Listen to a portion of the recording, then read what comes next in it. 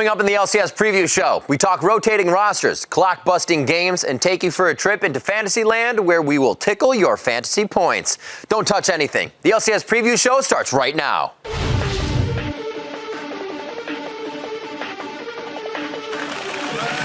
is Frogger going in, but Frogger will be hunted down. Celeber down towards Sam. This is surely the game for Ro8.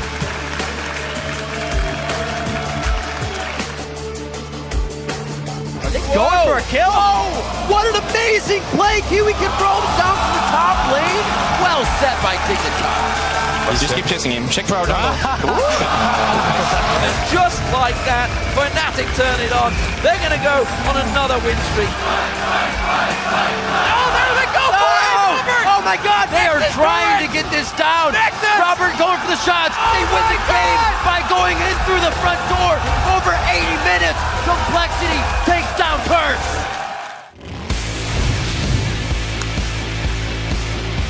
Welcome to the LCS preview show. I'm Remington Bism III, and it's good to have you back. Because in an alternate universe, that Complexity versus Curse match is still going on. Just think of those sweet fantasy points the teams are racking up. I'm Joshua Jatt Leisman, and in this reality, the game did actually come to an end, and we're here to highlight that match along with the rest of the action in the LCS from Week 8. That's right, and to kick things off, let's jet across the world to Cologne, Germany, and the European LCS. After 2 days and 8 games, there was plenty of intense fighting in the lanes to choose from, and we'll start with the Super Hot Crew versus Fnatic. Coming from this highlight, we start off just about 4 minutes and 15 seconds in. It didn't take too much time for these guys to get things started. Speaking of being super hot, Fnatic was on a 4-game winning streak coming into this one, and they did not slow down right off the bat, so as breaking out the top lane Gragas and destroying that Mundo early on.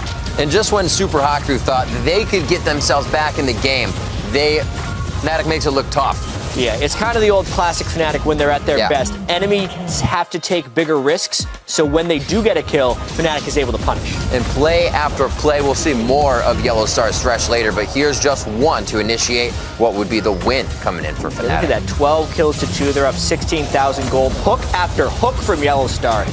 Just classic Thresh play from him. Very dominating game. This win put Fnatic at 12-7 as they start move up the ranks. And they're looking for that first place, as they always do at the end of the split. A lot better than 7-7, that's for sure. Up next, Millennium look to continue Alliance's losing streak. Figure that, you can go and say it. Well, Alliance hope to pick up a win here.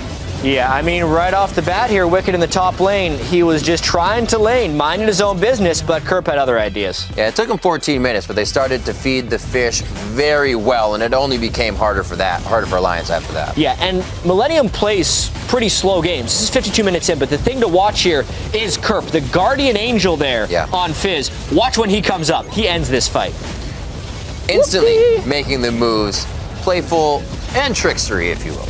You could say that a few times. 20 kills after that fight, and man, they dragged that win out over Alliance. Alliance on a big slide. Yeah, coming out of that one at 10-9, but on the flip side of the coin, now a 9-10 Ro8 versus that sliding Alliance. Yeah, and right here, this was just not a smart dragon play by Alliance. Shook got way too low, and Ro8 was able to collapse on them and pick up a ton of kills. Yeah, they are able to get so many from this. The social media was all over this game.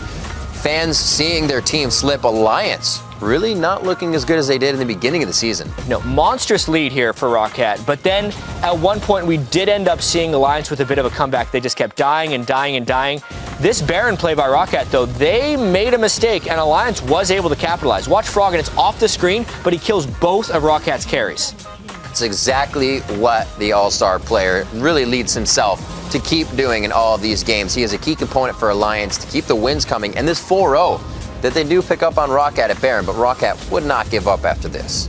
Yeah, it was a minor setback because we have to remember what a absolutely gargantuan lead Ro8 had coming into this, and the farm didn't go away when they died a few times. So this time Froggen doesn't get the perfect Yasuo ultimate, and no one touched Celeber, so he goes a little bit off. Yeah, when you leave Illusion free to play, especially Celeber, he's going to have a fine day. Picking up a nice triple kill for himself here. That's the ace on Alliance, and that's another win coming in against Alliance. 10-10 for Ro8. Huge plays there. 12-7 Fnatic versus an 11-8 SK. Two teams at the top. Fnatic's having a better ride, though, right now. SK is the consistent team. Fnatic is the team that potentially has the higher ceiling. At least that's what all the Fnatic fans like to think. Big four-man dive at the start of the game there to get things started. There's been a lot of big Gragas play that's changed games, so Fnatic did not want that to happen. And I said it before, there's the thresh again from Yellowstar, creating opportunities for Fnatic. Yeah, and really this was a pretty sweet reckless play, all thanks to the start from Yellowstar getting him over the wall. But once he was unleashed and there was no real coordination to take him down, that Vayne still does some pretty big damage. It's been a while since we've seen the Vayne, but she still brings that late game pain. So with Week 8 in the books for Europe, here's where the teams stand now. Even though Alliance is in free fall with a 4-game losing streak, they remain on top at 14-6. But Fnatic has decided to do that thing they do, where they turn things around at the last minute and win the split. So they are right behind Alliance in second at 13-7. And they are followed closely by a two-way tie for third, where it has SK Gaming and the Super Hot crew tied up at 11-9. Now for a look at this week's roster rotations in the European LCS, let's head over to the man with the hair that never quits. How you doing, Quick Shot? I'm great, Riv, and I really like your choice of shirt today. Looking dapper, my friend. You're looking good indeed. So you have new players coming in this week. Who's making the changes? Yeah, it's no real surprise. It's the bottom two teams, Riv. They've made the changes. Let's start with Gambit. Last week, they replaced both Diamond and Darien with Lulix and Cubon, respectively. And during the Gambit Analyst AMA earlier this week, their analyst was saying that they were looking forward to having Cubon back, but there was no mention of Lulix. Shortly after that AMA, it was confirmed that Diamond would, in fact, be returning in what is arguably one of the shortest substitutions in LCS history. For the Copenhagen Wolves, they started the split with 2 brand new players, and they're making 2 more substitutions for this week. Both Airwax and Counthard have been replaced by Broken Shard and Soren, respectively. Broken Shard, of course, coming from Complexity in North America, and Soren, who'll be filling in for Counthard. Counthard made it clear that he needed to step back, he needed to take a break. We'll see how we can fill in Counthard's shoes. There's only 3 weeks left before the end of the split. It's not impossible for these teams to make playoffs, but it is very unlikely. So the more realistic assumption is that these teams are looking for a strong promotion tournament team. If you think back to the spring split where Millennium were in the same position, they made the substitute of RNA to Cottonex, and the team got stronger and stronger. They made strong sides in the summer split. Maybe Gambit and Wolves are looking to do the same.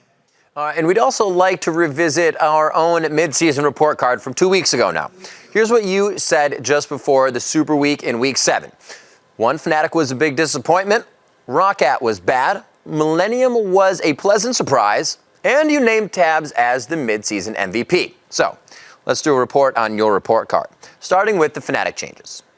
All right, so I stand by my original point. At the start of the split, Fnatic was a disappointment. I think more specifically, I did say that Fnatic were an inconsistent team, and they're consistently proving that they're an inconsistent team.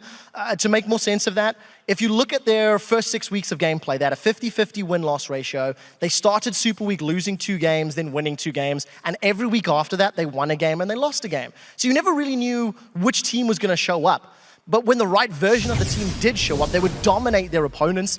And when their mirror universe selves would show up, well, we'd see things like that disastrous base race against Alliance. But ever since our Week 7 report card, from the time I said I was disappointed, Fnatic have not lost a single game. Pekka himself has said that drawing nearer to playoffs, the team has just got some new energy and some new focus. And it feels like Fnatic feels the pressure of playoffs, and they smell the allure of Worlds. And with that in mind, they've really taken their game to the next level. All right, next up, let's talk about Ro8. You also called them a bit of a disappointment in our report card. Ouch. Yeah, a bit of negativity. At that point, they were indeed a disappointment. They were the 3rd place team from the spring split playoffs. They were underperforming in the summer split, and they looked lost. Right now, they have a 5-game winning streak. They have won 9 out of their last 12 games. And in the second half of the split, Ro8 have just found life.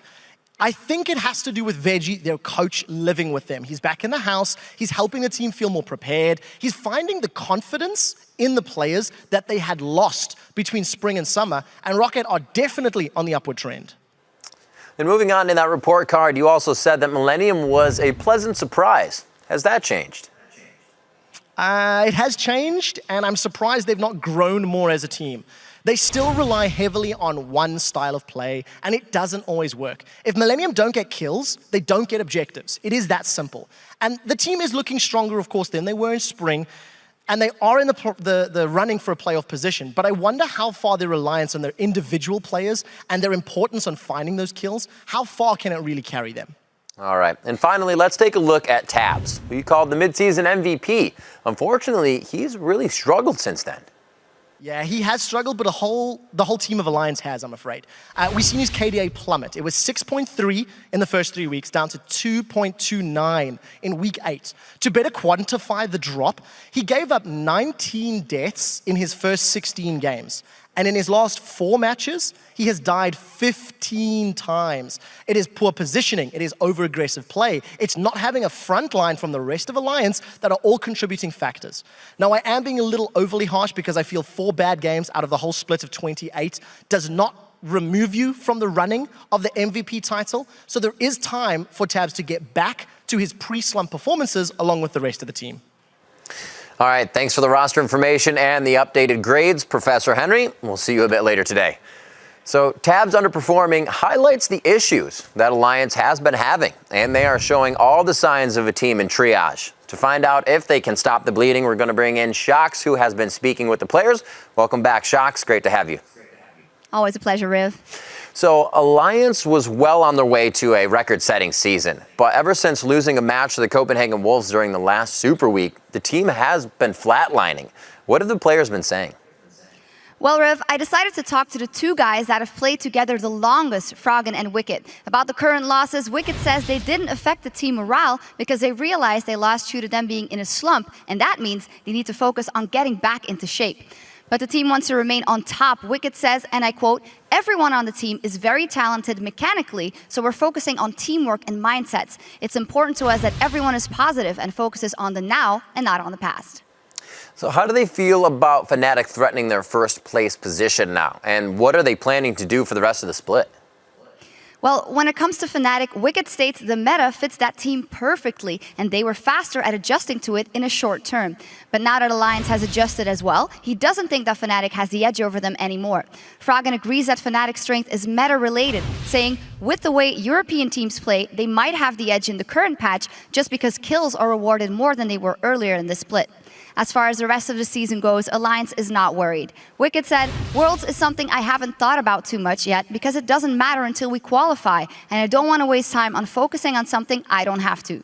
Froggen is a bit less descriptive and simply said, "Even though we're on a 2-game losing streak, we are still number 1, and that is what matters. I don't want to comment on Worlds until we actually qualify." And I'm still quoting Froggen here, "No jinxerino." All right, Shocks, thanks for hitting up Alliance and getting their take on the second half of their slump, or summer slump. The European teams will have a chance to change those standings right after the preview show concludes. Week 9 will begin with the Super Hot Crew taking on Ro8 as both teams hope to climb the ranks. And on Friday, the Copenhagen Wolves will try to pull themselves out of the relegation zone as they face SK Gaming, and the day will conclude with Gambit trying to do the same against Fnatic. So now let's trip the light fantastic and check in on the studs, duds, and thuds from the Fantasy LCS with Jack. Thanks, Raven. With 8 weeks of Fantasy LCS, we've seen some surprises, like the entire roster that went from a dud to a stud last week. First up, it is Ro8. If we look at Celiver and Vander, these guys both stepped up substantially. Vander saw 250 more points than he was estimated to have, and Millennium's top laner Kevin had the most fantasy points for a player in Week 8, which is incredible coming from a top laner. But as you have studs, you also have to make some room for the duds, and this European lineup of SK Gaming was awful last week. 3 points for N-rated, 5.9 for Svenskeren, and 8 points for SK Gaming as a whole. And you think it was just Europe that had a bad fantasy performance? Not really so. North America had their SK Gaming impersonators last week as well. Unfortunately, it was Dignitas. 3.2 points for Kiwi Kid, 6.7 for Crumbs, and a dismal 10 points for the overall team score. Definitely didn't want to have Dignitas players on your team last week. But let's look forward to this next week and check out a couple sleepers. Kevin, sure, he was the top scoring player last week, but he's playing SK Gaming and Ro8, 2 probably very long games, which does mean a large chunk of fantasy points. Celiver as well looks to continue his hot streak. Look at the teams he's playing against. He should be successful. And also Altec, he has a 5.8 KDA against COG and Dignitas. And as far as sleepers are concerned, he's only being started in 14% of the league, so get on it. But we also have to talk about fantasy alerts for the next week. Airwalks, is benched, if you missed it. Coulthard is also taking some time off. They do not get any points. Players who don't play can't earn fantasy points. It's science. Diamond is also back in the lineup, but he wasn't performing before he came in, or before he was benched. So when he comes back, there's no guarantee he'll be doing well. And Darian is still benched, but being started in 30% of leagues out there. So even though feeding to win was a strategy for him, that only gives you points if he's playing. He's on the bench. And remember, last week I told you that Curse would be a good sleeper pick. And if you remember, we had a little wager between myself and the stat master Claky D about how Curse would perform. So we turned to you on Twitter to see who was right. So, who won? Well, here are those of you who supported my choice. Thank you for all of those, and clearly it's not even a contest. We're talking about fantasy points. Every one of their players went above and beyond and pulled in nearly 50 points more than their estimated total. Thank you to all those tweets. It's very clear that this is... All right, I'm breaking in here. When I said Curse would get crushed, that's what I meant. And when the team did get crushed, here are the tweets I received to back me up. I'd like to thank all of you for supporting me, especially my #1 fan, Rivington Bisley III, and American Parrot. It's a good list of names you got there. It's a really, really long video you made. That's besides the point, Jat. They lost both of their games, had low KDAs, and didn't even hit their estimated fantasy total as a team. The only reason they pulled in those player points was because they played the equivalent of 4 matches, which was an anomaly. So unless you replaced every single person on your fantasy roster with a member of Curse, which would be crazy, you wouldn't have reaped the benefits. I mean, you call it crazy. I had 4 Curse members playing against you, and I beat you by like 100 points. But the bet was whether Curse would crush or be crushed. Yeah, in fantasy points. You're a fantasy point. Whoa, all right, gentlemen, hold up here. Okay, so I'm going to step in. Technically, Jat was right. We're going to give you that right now. All Securing his spot as our fantasy guru, yes, that happened. But it is up for debate among the staff, and we want you to help decide. So in the end, turn your tweets once again to @LOL Esports, and if you think Jat nailed it, tweet, Jat is right. And if you think Clark had his stats ruled and he won the challenge, tweet, Claky D was right. And whoever gets the majority of your support will have the pleasure of making their rival wear one of these fashionable and lovely t-shirts on the next week's show. So tweet now and tweet often, and we'll see who struts away with the new look on next week's show. So now let's set aside our differences and hit /all on your keyboards. Listen in as the players reveal their innermost selves to us. Yeah. It's time for All Chat. Sarah, yo, I love you. Thank you. Wow, no love back. Get rejected, son. Can we all be pyramids for today? I feel like we don't win because we don't have matching icons. Yeah. We got Lulu. Finish. I have Cleaver in a second. Give me the Lulu's Cleaver. Yeah. Give me the No. Stop. Nice. I have J. Wicked. Finish. Can we end? We can. I can join you soon. Okay. Who's gonna defend this? Kog'Maw without flash? All we have to do is play the map and then map the plays. That's actually correct. Don't overcommit on kills, objectives over kills. Yeah, I don't have ult, so be careful, don't fight. We're going for just objectives. No fights. Need to be a lot more coordinated. Yeah. But can we Nashor then? No, we No.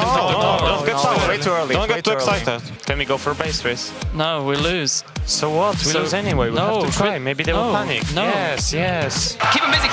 Right cog. I'm going. Right cog. Go for the in. I'm going. Everyone off Robert. Someone get in front of Dom. Yeah. Oh my god, hit base. I'm hitting it. Everyone hit base. Just hit base. Ignore special. Me and Polly, we wrote a song. I heard. You don't have to tell me. Don't be front, son, no seeds on the bun. We be up in this drive-through. Order for 2. I got a craving for a number 9 like my shoe. Maybe I should go into voice acting and then cosplaying. There's no way you think Cyanide sister is hotter than mine. What about my sister? Oh, my sister beats your sister, 100%. My sister beats your sister, 100%. Oh man, I hope they don't put that in the thing. The sister wars are real. So, all right, last week we only had one new champion kick it into overdrive and power their way into the summer split. But hey, that still counts. So let's take a look at the champion countdown. J-Ree busted out some Blitzcrank when he picked the great Steam Golem and helped Rocket grab a combined 9, 3, and 16 from Millennium's bottom lane as they beat first place Alliance. That brings us to 66 champions picked this summer, with no hope of catching up to the 84 we had in the spring split by week 9, that's for sure. So we were also impressed when those of you out there managed to predict the next champion to be played, and 2 of you out there nailed it. Both Agent Ro8 and your mom, yes, your mom, managed to name Blitzcrank as the newest addition to the champ pool in the LCS. But one of you out there also has psychic powers. El Spieltuk was able to not only pick out Blitzcrank, but he also named Millennium's J-Ree as the player who would pick him. That's some pretty impressive stuff. Spiel, you might want to think about moving to New York and opening up a school for gifted youngsters. Just saying. There's still some time for you to turn your powers of mental prowess to the LCS and tell us who you think will be the next champion to make their appearance for the first time this summer. Just tweet your predictions to @LOLesports and be sure to use the hashtag LCS Preview as usual. And while you're busy tweeting your choices, let's look back at week 8 and start the highlights off with the 6 and 12 complexity versus the 8 and 10 curse. What's going to happen here? Yeah, surely nothing remarkable. It is just a complexity. Oh, that's right. 2 teams near the bottom of the stands. You wouldn't think. That was a nice gank, actually. That was. The wombo combo starts things off, so you get your blood going, right? It puts the bar up there, but can we raise the bar? Dominate started this game so well, but then he's level 18 before you see the next great gank, 55 minutes in, and Curse actually appears to be making their move. Oh, then it must be over soon, because this fight just seems like somebody would push her to the base. Pick it up. Don't go much longer than 60 minutes. No, not at all. Curse gets a lot of kills, and then they've been at it for a while, so they're trying to end the game here because they had been pushed back to their base for quite some time. This, though, is a real dangerous move. That's a big crocodile coming out of the base. They get a good 2-0, do this push down mid, but then it gets a little scary. Curse always wanting too much, kind of falls back into their bad habits. Yeah, this is such a crazy game. Cop was playing quite well. He had a really nice flash over the wall earlier. Yeah. His fantastic fire came barrages, and he hits the last one with his last bit of mana. You would think that Westerice ended up killing him. No, Cop got away. No, Cop's Cogbot was godlike at that point, but at 81 minutes, Robert Exley and Bumpidub go mission impossible after the fight starts on the left side of the screen, and they go sneak. Watching that again, it's remarkable that Bumpidub got out of that alive. Sonya's plus the spell vamp. I said he was going down. Ultimate kept him up, and then Robert Exley finds a sneak attack to the Nexus. Oh, you can't hit it anymore. That's because Westerice killed the inhibitor. In the last moment, the wow, what a game, wow. That's pretty much what we're saying. That's what we were saying indeed, with a few other obviously choice words, but a great game coming out there for Complexity to take the win. Our next highlight featured the first of our tiebreaker matches, going for first place, LMQ versus Dig. Yeah, and LMQ was 0-2 against Dignitas, and not in close games, mind you, coming into this one. But boy, did they look like a team possessed here. Really great games of what they could do, but it was all about Vasily bringing out that Tristana. It really was his main champ. 5-0-4 before this fight, and he took over the game. You often don't see AD carries take over the game like Vasily did here, but he was just all over the place. Fastest game of the North American LCS this year was that victory by LMQ. It's been something we've been waiting to see from that team, and they're starting to bring it out even more. Up next, we are going to have Dignitas facing off against CLG. That move. Another Link one of our a little bit classic games. too close to the wall, not health potting up as much as they needed to, but who expects Thresh to be in that wall? I would against Dignitas. Kiwi Kids Rome always coming so early, but you also have to expect Alframu hitting the max range bindings after flashing, also making plays. A lot of supports wouldn't even think to make that play. Alframu actually pulled How it off. about another one? Right onto Crumbs. And this was CLG just running a train over Dignitas. A bad week for Dignitas, 2 quick losses. And despite a good start for Dig there, it was just too much on double lift. He came through. Yeah. Cloud9 versus Team Solo Mid in our next highlight that we look at. Just a minute and 30 in. That's all it took for them to want to focus down Mundo in the top lane. 4 balls. Yeah, and TSM is really rewriting the book about their history against Cloud9 this split. They'd pretty much never beaten them aside from one time, and they've already beaten them this split, plus up 7-1 coming into this fight. 7-1, and Wild Turtle finds that as a window. He puts on the shell, he goes deep, and it looks like it kind of gets chaotic here, but in the end, he looks for 4 and he gets it. Sneaky got so low, there was nothing to keep Wild Turtle back in this fight. Because of this, actually, Demon ended up beating me in fantasy. He had Wild Turtle. Ooh, and because of that, TSM still on the rise, and Cloud9 continues to struggle. So as the North American teams continue to jostle and jockey for position at the top of the standings, things remain pretty tight for now. LMQ and CLG remain tied in first, with TSM right behind them in third place. And Cloud9 and Dig are tied up for fourth, just one game back, as Curse, Complexity, and EG round out the bottom of the table.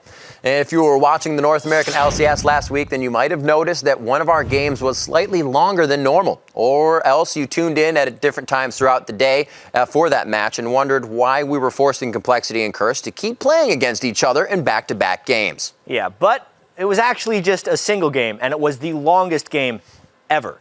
At 1 hour and 20 minutes, it lasted longer than any match in LCS history, and then some. And we all know that long games mean broken records, and here are some of the achievements picked up in that match specifically. Complexity picked up the most gold in a single game with nearly 130,000. Quas also didn't die the entire 80 minutes. Robert X Lee grabbed the most CS in a single match with 709. And while on that farming streak, he also managed to pocket 31.9 thousand gold, the most for a single player in one game. To put that into perspective, he could have actually purchased some ridiculous things. If the game allowed him to, he could have had 8 Trinity Forces or 29 Zeals, or most importantly, what everyone should have done, 901 health potions and a crystalline flask. That would be quite a party. And it was definitely a match for the books. And while we can't track this particular stat, it's probably some sort of LCS record as well. After the game, probably tweeted, "Fun fact, I had to pee at the beginning of Champion Select." Hoping it wasn't a long game.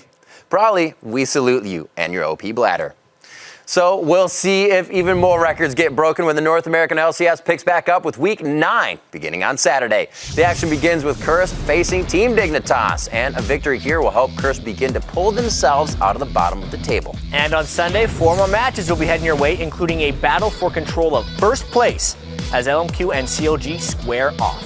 And before today's European LCS matches begin in just a few moments, let's pause and remember the big plays from Week 8, or as Prolly's bladder calls it, the Pinta. Coming in at number 5, it's Voyboy and Owl Dominate with the Stealth Ball Observer System on Who Else. Combo off. Oh, they do! Wombo combo indeed. Served up just right. Look at Dominate, he's loving it. At number 4, Cop can't be stopped as he flashes back in for the double kill and the ace. West has been able to slice and dice at least 3 times in this fight. It has gone so long. A great job by Kaz. Throws down more. Cobb still staying alive. One last shot. A few more for Westrice. The Acathian surprise. If nothing will take him down. And Cobb is going to stay alive in the fight. Big win right here. He flashes over the wall away from Kez. He avoids the CC, and he just runs barely out of range. And at number 3, it's Kiwi Kid with a huge catch from over the wall. Your Kiwi Kid though with the hook. Are they going for a kill? Oh, what an amazing play! Kiwi Kid roams down from the top lane. Well set by Dignitas. Coming in at number 2, it was Kerps Gragas with the huge play. So low and limited fancies it, and he may well get it. Oh, the Sonic Wave!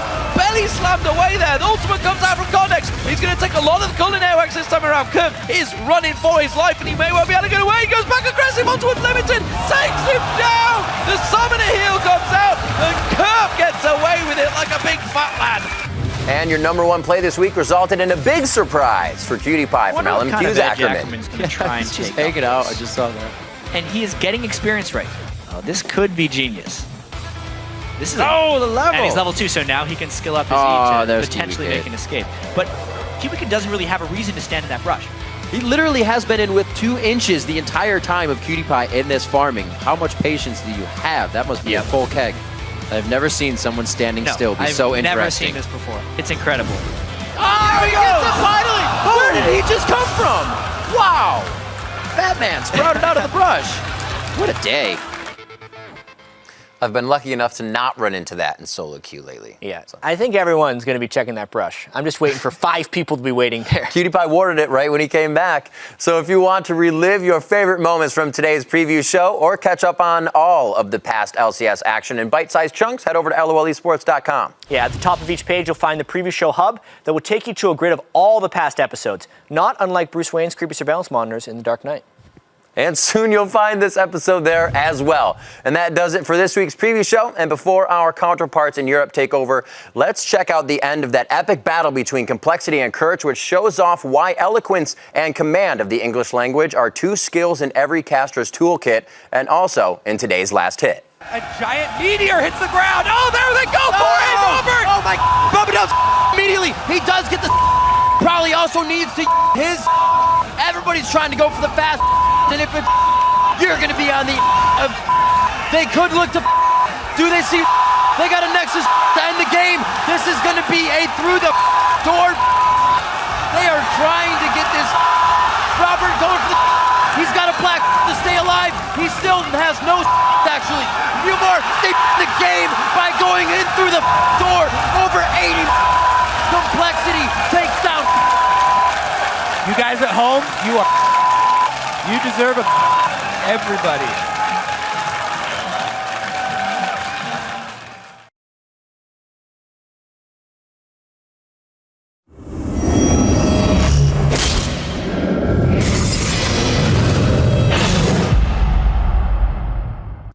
Previously on the European LCS. There's a shootout! That's truly the big kill! The Ro8 looking for you! We started to win again, come back to old shape.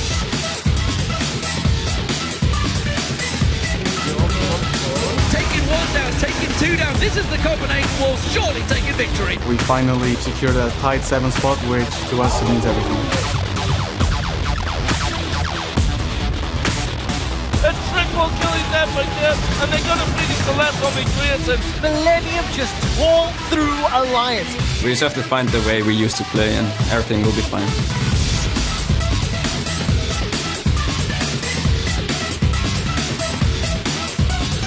And that will be the double kill for Cyanide. And again, Fnatic reading them like a book. Yes, Fnatic is back.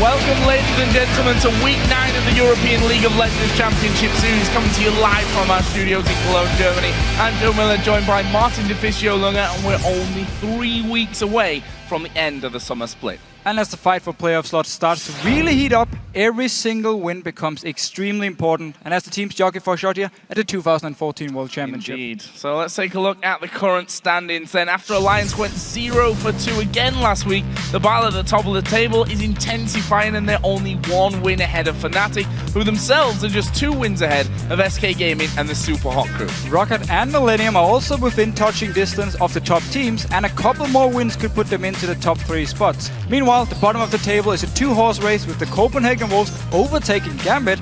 Both teams still have a chance of making playoffs. Yeah, and we have 4 matches coming your way today, of course, starting with the Super Hot Crew taking on Ro8 and Gambit Gaming versus Alliance. And Fnatic will take on the Copenhagen Wolves, and SK Gaming will face Millennium, and action will continue after today's LCS matches with the European Challenger Series as Forever Sindssyk takes on SK Gaming Prime, love the name by the way. And stay tuned immediately afterwards for a special presentation where the North American casters square off against the brand new and lethal Doombot Doom. We already beat them. We already beat the first level. First level. First level. We were actually late for our meeting because we didn't finish it in time, sadly enough. And of course, with the players closing in, guys, here are 5 players that we're going to be keeping a close eye on this week. So our very first player will be Taps. He used to carry Alliance in the late game team fights, but he's been playing over-aggressive in the last 2 weeks. He had 19 total deaths in 16 games, but in the last 4, he died 15 times. There's a lot of deaths here from Taps. He really needs to clear his mind and then once again become the carry Alliance need. And Broken Shard will be making a return to Europe to play for the Copenhagen Wolves in the jungle role. Now, for me, this was a pretty surprising move, as I thought Airwax had done pretty well, to be honest, for the Wolves. Broken Shard, however, will need to be on top of his game if he's going to help the team in that relegation battle. And then we have Svenskan. Things have gone downhill for the normally fantastic jungler. He would carry the early game for SK Gaming in the last split, But here in summer, we haven't seen the same aggression or impact from Svenskeren. There's still a few weeks before playoffs, so he has time, and I hope he finds his form again and can carry SK Gaming's early game. And I'm going to keep it in the jungle because Diamond will be returning to the starting lineup of Gambit this week. His brief absence as Lulex was brought in last week didn't last long, and we'll see if the break has given Diamond that kick he needs to get back to his previous level of form. And our last player to watch is going to be Yellowstar. It's very hard to decide between Aframu or Yellowstar in terms of best support in the West, but if you look at babysitting your carries with kills, then Yellowstar is currently ahead. He leads both EU and LCS in assists, but the question is for me, can he really keep up this fantastic performance the last few weeks here in Europe? Well, form says so. Fnatic on an incredible run right now. And guys, if you'd like to find out more about the players and teams, point your browser to lolesports.com, where you can find stats, recaps, feature articles, videos, and much more. And while you're there, visit the schedule link so you can vote on today's matches and let us know who you think will win. And you can find out how to get a seat to join us here in the studio, but your chances are quickly vanishing as the summer split will soon come to a close. So just click on tickets at the top of the page for all of the details. And get your tweets ready, because today we'd like you to tell us which European LCS pro do you think has been the most innovative this split and why? So we've seen a lot of different picks, different builds. I really liked Sasus and his Gragas build last week, where he started building 4 items at once and then just slowly completed them, and he actually ended up winning the game for Rocket on the Gragas. So he could be one of them, also the Mordekaiser, all the picks from Overpower in the past here. But we want to hear what you have to say, guys, so be sure to send your answers to us at LolEsports, along with the hashtag LCS, and we'll check out your responses and highlight some favorites later in the show. Well, right now it's time for our first match of the day as a Super Hot Crew take on Ro8. The record between these two teams is currently 1-1, and only one game separates them in the standings. Now, last week the Super Hot Crew were destroyed by Fnatic, and they beat a shaky Gambit team that was playing with 2 new members. Now, for me, you'd probably expect more from a team currently tied for 3rd place. I agree. I really want to see Super Hot Crew become more consistent. At the moment, they're in the middle of the pack together with SK Gaming, Rocket, and Millennium. So 4 teams staying very close to each other. None of them seem to have what it takes to actually break away from the rest. They all keep on losing and winning left and right here. One thing we can say about Super Hot Crew, they are a young team, and they have a lot of talent here on the roster. We have to say it. Kasing also as a support has been looking very good lately. He's still fairly new, but he's actually the guy with the 2nd best KDA of supports here in the European LCS. He only played half the games. Doesn't mean it's very impressive. Gonna need to keep it up here for the Super Hot Crew as we approach those playoffs. Meanwhile, Ro8 are on a 5-game winning streak, and while 2 of those wins were against the teams in the bottom of the table, they also had brilliant victories over Alliance and SK Gaming. And Rocket really stepped up their Dragon control in the last few weeks. I mean, if you just look at the numbers, 15 out of 36 Dragons was picked up in the last 6 games by Rocket. It's very impressive, and it's good to see them really focus on getting objective gold. The dual lane has been looking better as well for Rocket. Vander last week had 32 KDA, and Selva, he had 34 kills in the last 6 games. So impressive numbers from both support and AD carry. But we have to mention the Week 8 MVP, Jankos, of course. He's actually been performing like in the spring split. And if you look at his numbers, 2nd highest KDA of junglers in Europe, and he picked up first blood in 10 out of 20 games. So he's doing so much work in the early game for Rocket. And just full on credit to them as a team, impressive attitude. They looked very down a few weeks ago. They talked about how they didn't perform well enough.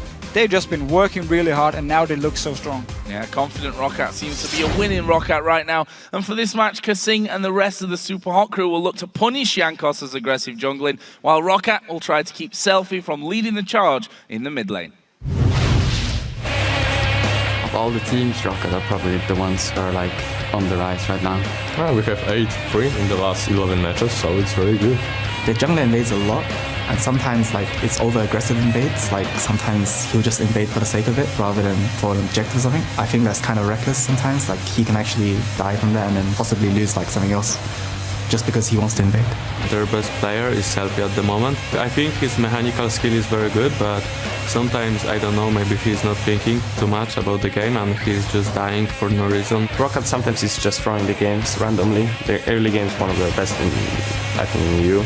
But then their mid game is like sloppy. I think our mid game is really strong. if we get there. But then our late game is also kind of strong, but the problem is sometimes we throw it. So I think they're a pretty similar team to us. They've shown that they can definitely perform, and since now that they're winning a lot, I feel like they can probably use this momentum to play even better against us. I think we are in good shape right now, and Super Hot Crew isn't, so we have the edge. Interesting to hear that Ro8 have a sloppy mid-game and Selfie saying, we got a good mid-game. So from that, you'd probably say, focus on the mid-game here. Also fun to hear how Ro8 feels like Selfie sometimes does some dumb things and can throw away a game. And the rest of Super Hot is like, yeah, Ro8 as a team, they'll just do stupid things and throw away the game. So we might see some ups and downs here in this game. Well, we're going to find out here shortly. But first of all, here are the starting lineups. On the blue side, it's the Super Hot Crew with Mima in the top lane, Impaler in the jungle, Selfie in the mid lane, Mr. Ral's the AD carry, and Kasing the support. And on the red side, we have Ro8 with Sasus in the top lane, Jankos in the jungle, Overpower as the mid laner, Selva on AD carry, and Vander on support. So let's take a look then at your votes from LOLesports.com. With 57% of the vote, you believe Ro8 are going to continue their winning streak. One of the closer votes that we've had this split. Yeah, and they have looked very, very strong lately as a team. I mean, been winning a lot of games, been looking very confident. We keep talking about how they were so down, and now they look very happy.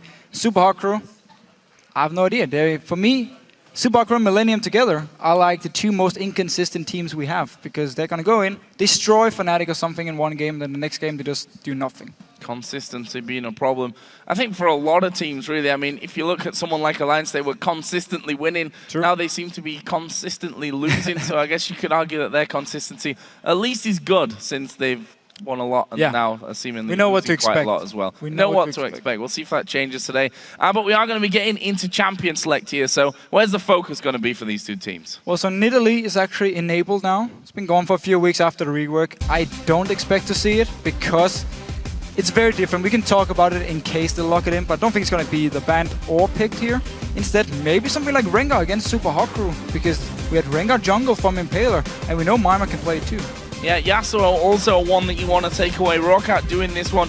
Of course, we did see Selfie playing Yasuo against Gambit last week. Fizz also taken away. Overpower did manage to bring that one out against the Syndra of Jesus in that victory over SK Gaming last week, and he looked very, very scary on it. Yeah, it was the game where he had teleport, and he didn't do too much early game, but once he picked up a Void Staff, he just killed Freddy in one-on-one, and he carried pretty much the late game for Ro8, and looked very, very good on the Fizz. Picked up a lot of farm early on as well, and I like how the bans have really changed. If you go a few weeks back, we had the same bans pretty much every single game. Like Kassadin, Kale was always, Jax was always banned away.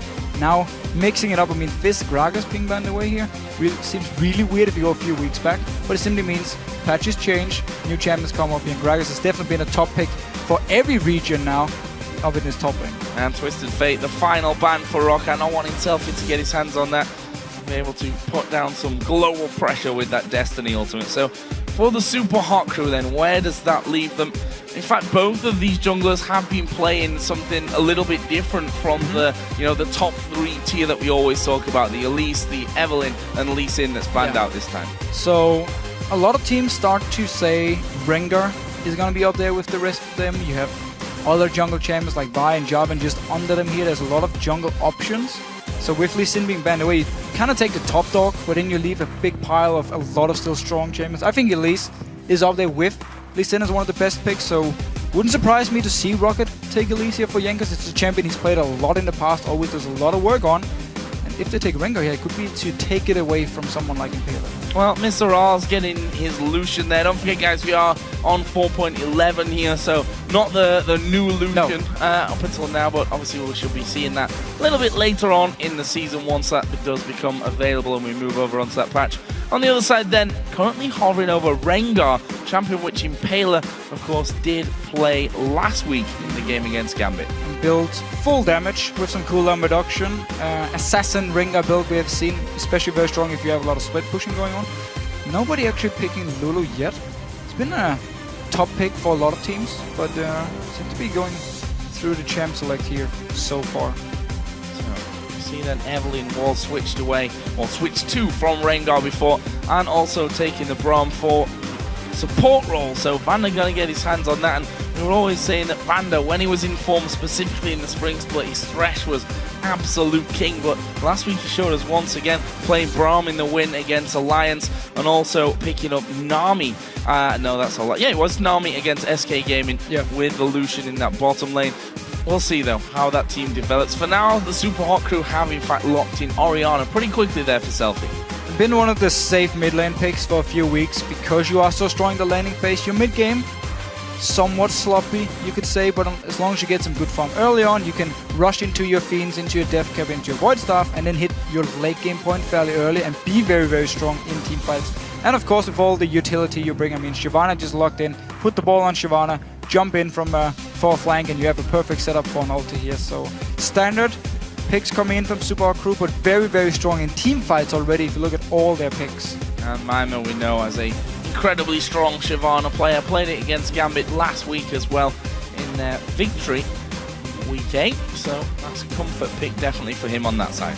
And they can also go Rengar now with Orianna, with Shyvana. Shyvana flanks around, stealth in from Rengar, give him the ball instead, and you have some insane AoE wombo combo engage you can just try and surprise Rocket with. I mean, Evelynn is going to be a hard one to catch because she wants to look for flanks as well, but someone like Braum is going to be standing next to his AD carry anyhow, so he should be able to get at least a few members together and try and wombo combo them down.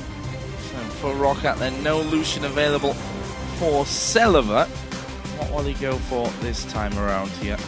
Did see last week played the Lucian against SK Gaming and against Alliance, so gonna have to be something different this time around. Deciding to go then for Corki. We'll also see Aatrox being locked in here for the top lane. So Rocket definitely looking for a strong mid game here with both Aatrox and Corki, both are good laners. Very strong in the mid game point as well. Once you get Blade of the Rune King on Aatrox, you should be able to duel most champions in a one-on-one and look to split push. Late game again, you become basically a tank. Your damage doesn't really do too much, but you are very annoying to deal with because of your passive, because of the Guardian Angel. You're gonna build late game as well. And Corki, just been a standard pick against Lucian because you can deal with him in the laning phase, and because you are so strong in the mid game, will slightly fall off in the late game, but not too bad actually. Corki with Infinity Edge late game is just fine. So what will the Super Hot crew settle with then? Elise seems like a pretty standard pick here with Evelynn over on the other side with Lee Sin banned away. Or, of course, could go for that Rengar that he did in fact go for last week. Also, the switch over here, last couple of seconds towards Morgana and then back away. So it's going to be Thresh support with Lucian in the lane and Elise jungle for the Super Hot crew. So Elise jungle, you have Orianna, you have Lucian. Just a very, very strong siege comp here from Super Hot crew where they can group fairly early, start pushing down towers. You have a lot of range, a lot of poke. You have disengage on a lot of the champions too. It's a very, very good setup, and I'm surprised that Rocket didn't take Elise. I still feel like she's up there with Lee Sin as the top jungler, and she fits really well with something like Corki, because you can group early, and then you can do the siege with Corki and the poke and the range from Elise. Evelynn is not a champion you siege a tower with. You're actually looking more for picks instead with Evelynn. So I need to see what the mid lane pick is gonna be here for Rocket, with so many mid lane bans as well, like Kassadin, Yasuo, Twisted Fate, and of course Fizz being taken away. Lulu could be an option for overpower, but he's not been a champion where he's done well. No, and we've seen very mixed Lulu performances, I think, especially since the changes, which are a while ago. Xerath, of course, which we did see him play a couple of weeks ago, was actually banned out against Rocket by SK Gaming in their first matchup in the last week. So Overpower going to bring the Xerath to the table once again. And we've seen Faker played as well, once in OGN, where he destroyed people. I believe he went like 9-1 on it and just kept killing people left and right. So good laning phase from Rocket here with, you have Corki, of course, Opa in the mid lane, and Xerath here, very strong in the laning, or fine in the laning phase, and then his mid late game points become very, very strong. So much poke potential with Corki and Xerath here. And then if you get someone low, you can engage from it. But Super Hot crew's team fight late game is just so scary to deal with, especially because there's some immobile champions on Rocket, where Shyvana can jump towards them with the ball from Orianna as well, and you just have hit one of these, either the Orianna ult or the Shyvana ult, and you should be able to get onto the immobile targets and just kill them instantly. But a lot of poke here, and if the mid game works for Rocket, they might be able to finish the game fairly fast. Well, guys, with those champions, who do you think has the hedge? The hedge? The edge. That'd be better than the hedge. Tweet hashtag SHC win or hashtag RockWin to @LOL Esports, and we'll check out the results in the game itself. Now, interesting one, middle of the table clash. And the fact is that since Alliance and SK Gaming up there have been having a bit of a rocky time, this, what was a very clear top of the table and mid-table, is starting to merge into one, which makes this game so important. Yeah, remember the top 2 spots in the league go straight into the semifinals, so don't have to play a quarterfinal there. Gonna be there where basically win 1, best out of 5, and you are at Worlds. So getting a top 2 spot here, if they can manage to knock Alliance down a little bit by keep winning either Ro8 or Super Crew, would be a huge deal for these 2 teams. Well, going to be an important one, like we said. Ro8 on a bit of a roll right now, and they seem a little bit unstoppable, to be honest. We'll see, though, if this one changes here, because we're going to get into game. It's the Super Hot Crew versus Ro8, our first matchup of Week 9 in the European LCS. It's a good day to cosplay as Tryndamere, because you get to take your shirt off because it's boiling here in Cologne. It is very, very hot. We should actually cast topless. No? I was going to cosplay as Gragas, but security wouldn't let me in. Well, mid lane matchup here. Normally Orianna is doing really well against pretty much everything in the laning phase. You can always pick up a lot of farm. Once you pick up your Fiends, you can go to the Wraith camp, start picking up some extra farm here. I really want to see what Opal can do against him.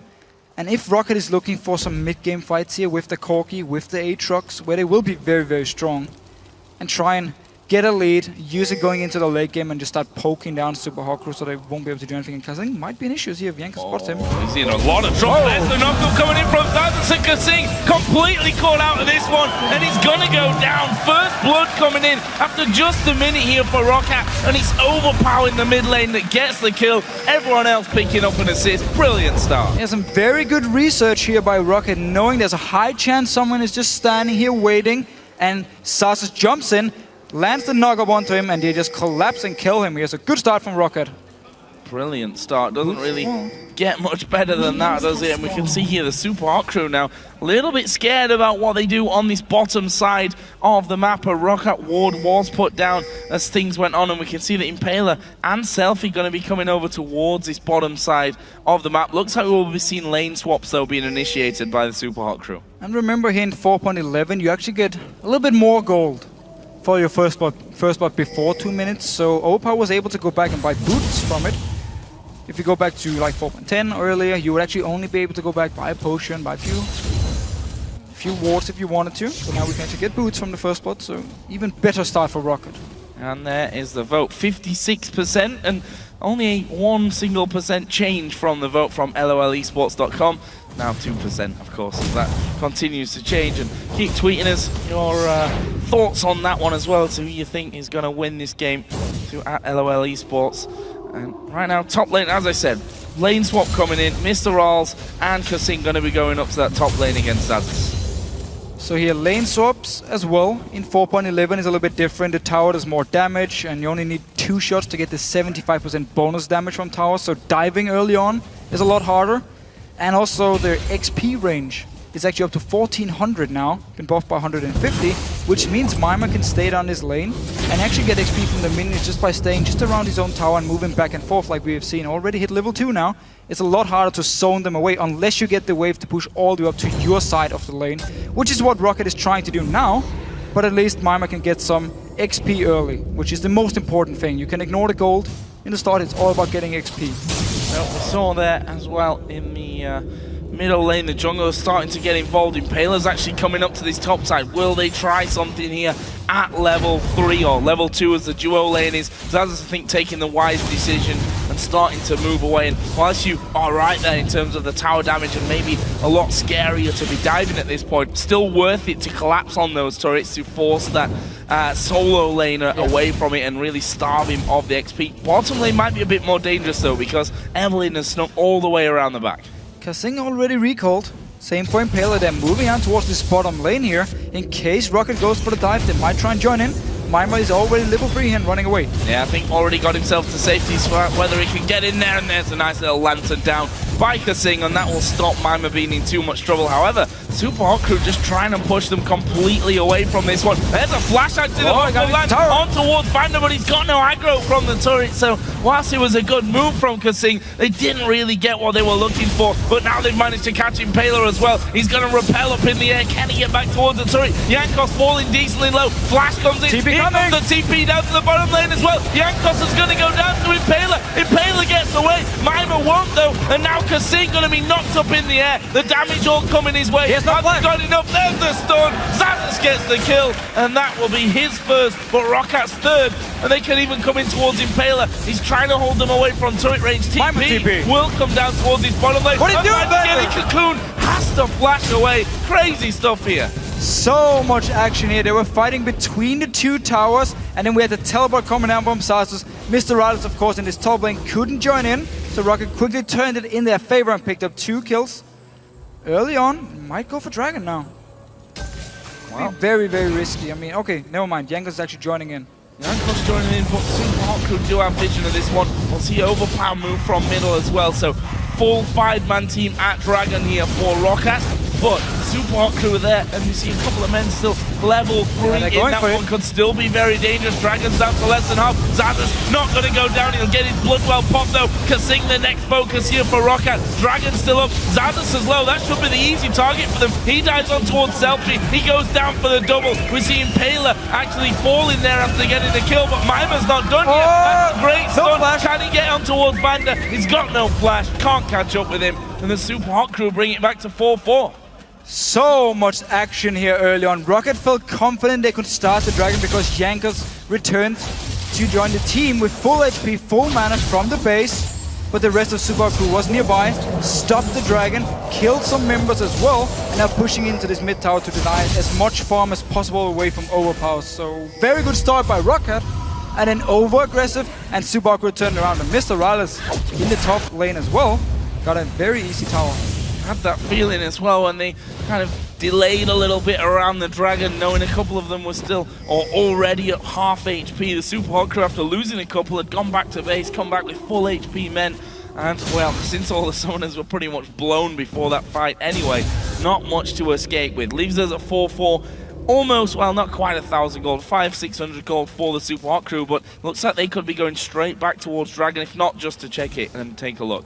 But look here, with all the kills Super Hot Crew just picked up around the Dragon, everyone went back, bought some wards, pink wards, green wards for a lot of the members here. So they're gonna try and establish a lot of vision control. Mr. Ro8 just want to get as much farm onto the tower here as possible.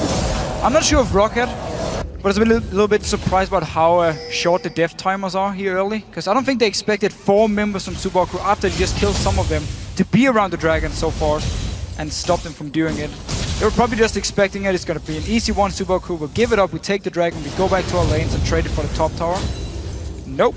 End up actually throwing away the entire lead. Let's have a look down some farm here, because it's been definitely more about farming. In fact, let's just forget that, because they're doing Dragon now here are the Super Hot Crew. We can see that Taylor is the one tanking up the most of that damage there, but should be able to juggle that around, and we'll be able to take the first one of the game here at 7.5 minutes. Banda has to be a little bit careful about this one. Don't think they can really push through, but this game just breaking all of the norms. If you look at the stats from these two teams, early tower kills for them, lots more kills than we used to by 750, and earlier Dragons than their averages as well. So a very action-packed early game. That's a cool little trick you can do with Elise. If you feel like they don't have any wards, so you know they have no wards, you can just repel from behind the Dragon pit into the Dragon and start it. Really helps as well now with Elise, and you're building Spectral Wraith, so you get some early ability power, helps you solo the Dragon here early on. I want to see if Impaler wants to build more magic penetration after his Spectral Wraiths. Something we have seen where you go hunting guys and you focus on becoming very, very strong in just small, quick poke fights. And early on, you're so strong in like 1-on-1 to 2-on-2s. You will be squishy for a team fight, but if you find a counter gang, you will do a lot of damage with the early magic penetration build. See his top lane as well when we talk about who's got the advantage. Mima got his slight level advantage over Daz. We've just seen him hit level 6. Close to a 10 CS lead as well there for Mima. So things going well on that front for the Super Hot Crew. In middle, they're slightly ahead as well. The 2-0-1 on Selfie is going to help him get to that strength or even stronger point on Orianna. Another really bad thing about the Dragon for Rocket was the fact they used so much time on waiting around and start the Dragon and then get forced away where they didn't pick up any farm. So Maimer had some extra farm here.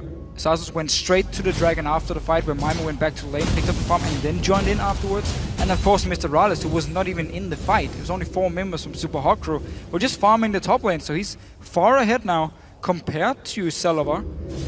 Super Hot Crew can definitely be happy. You can see both jungles up in his top lane.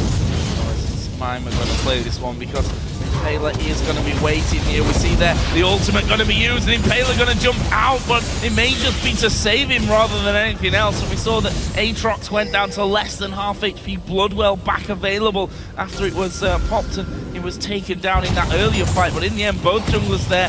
Bit of damage done, but no kills coming out. Celavar will get hooked, but he's too close to the turret for any kill.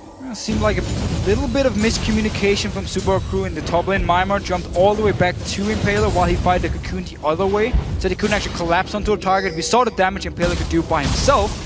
If Maimer had used ult onto Jankos, could have been able to pick up a kill here. But played it safe and just forced them away. And now taking some of the jungle, getting some good deep wards very early on as well. Nice bit of vision and a 2,000 gold lead for the Super Hot Crew. Selfie continuing to do the damage and rack up that CS in the mid lane, as we just saw, stealing away Wraith camps as well, which always is going to add to that total as he goes forward. Probably got enough here to at least finish off that Athenes, but no real reason for him to move. He's got 1,800 gold, but with blue buff on and a pretty free time in that mid lane, he's probably just going to stick around and farm. It starts already farming the Wraiths. Push out your own lane, go to either the enemy Wraith with your jungler, or go to your own Wraith camp and just pick up as much farm as possible, which we have seen from the Oriannas. Again, Expeke and Froggen set the CS records, but it was last week, or in the Super Week, on Orianna, of course, against Overpower actually, where they could manage to push up the waves every time against him, force him to farm on the tower, and then just walk around the map and pick up as much farm as they want to. Funny really as well, considering how much action we've had in this game, that both mid laners at 10 minutes are actually way above their average CS levels at 10 minutes for the rest of the season. Even when we've had that Dragon attempt and the kills and the early start to this matchup. So this shows you how well they're doing on both sides of this at keeping the farm in. Both have got the Athenes now as well. And really notice how well Super Hot Crew is controlling Jankos in this game here. They had a ward around the big Wraith, so once Jankos did it, he popped out of stealth, they pinged him instantly and knew he was around the bottom lane. So Impaler, he walked down to join them in case Jankos came in for a gank. He would be able to have turned it around. So Super Hot Crew doing a very good job getting in the deep wards, spotting out Jankos, and making sure he won't be able to have the impact he normally has when Rocket actually win games. And that was obviously the game plan. We heard them say 100%. In the video before this game that Jankos is going to be dangerous, that they need to keep tabs on him, as Vanda going to dive into this one. They get the knock-up on towards Kasing. Corki going to Valkyrie in the boxes down there for the disengage, but Kasing will actually hook Celavar. Here comes Impaler. Jankos is there though as well. Kasing goes down to Celavar. Can they get Mr. Raz as well? Not quite. Overpowered even started to move down. Rocket get the kill, but no more than that single one. So very good engage by Vanda here, popping everything, ulti, both summoners just to try and get the kill here. Did actually lose the tower because the minions were just left to deal as much damage as possible. And Jankos just joined in the very end to pick up an assist. Has been part of every single kill because he was part of the fight in this bottom lane and around the Dragon. Didn't manage to get any kills for himself, however. 100% kill participation shows you how important Jankos is, and we've seen it time and time again that when Jankos is not on form or not in the right place and where you'd expect him to be, that Rocket certainly struggle in these earlier stages of the match. We're 13 minutes in now, and there's about a 1,500 gold lead as the hook from Kasing starts to come out. Instant Valkyrie away from Celavar, not taking any chances, and rightly so. Dragon, the second one of the game, will be coming up here in less than 20 seconds time. And remember, Rocket didn't have a timer on the last one. There was no ward. Vanda walked in there after the Dragon had died and just saw some members from Super Hot Crew. So they shouldn't be able to have the exact timer. And Super Hot Crew did actually a very smart job here of delaying moving into the river and put down wards till about 20 seconds before. So now Rocket probably knows it's spawning, or they can already see on the minimap it's spawned. But it's very hard to react because Super Hot Crew moved in, a few seconds before they actually spawn and put up their wards. Oh, Selfie, that's a good shockwave. I didn't think he was going to land on both of them. Did manage to get both down. Takes a lantern as well. There's the ultimate coming out of Overpower, but it's too late. No kill for Ro8, and the Dragon already secured for the Super Hot crew. Alright, need to get into this mid lane, however, because Ro8 are there to push it down. Only Mr. Riley can join in. No calling, however, so he won't be able to clear the wave, and Selfie might be in trouble. Look to be sleeping on the job there, or at least maybe shopping on the job, and taking almost getting caught out, taking a selfie maybe. It was the easy one, man. It was. I know. I totally missed my opportunity there. They did manage to save this turret, at least for now, though, in the mid lane, moving up 2 guys, or 3 guys it was by the end. However, Ro8 not looking like they're going to back away from this one here. We'll see if they can force them off with just a sheer numbers advantage. Stun goes down onto Mr. Ross. He needs to be really careful. Almost connected there. Not quite. Cocoon, though, onto Overpower. Summon a heal having to be used by Celiva. Ro8 took a lot of damage here because they were actually tanking the tower for some of the time, both Celiva and Overpower. But a good job by Ro8 at least after the Dragon was lost to instantly group in the mid lane, push it down, try and get a tower in case Super Hot Crew just recalled. And now Super Hot Crew can do the exact same thing to Ro8 and take it because Overpower is back in base. Well, they'll do even better. There's the ultimate coming out from both Vander and Jankos. Who are they going for? They're kind of split half and half right now. And there is finally Zazas joining the party. Will flash in. Mr. Rolls will flash himself. He has to turn back around and have a go at Selfie in the culling. Almost knocked it down. Wow, last second Valkyrie away from the shockwave. Zazas had his Bloodwell pop. Will be finished off by Mimer as well after the damage from Selfie. And the Super Hot crew once again kiting back, managing to go 2 for 1. So Overpower back in base. Ro8 didn't really have enough damage to actually fight here. The whole plan was for Sasus to teleport behind, and then Ro8 had to engage in time before the tower actually went down, so that the assistance from the tower. The tower, however, Mr. Risey finished it off, took a lot of damage in exchange for it. Sasus joins in here, but now Super Hot crew, because Mima is running from this top lane and Overpower is just joining the fight now, will be able to turn it around and trade 2 for 1. And ulti from Selfie, just missing Celiva here. Good moves. Well, I'm not going to call it a miss. I'm going to say Celiva, nice reactions on the Valkyrie of course to get away from it. Either way, didn't connect, managed to keep him alive, and now Ro8, I'm going to say maybe pushing in, but with the hook and still a lot of damage from Selfie, even without that shockwave available, not worth trying to go through. So, where do we stand after that one? 4,000 gold now is the lead for the Super Hot crew. They're up 3-1 in turrets. Still tied here on kills, but if you look where they're spread about, at least 3-1-2. Going to give him that little spike and extra gold that he needs to be more dangerous here. Approaching the 20-minute mark, we also saw Selfie now 2-0-3, blasting 1 added in on top of his Sorcerer Shoes and the Athenes. All this early gold here for Impaler, he's going straight into Locket, giving him the extra magic resist for the rest of the shield as well for the rest of the team. Against a lot of magic damage from the side of Ro8 here, so very, very smart. I mean, Evelyn with Overpower as well. Celiva will even do some magic damage, so very good early item here, making it even harder for Ro8 to teamfight here in the mid game. Oh, Super Hot crew charging through. Jankos, I don't think spotted there actually, was stealthed up, and only a normal ward comes down, and then a ping coming in. So Ro8 try and defend this one. Stun actually, he's going to land here on towards Impaler. Shockwave does get it this time. Comes through and a hook as well. Overpower still alive, but Selfie gets the finisher, and that is the danger there of the chain CC coming out by the Super Hot crew.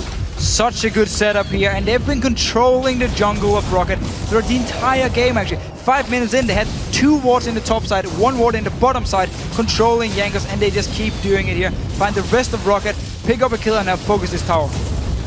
Sorry, it is going very low. Vander actually going to be hooked in. A lot of damage coming his way. I think Super Hot crew may be forced to back off from this. Their minion wave pushed all the way back to before the river, back to their outer turret point. You can see that they decide, okay, we are going to be backing away from this one. Also want to just touch on the AD carries a 40 CS lead for Mr. Rolls right now. See Trinity Force for Corki. Actually, Infinity Edge was the first item here for Mr. Rolls. So with all the early farms, the towers, with the dragons, he felt like he can go straight into Infinity Edge and reach his late game point as fast as possible. Didn't need Blade or Ghost Blade because there was no real mid game for him with all the gold he's picked up. So I actually like the decision here, and also late game wise, we've already talked about how strong Super Hot crew will be in the team fights. So getting the Infinity Edge first and go as fast as possible to your late game power spike makes a lot of sense here. Still, it opens up for Ro8 a small door where they will be a little bit stronger here in the mid game with Celiva on Corki.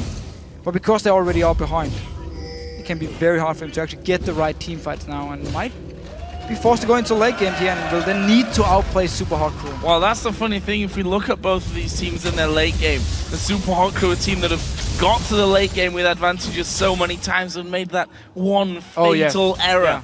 And it's not just once or twice, it's happened fairly regularly for them. Ro8, on the other hand, they're a team that plays so super careful in the late game because they'd previously made those mistakes as well.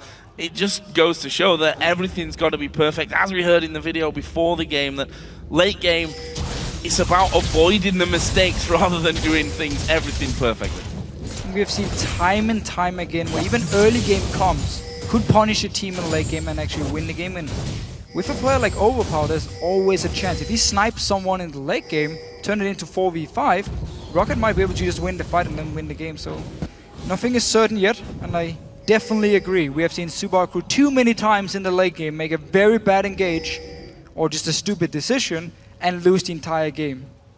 Well, for now, they do hold a lead, so can't really knock them on that front. They're going to extend that lead here as well, taking another Dragon, almost bang on the 20-minute mark of this match. You can see that now grants them a 5,500 gold lead at 20 minutes on the clock. All three Dragons under control for them. One of our big points in the pre-game of this one is that Ro8 have done recently a lot better when it comes to Dragon control. This game, however, they made that mistake, I would call it, around the first Dragon to end up losing kills and the Dragon itself, and have since not been able to get it back. It was all about the very first Dragon. Started so early on by Ro8 where they lost it.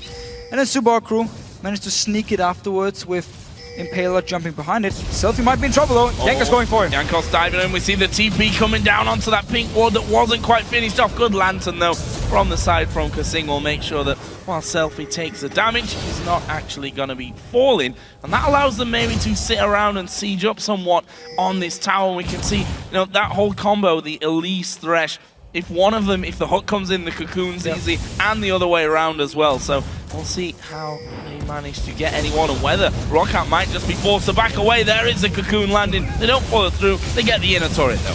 You can also see on the item build here from Mimer, first item, Blazer and King, just full focus on split pushing. And you just saw them push up the top lane, push the mid lane, and then Mimer, once they actually got to the tower, he just went from top lane in to join the team, got a few hits, killed the tower, and can now go back to do the exact same split push as before. And it's what we talked about in Champs, so like when you have Orianna, Elise, and Lucian, like your siege potential is so strong. In this game you have so much ranged poke to the tower, to the enemy champions, and again, hook, Cocoon, like you just mentioned before, even setting up an easy shockwave if Selfie wants to do it. And speaking of Selfie, 230 CS, I was going to say, has the money for to finish his death cap and get another blasting one, which is exactly what he's just done as he goes back. He's sat at 303, and we say so often that when Selfie has these quiet games where he falls behind in CS and dies a couple of times early on, the Super Hot Crew continually struggle to come back from that. But when he's in that right frame of mind where he seems to be farming really well, playing safe but still picking up kills, and especially with a champion like Orianna where he's just going to be doing so much damage now. But I feel like we see this too often in Europe. Whenever someone picks Orianna, they get just free time to farm whatever they want, like their own lane, the Wraith camp, the Wolf camp, and the other team don't really know how to stop it. So they skip this mid-game point where Orianna normally needs to build up items and just get straight into Death Cap, into Void Staff as the next item so early. I mean, we're only 22 minutes in, and therefore Orianna becomes this very, very strong pick. Impaler here, getting stunned, taking a lot of damage. Oh, that's a lot of damage. Repel will put him onto the Wraith camp here, possibly actually coming right down in front and takes a lantern. Really nicely done once again. Left Ro8 guessing somewhat where he was going to come back down. And in the end, Kasing saving another team member. We've seen that time and time again from him so far in this game. There's a hook coming out. They get Jankos. Actually, he's going to follow through. Shockwave will come down as well. Jankos surely going to fall here. Does get the shield coming out. Can they finish him? It's Kasing that's going to have to do this one. Sullivan now coming away. Kasing may find himself in trouble as they blast him from the side. Flashes over it towards the Dragon Pit. But there is Sullivan to finish. Mimer, as you rightly pointed out, is right in their faces. And there is the jump away. Vander had to flash out. Can he actually get away? No, double, may even be a triple. Overpower flash as well. So Ro8 were chasing for the kills here while Mimer just started teleporting right behind him. As soon as he came in, he used his ult onto multiple members and just collapsed onto Ro8 here. Baron being started, 4 members, Jankos and Overpower coming in to try and stop it. Oh, it's gone. Yeah, it's going down, that one. There's the ulti, actually. Pod comes slightly too late from Overpower. And that will be the Super Hot Crew taking the first Baron of the game, along with those 3 dragons as well. Gives them close to a 10,000 gold lead, a 5-0-3 Orianna, and we see here once again that, I was going to say blind hook, just killing a ward there, so an easy hook in the end for Jankos with the follow-through. So Kazing's setting it up. It's actually with Mr. Rallis being in the top lane farming, they go for it anyway, trying just one-shot Jankos to set up the Baron. He managed to escape here, and now Rocket, they see Kazing, they want to kill him, but notice behind them here, teleport from Mimir, and they react way too late. He joins in, hits both Celeber and Vander, gets him very low. Rest of Subaru joins in and picks up so many kills. And thank you very much to my Twitter followers for saying start Selfie this week, because he's doing really well. 5-0-3, can't complain at that one. Got a Void Staff now added in after that last fight. Also taking the Alacrity boot, so going to be speeding all over the place. Mr. Rolls, let's talk about him, because we mentioned it earlier. Infinity Edge first item, got the Shiv in now, and also has himself a Vamp Scepter.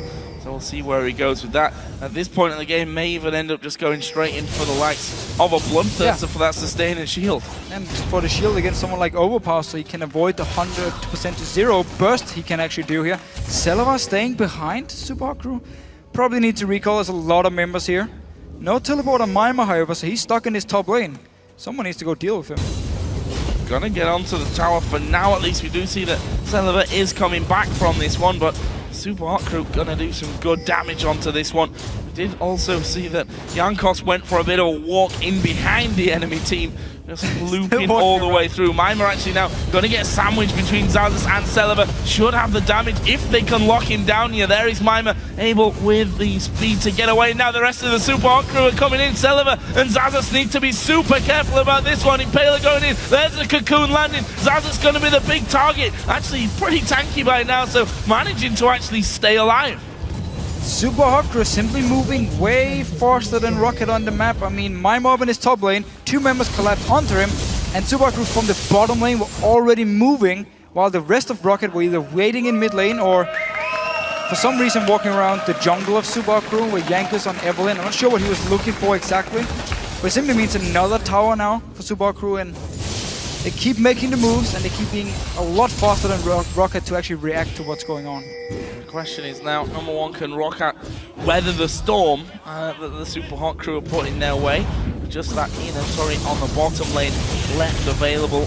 And after that, can they, I think the key thing is forcing a mistake out of the Super Hot Crew, which we definitely can't rule out, but that is a massive gold lead at this point. 11,000 gold. You see all 4 dragons, that single Baron going their way as well, and now they're trying to steal away these buffs as Jankos is going to get caught out. Actually, the hook missing there. There's a shockwave though onto 2 men. Where's the follow-up? It's Impaler that's out of the front. Mimer's going to come in. Cocoon will land. Jankos flashes over, and there was the heal coming out there as well, which managed to keep them alive. It was actually Overpower summoning heal, but it forced them away, and this inner turret is going to be surely going down for the Super Hot Crew. So Sas in the top lane. He can teleport down behind, or actually to the side of Super Hot Crew if they want to try and do anything. For now though, he's just going to go towards the tower. Should be able to pick it up fairly easily. So at least trade tower for tower. Nobody died for Rocket here, and getting some global gold now, which they really need. Sadly, the tower's not worth 11,000 gold.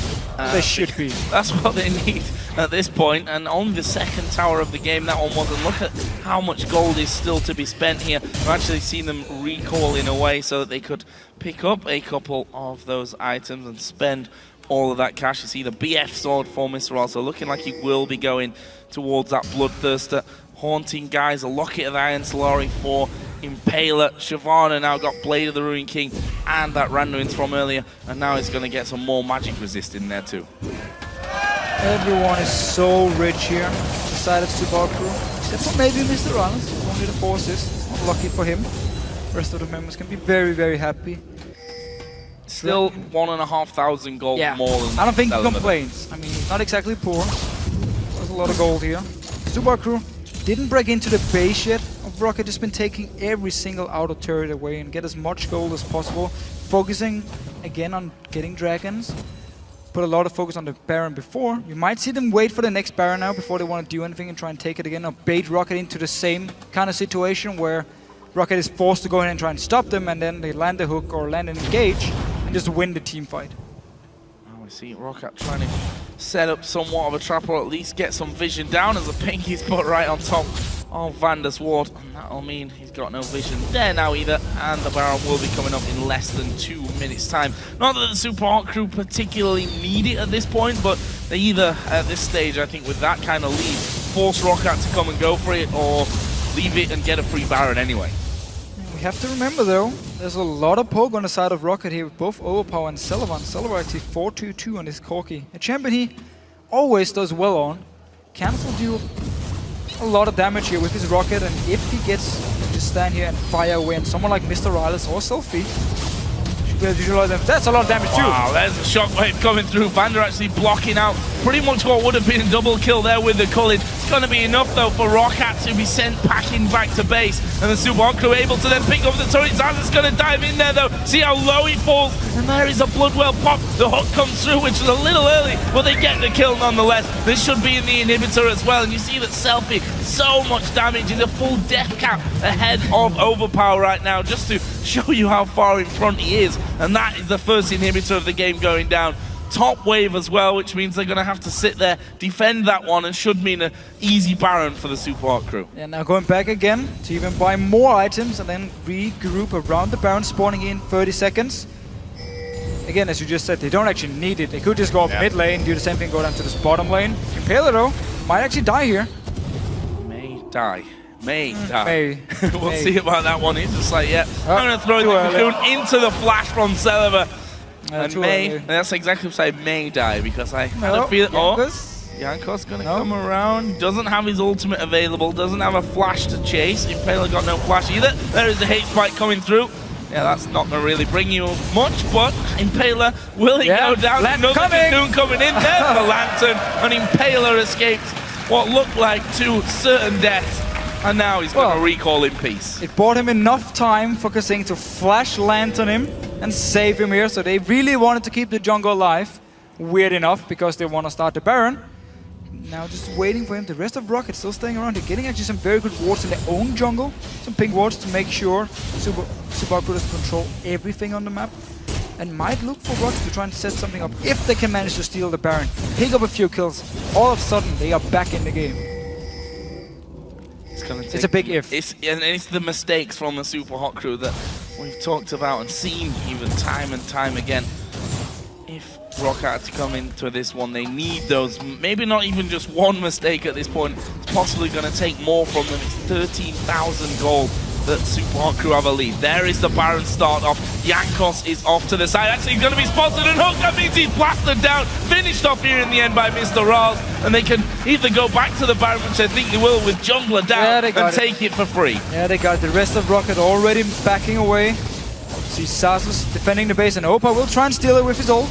Nope. They can just delay it now and wait for his ult to run out. Already cancel it. Back to ways. Baron for Super Hot crew. But another pick here from Kasing, setting it up with a hook onto someone. Yeah, it's actually been Jankos both times. Set up.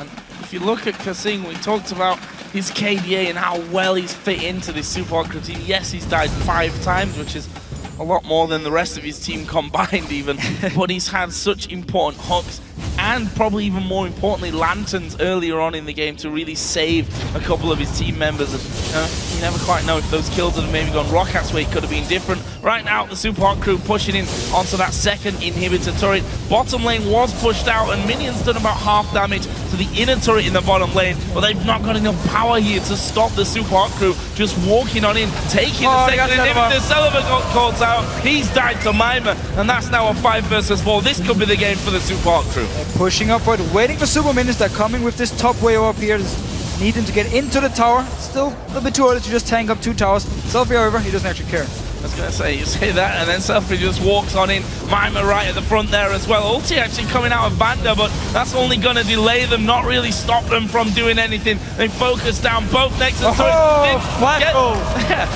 Did he actually get the draw in there as well from it as well? Either way, nicely done, the Super Hot crew here. Finish it in 33 minutes and 33 seconds exactly. A very convincing win for them. A very, very strong performance by Super Hot crew.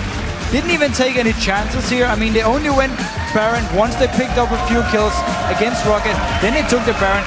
Second time around again, waiting for Yangus to show himself, landed the hook here, killed him as well, and then they took the Baron. So, very dominant performance. Everything started at the very first Dragon, which Rocket started himself, and then Subaru just controlled the game. And that didn't look like a team. Rocket won so many. You were on that little streak going forward. Didn't really have much to say in this game, except if we go right back to the very beginning, where they started off, I think they were 4-1 up, or 3-1 up certainly, until they did that move down the bottom where they were fighting in between turrets. They had to flash left and right. Vander in particular got, I think Cocoon was underneath the enemy turret and was taking it. And then they said, okay, we forced them away, let's start Dragon. But it was still about 6, 7, 8 minutes into the game, and the Super Hot Crew simply healed up or respawned in for the couple of guys that they'd lost and came in full HP, able to take the first Dragon, and they didn't give up Dragon after that. Just kept taking the Dragon. It's got a lot of towers as well. The early siege they could deal with Lucian, Elise, and Orianna, of course. They used it really well as soon as they got ahead.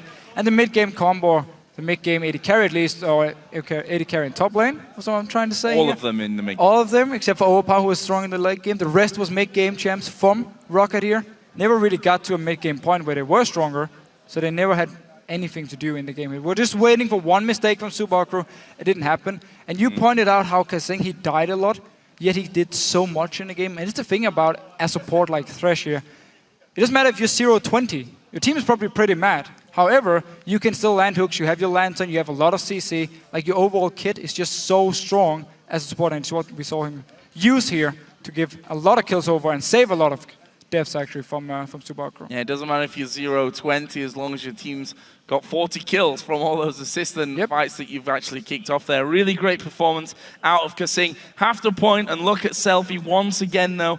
5-0-6 with almost 350 CS. And you said this during the game that a lot of these Orianna players, we've seen Frogum, we've seen Peke breaking records in terms of farm, we've seen Selfie having one of the easier games that he's probably going to get to play. Is that because of the nature of Orianna, number one, and the safety of her, or are people picking the wrong champions against her? I think they're picking the wrong champions in terms of shutting you down early on. And then the junglers, against Orianna, they never really seem to focus mid lane early on. They go top lane, they go bot lane, which means Orianna just has this very easy laning phase where you pick up so much farm, and once you get rolling, once you get the first blue buff, nothing is going to stop you from farming here, so we need more jungle focus on the Orianna, and maybe people need to pick assassins against her to try and kill her with the jungler. Well, for an insider's view into that game, let's head over to the stage where Shox is ready to speak with the Super Hot Crew's Selfie. Thank you very much, Joe. I'm EFU Shock supporter here on stage with Selfie after that win, another win for the Super Hot Crew. Selfie, it was very aggressive, that game from the very start, lots of kills. Talk me through the beginning phase of that game for you guys.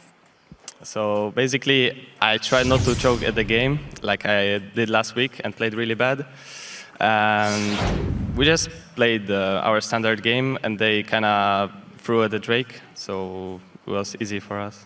Yeah, everything up going when you got that Drake. You went on to win the game, and you mentioned it yourself. You're very nervous going into these games, and it also a lot depends on you. If you do well, the Super Hot Crew generally does well.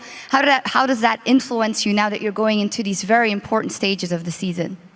We're trying to practice better than we do right now. We're not screaming a lot, and we're not taking scrims as serious as we should. So I think if we can make our scrims good, we can do good. Yeah. All right, well, a great victory for you guys here. Congratulations. Thank you very much. Thank you. All right, we got to go back and rebuild our Nexus, but when we come back, Gambit with Diamond once again in the lineup will face Alliance. We'll be right back.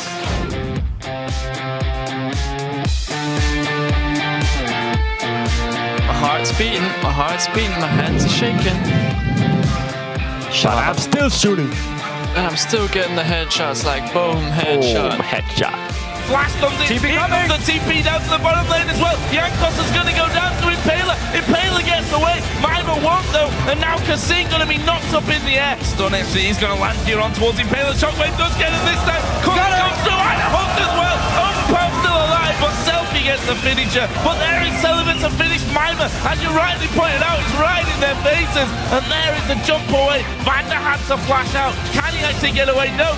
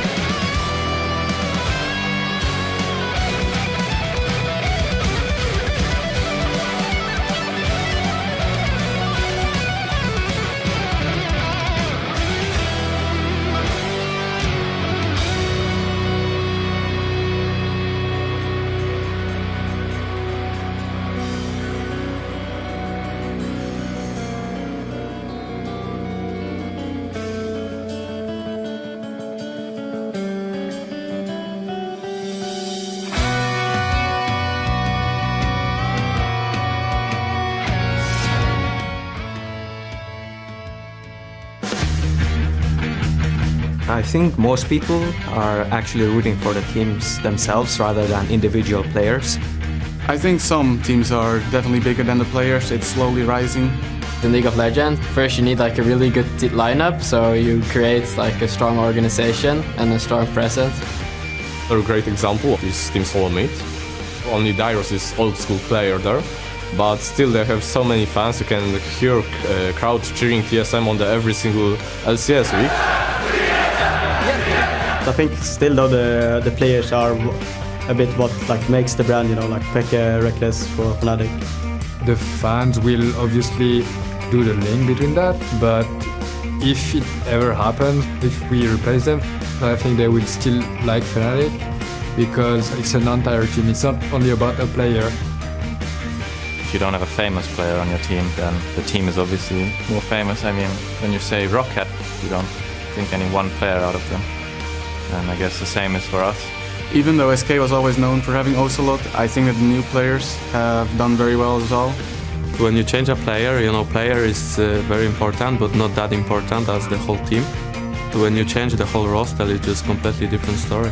You know, it's not the same team anymore like it is with Gambit right now. I still consider them as Gambit. Like, when I think about Gambit, I think about the lineup right now. It's really tough, at least for fans, because they're watching and they're rooting for players like Darian, who was in Gambit and 5 like for 3 years almost. I think like most of the fans understand that we're struggling and we just have to try to change anything, like something to at least get to playoff. A lot of people like saying when Alex left team, like no Alex, no Gambit, but it's not like that. The organization's still gonna survive and pick up new players. The true fan's not gonna go anywhere.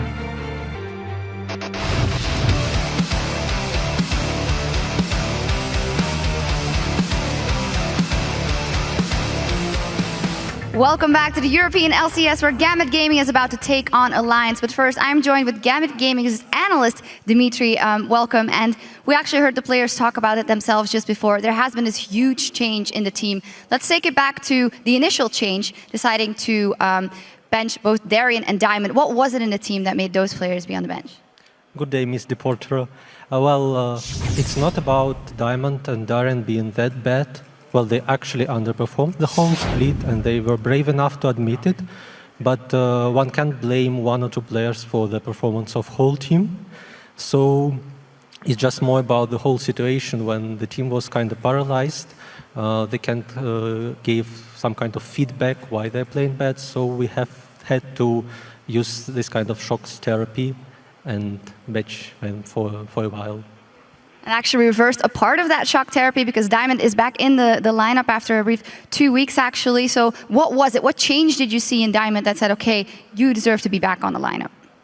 Well, first of all, I want to point out that Lulix played actually very well. I guess there is no other jungler who received 4 respects ban in a row, and he actually did. We didn't see his Lee Sin play at all, but like we received a lot of information and a lot of feedbacks, both from the players and from clearly minded fans, and we, I guess, understood our mistakes and what we actually need to change. And right now, it's not about who is in the jungle.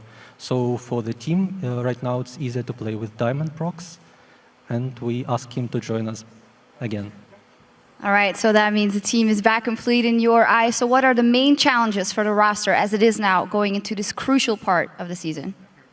Well, actually, from my point of view, we are quite relaxed since all other teams are like more concentrated. Will they have enough time to prepare to Worlds since in playoffs they have to play best of 5? But we are like not looking that far. We are just concentrated more on our games versus Alliance and Fnatic. And yes, I guess we achieved some kind of coordinates between the players, some synergy. And like if we can perform as well as in scrims, we probably can manage to win some games in this split. Well, best of luck to you, and thank you very much. Thank you very much as well. All right, guys, we're going to dive into this game, Gambit versus Alliance. So let's go over to our casters, Joe and the Fee Show.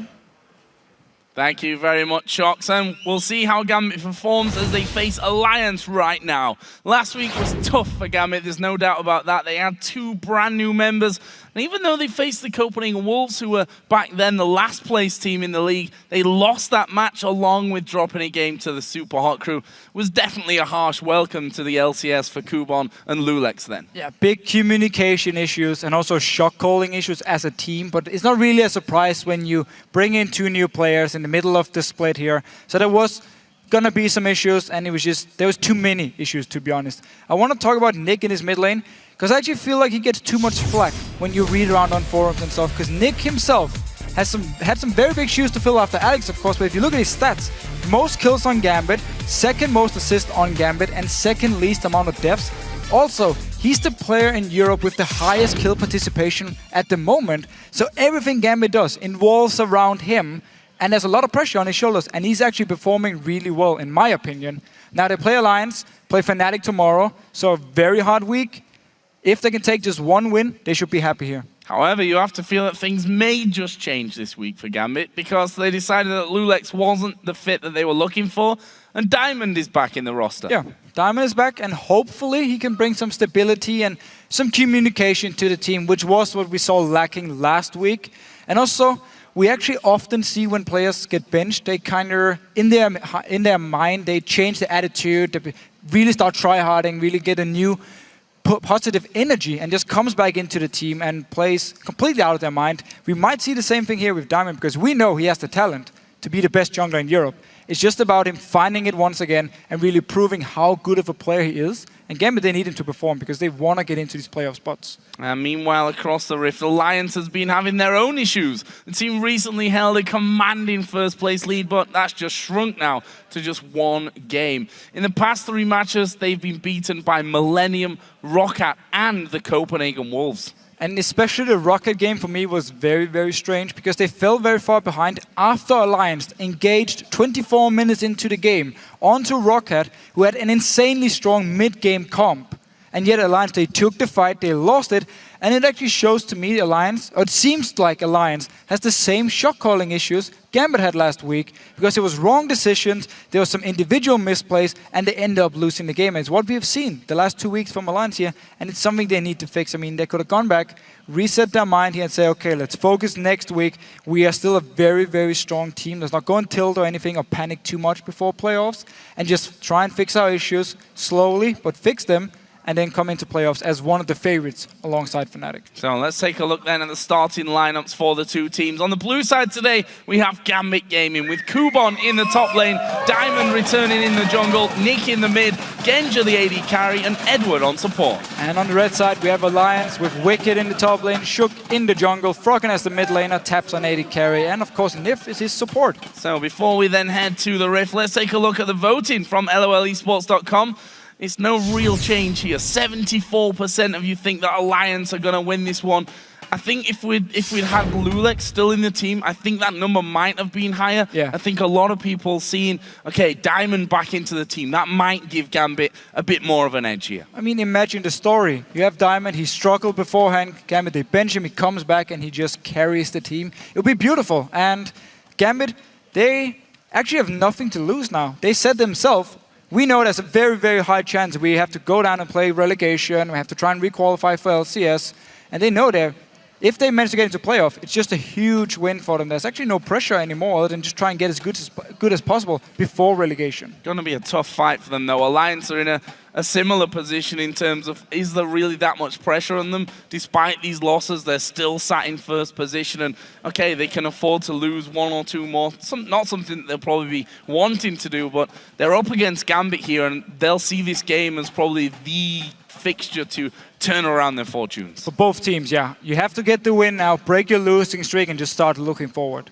Well, here we go then into Champions Select. Let's see exactly what comes down in this game. Already we're seeing focus on the mid lane. Fizz, Twisted Fate taken out by Gambit. The other side, Kassadin, of course, red side ban, and also getting rid of Evelyn now that Diamond's back. So second game in a row where we have Fizz being banned. Actually, a lot of the mid laners have picked him up now with Fiend's nerf, really made him strong again in these one-on-ones, and just overall a very good assassin pick, and one of the few assassins who actually work at the moment. Twisted Fate, of course, against Froggen. Very, very standard. We have seen him first pick it a few times already. Yeah. So you need to take it away. Not being scared of first picking that. Lee Sin taken away from Shook and Elise. So the three main junglers taken away from this game. So that means we're going to see possible some interesting picks. Especially, I mean, when Diamond's in the team, you can pretty much guarantee now there'll be something different in there. Kog'Maw, however, was the first pick here for Genja. So Gambit really changing up the style a little bit, AD carry-wise. Genja used to play Kog'Maw so much in the past, and it is such a good pick here. Trinity Force first item is what we normally see. Strong laning phase, fine enough mid-game with Trinity Force and Blade, and then late game, of course, you are the monster we always know.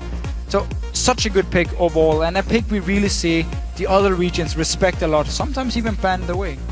Yeah, and we've been seeing in Korea that first pick Kog'Maws are a real thing that they value highly. We'll see if Genja can do the business on him today. For Alliance, though, took no time in messing around, really. Picking Gragas straight away, and we'll actually lock in Xerath here as well. So Froggen bringing that to the table.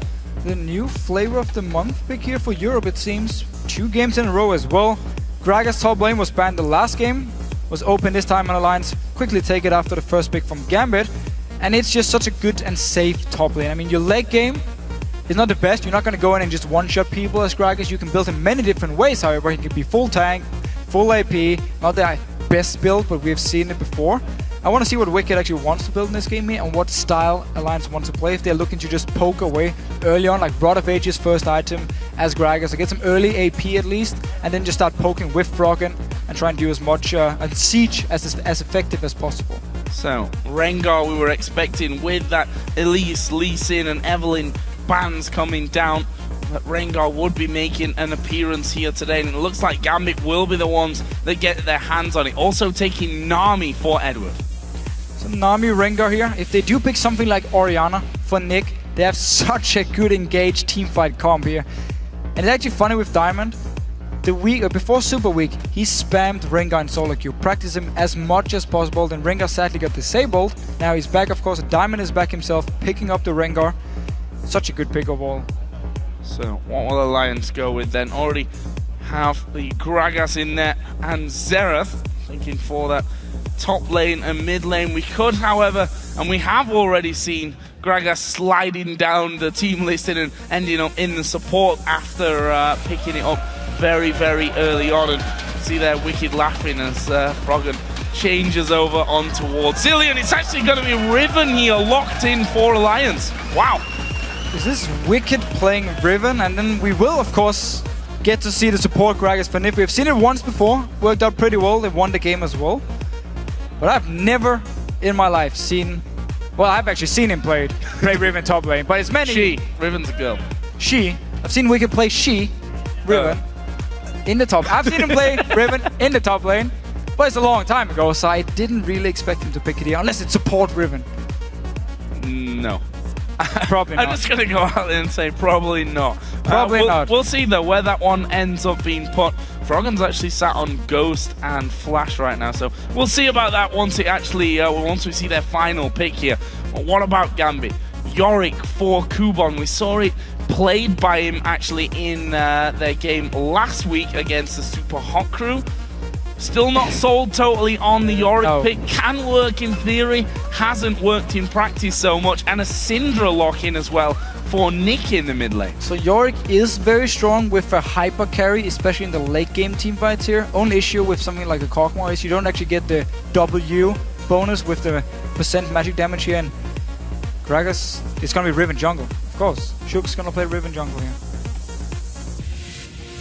This could be... It is Wicked, yeah. It is. It's Riven jungle. Braum actually locked in there as well for Alliance. So jungle, Riven, Gragas in the top lane, Xerath in the mid lane for Froggen. So going for a couple of very new picks here, especially from Alliance's side. It's not the first time, of course, that we've seen Xerath. Going to be the first time that we see Riven here in the European LCS, I believe, ever, yes. To be honest. I don't actually remember if we have seen it before, but first time jungle Riven, at least here. And with all the junglers being banned away, Alliance banning 2 of them themselves, they really must feel confident here, believing in Shook on Riven, and he can actually carry the game.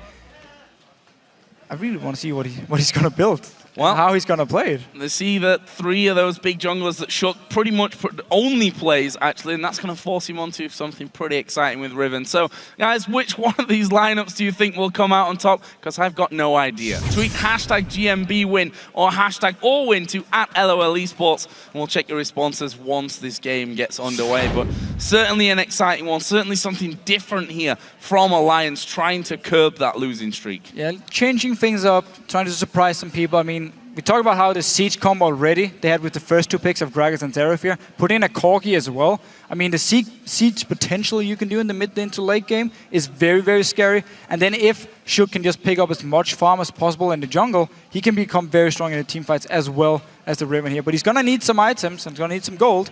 Could see him be aggressive for the first few kills or just stay in the jungle and farm for as long as possible. Definitely got the mobility coming out there, got a bit of CC, or I say a bit of CC in there, got decent amounts of CC, and the damage certainly going to be there as well. So first time we're seeing Riven jungle here in Europe. We'll see how it works out for Shook of Alliance as we get into game. It's Gambit versus Alliance, both teams looking to break a losing streak.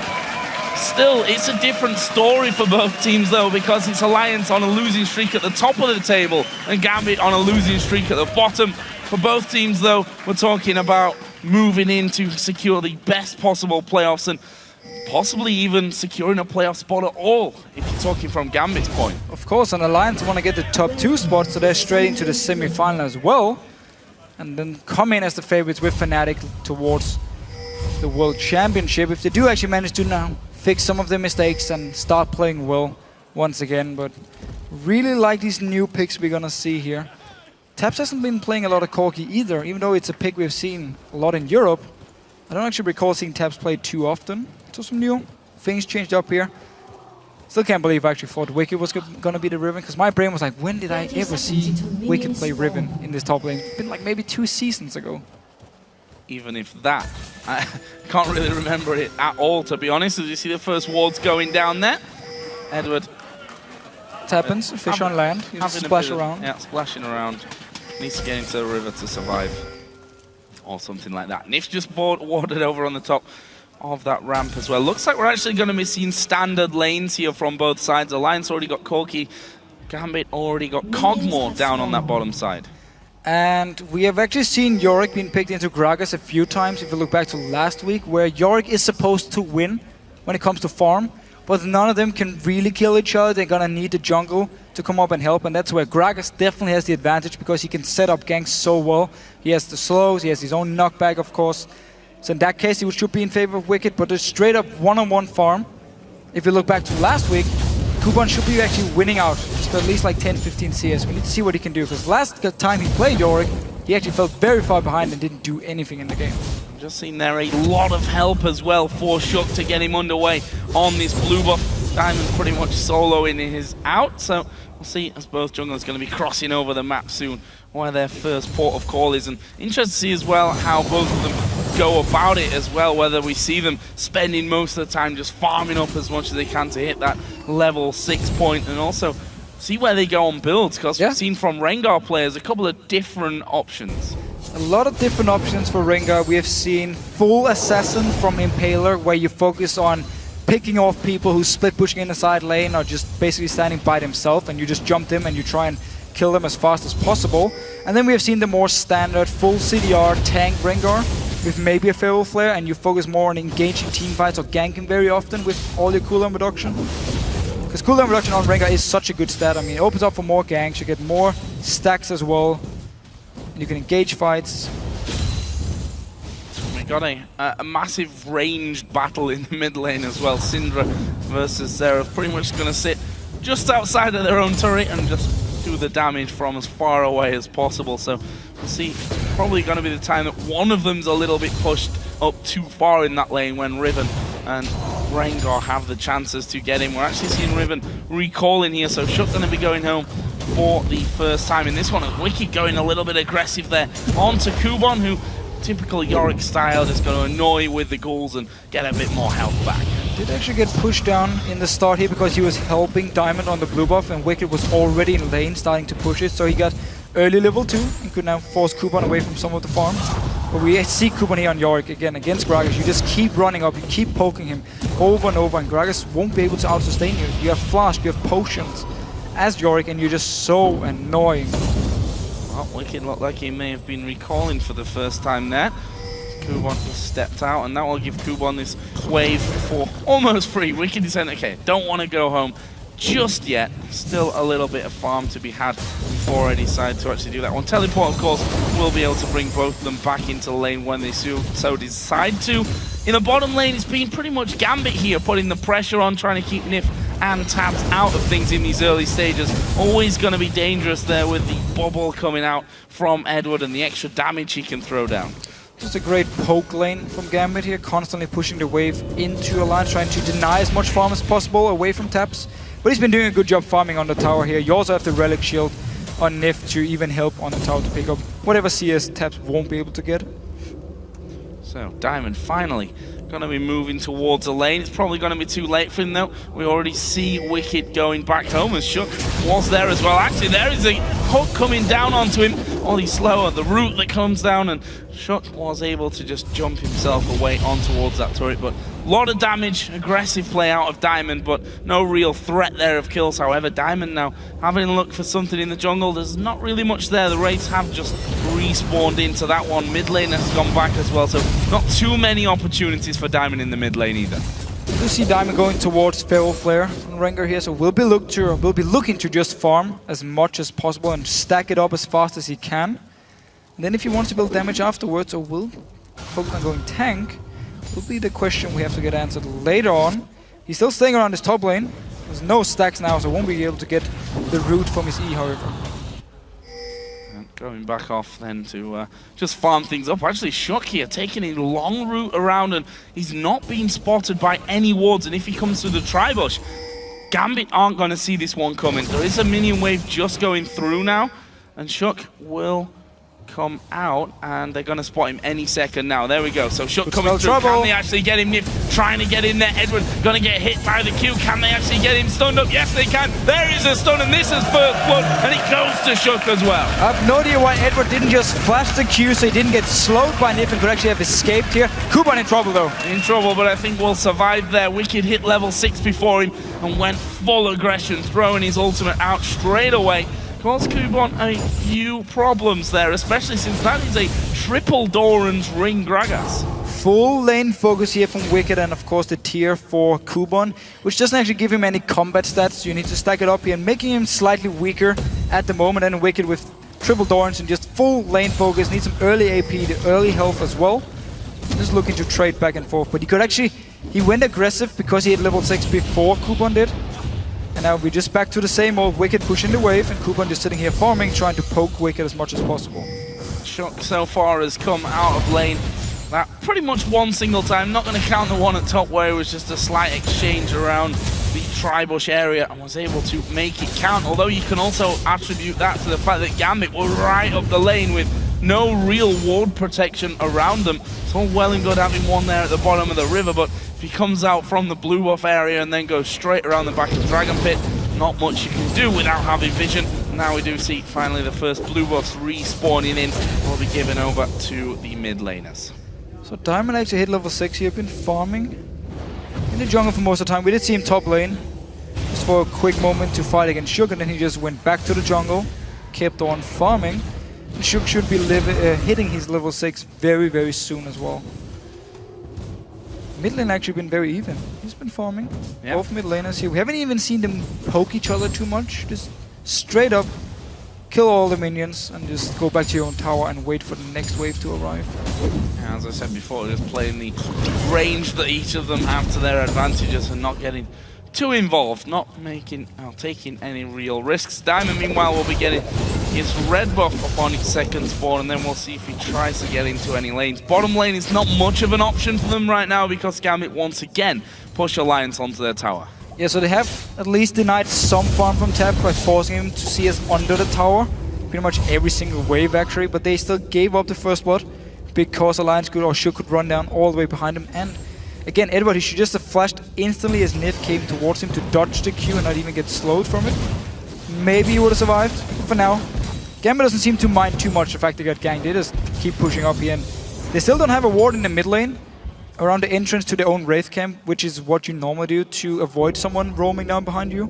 But of course, Riven is able to actually jump over the Dragon Pit and then come in behind him in base. That's true as well. Got the mobility to just go around a less wow, can't even remember the word. What is it? Come on, ask me? Help me out. Conventional. That's the word I'm looking for. Yeah. A less conventional route into this bottom lane. And, well, we'll see if that actually happens. Diamond, in the meantime, is actually coming towards mid. Level 7 now, so can stealth straight in there, and that's exactly what he's going to do. But will he be able to get Froggen, who sat right on top of his turret pretty much there? And Froggen's like, nope, not going to fall into that one. The stun actually missing there from Nick as well, so not a successful move at all there out of Gambit. And Diamond is just going to get back onto farming. Get himself up towards that Feral Flare. Actually, ulti going to come out here from Nif. Good bubble from Edward, but will that be enough to save them? Tidal Wave comes out as well. Kenja didn't get stunned up there, and Alliance throwing a lot at that gank. Gambit, though, surviving with without any real problems. So look down this bottom lane here and the summoners. There's no flash on anyone here. Only the heal from Taps actually has a summoner spell, and of course the ignite from Edward, but still fighting a little bit. None of the junglers actually showed after the very first gank where some of the flashes was used.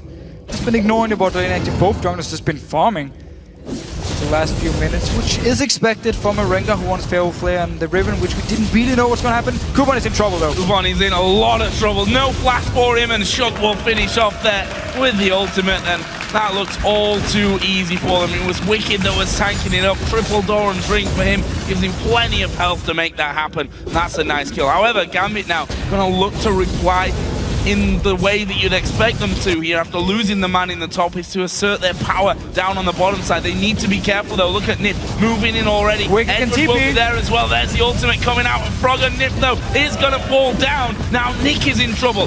TP from Wicked brought him down. There's a barrel to knock Nick right into the middle of them. He will flash away though. Can he actually escape? There's a push through the stun, and surely the finisher, he gets the stun back, but Wicked with a body slam will get the kill, and that will be a kill back then for Alliance. Leaves them 3-1 up now. And the dragon. And the dragon for Alliance here. So because they killed Kuban up in his top lane here with both Shook and Wicked, Gambit felt they could start the dragon because Shook wouldn't be able to join in time. We're just going to see it again. And Wicked already recalled and TP'd down, and everything from Nick was used onto Nif. The support Once Wicked joins in, he throws the ulti, and Nick actually delays his own flash, so he gets knocked back here instead of flashing the ult from Wicked, and therefore they can just chase up towards him now and pick up the kill.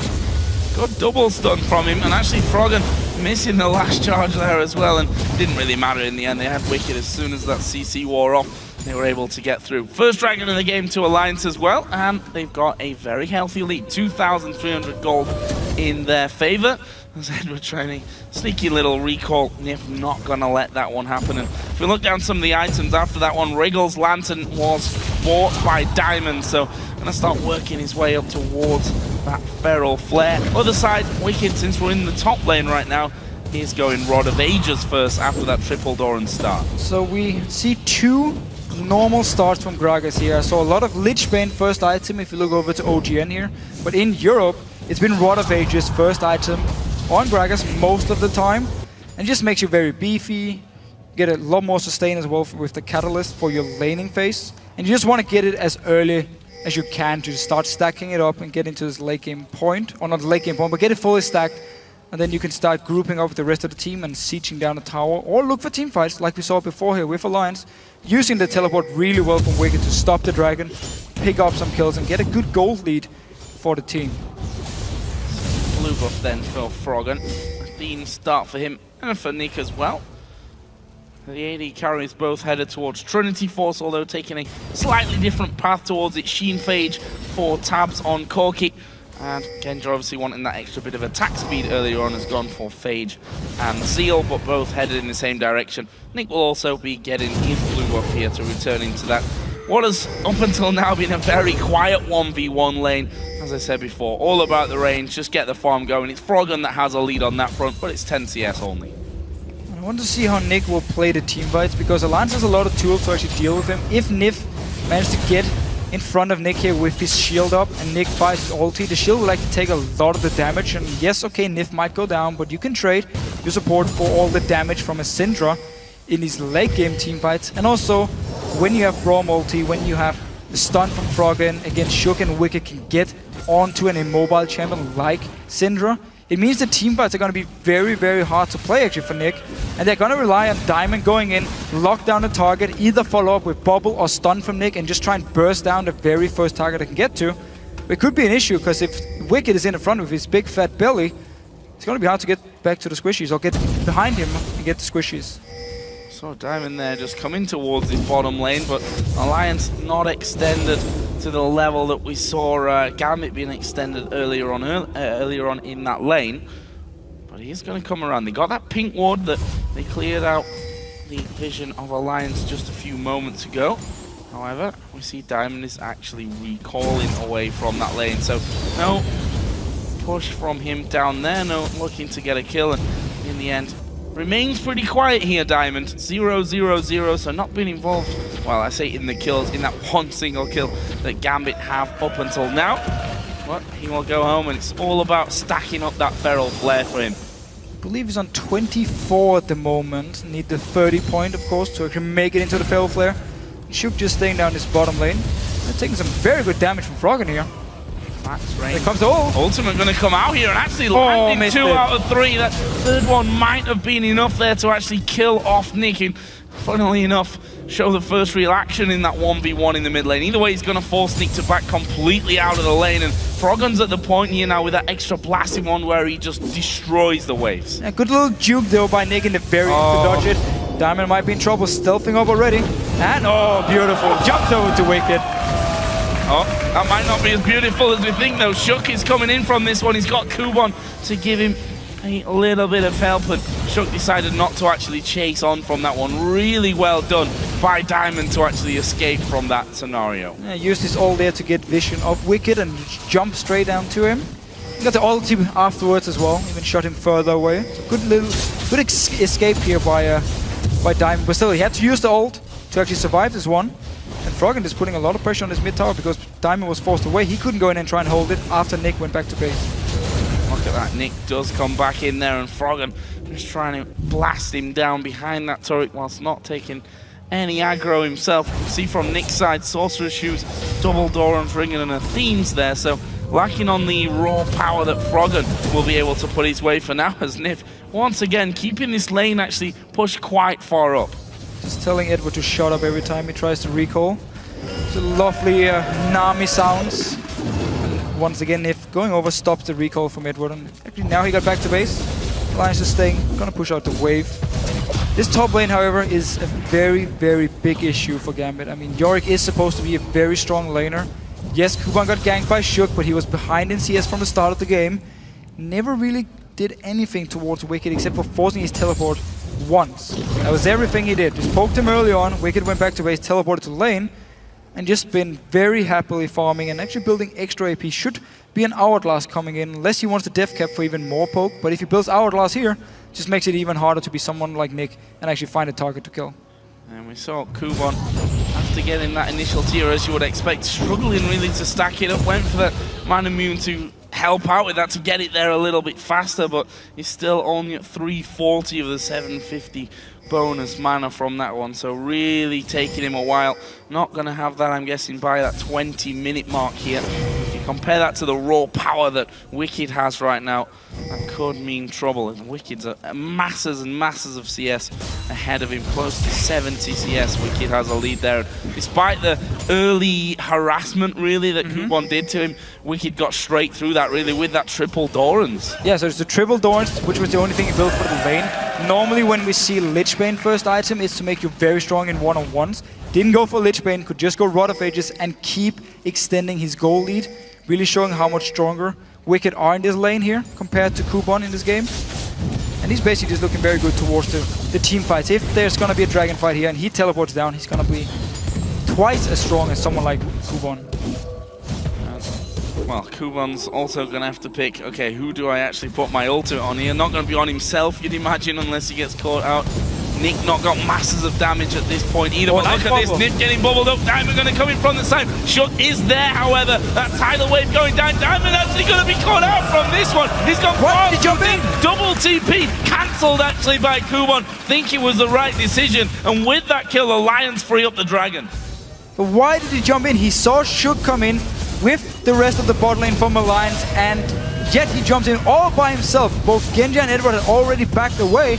Instant stun from Shook, instant ult from Nif, and you just kill Diamond. I mean, he's still very squishy. Yes, he's building some HP now, and he's going for the cooldown reduction build, but you need way more time before you can actually tank some members. Was it a call from Gambit there? Was it just pure? It looked like pure confusion because it did. The rest of them were like, nope, let's not take this one. Shook's there, and Diamond just jumping literally right into the middle of them, losing his life.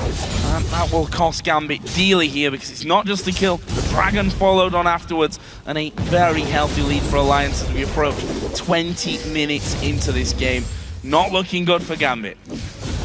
Definitely not looking good. I mean, Shook on Riven, a champion who can really snowball into a point where you can't deal with her at all. Picked up the first few kills, already has a brutalizer. Diamond in trouble once again. Well, Diamond may just end up going down from this one. That CC train coming in as Shook is going to finish up through the wall with the ultimate. Hard vision there from the brush. It's a 4-0-0 Riven, and it's not a snowball anymore, it's an avalanche. Looking very good here. Flashed the stun from Nick, so he wasn't going to get bursted down, and then just use his ult to pick up the kill. And now pushing on this mid tower will take it even more gold from Alliance. For Alliance. Lots and lots of gold for them to be spending at this Wicked point too, now as well. taking blue buff. Yeah, Wicked going to steal that one away. There's 2,000 gold over, almost 2,200 for Froggen to spend. Wicked's got 1,000. There's 2,000 for Shook as well. Gold all over the place here for Alliance, and that gold's going to translate into items for them here, which means not only are you already losing out on kills now, but once that gold's spent, it's going to become so difficult for Gambit, especially, you know, the likes of Genja and Edward in this bottom lane, Nami and Cogmore. Not exactly the tankiest of champions around. And the only member you have who can actually jump is Rengar. The rest are stuck where they are unless they have flash ready. Riven is going to get onto you. Land is done, Lantern, combo. Wicked has a lot of targets here with his ulti if he wants to knock someone back here, and the same goes for Froggen with his stun, with all his abilities. It's going to be so hard for Gambit to move around in these team fights and dodging everything Alliance has to offer, which simply means if there should be a big team fight now, Alliance can pick whatever target they want and just burst it down instantly and win the fight. And that's the key here, surely, for Gambit. Don't team fight. They can't afford to get in a battle with Alliance, because they've seen time and time again here that it's just costing them. One thing we should point out, though, all the kills pretty much on Shook here, although the other lanes, you also have to point out that 208 to 185 CS with the 2 assists between the AD carries. Top lane is just, well, we can almost stop talking about that one because it's such a big advantage for Wicked, not to mention the 1-0-1 scoreline as well. Mid lane, I've said it before, it's been very, very quiet, very much a farm-orientated lane. However, typical Alliance style now, they're starting to get that vision down in the enemy jungle with this outer middle turret down. Surely means a matter of time before Alliance are pushing turrets and forcing them to fight. This has sadly been a bit of a standard Gambit game lately, where there's a lot of individual mistakes. There were 2 times where they delayed their flashes in this game here, and actually end up dying for instead of just using it instantly and survive. Nick will often hold his own. We see the same thing here, 1 kill, 1 death. And been farming pretty well against Froggen. So that's a few issues. Lost his tower, of course, with also the help from Shook. But still, he's been doing fairly well by himself, and we often see Genji just try and farm and farm and farm and not really get involved in anything. Nothing wrong here at all. I mean, he's just trying to get as much farm as possible. But Gambit as a team just have so many issues. I mean, they pick the wrong fights, they get outplayed, to be honest. When you just look at the small skirmishes as well, they've been outplayed in this game by Alliance, and therefore also fall behind. In laning phase, Kubon on Yorick, it's not good enough. When he played it against Subakro last week as well, it was an easy time for Mimer. You've got to wonder how Gambit are going to look to hold on to turrets here with the likes of, you know, Wicked there, 270 AP on Gragas. You've got Froggen, who's got all the range in the world. It's going to be hard for them to get in and actually defend these turrets. There we see the vote, 62 to 38%, actually coming down somewhat from the 74%, I believe it was, on LOLesports.com before this game. But I think Alliance probably have more than that 75% chance right now, considering how these first 24 minutes of the game have gone. 100%. Just waiting for the dragon now. 1 minute and 20. Should be Alliance dragon. Fairly easy. Probably don't even have to use anything actually to get it. Just put up a few wards, walk in, take it, and Wicked can stay in this top lane and keep pushing it down and keep farming and just save the teleport. Genji, however, will at least get some farm down this bottom lane. It's gonna be the guy Gambit is going to rely on in the late game when you have the Yorick as well to put his ulti onto you. So Genji just needs to get as much farm as he can and get as strong. But Alliance after this dragon might just group up 4 members and use the siege they have, or even 5 members if they want to, and use the siege comp here with Corki, Seraph and Gragas and just start poking down Gambit, force Gambit into an engage, win the team fight and get a Baron or maybe even win the game. Oh, look at this Alliance here, waiting around that red buff. Gambit trying to force them away, but they're playing a dangerous game. They're going to try and dive on top of them. Tidal Wave comes out. Diamond knocked up once again. Froggen putting the damage in from range. Diamond almost going down. But what's Nick doing? What Nick in the middle of nowhere there will fall down. And that's a 1-for-0 red buff taken. Alliance trying to get even more from it. Diamond was recalling. Unfortunately for Wicked, his ultimate was knocked away. And there was Diamond actually recalling right under their noses. But that positioning from Nick, not what Gambit were looking for. Nick was actually trying to get away from Nif, who stood right in front of him with the shield from Romy. He tried to move around him so he could get the ulti onto Shook and kill him. But because Nif just kept standing right in front of him, Nick was forced to move into the middle of Alliance. Not a good decision, and end up dying for it. But he just wanted to get to Shook, take him down, get the shot down as well, and maybe flash away a trade 1-for-1 and just say worth it. We're just gonna see it again here. We have to notice Nif later in the fight. First of all though, Gambit want to go in and fight for it, even though they are so far behind and they're caught in a very bad spot where they take so much area damage from both Shook and Froggen. Notice here Nick, he wants to just get away from Nif, get away from the shield, and in try and kill Shook here. Trade 1-for-1. Doesn't happen. Well played by Nif, being very manly. It was a flash in the end from Genji that got him away from, you'd imagine, certain death if that barrel had have actually knocked him back into the team. Meanwhile, Alliance go back and are going to get themselves a dragon. Gambit not able to come in there and do anything about that one. And there is a 10,000 gold lead coming in for Alliance with their 3rd dragon of the game. Looking like they will be breaking that 4-loss streak that they're currently on. Still at the top of the table though, so losing streaks not always all they're made out to be in terms of where you actually stand in the table. But look at this, Alliance again waiting and hoping that Kubon's going to come up. Wisely enough, though, he decides against it.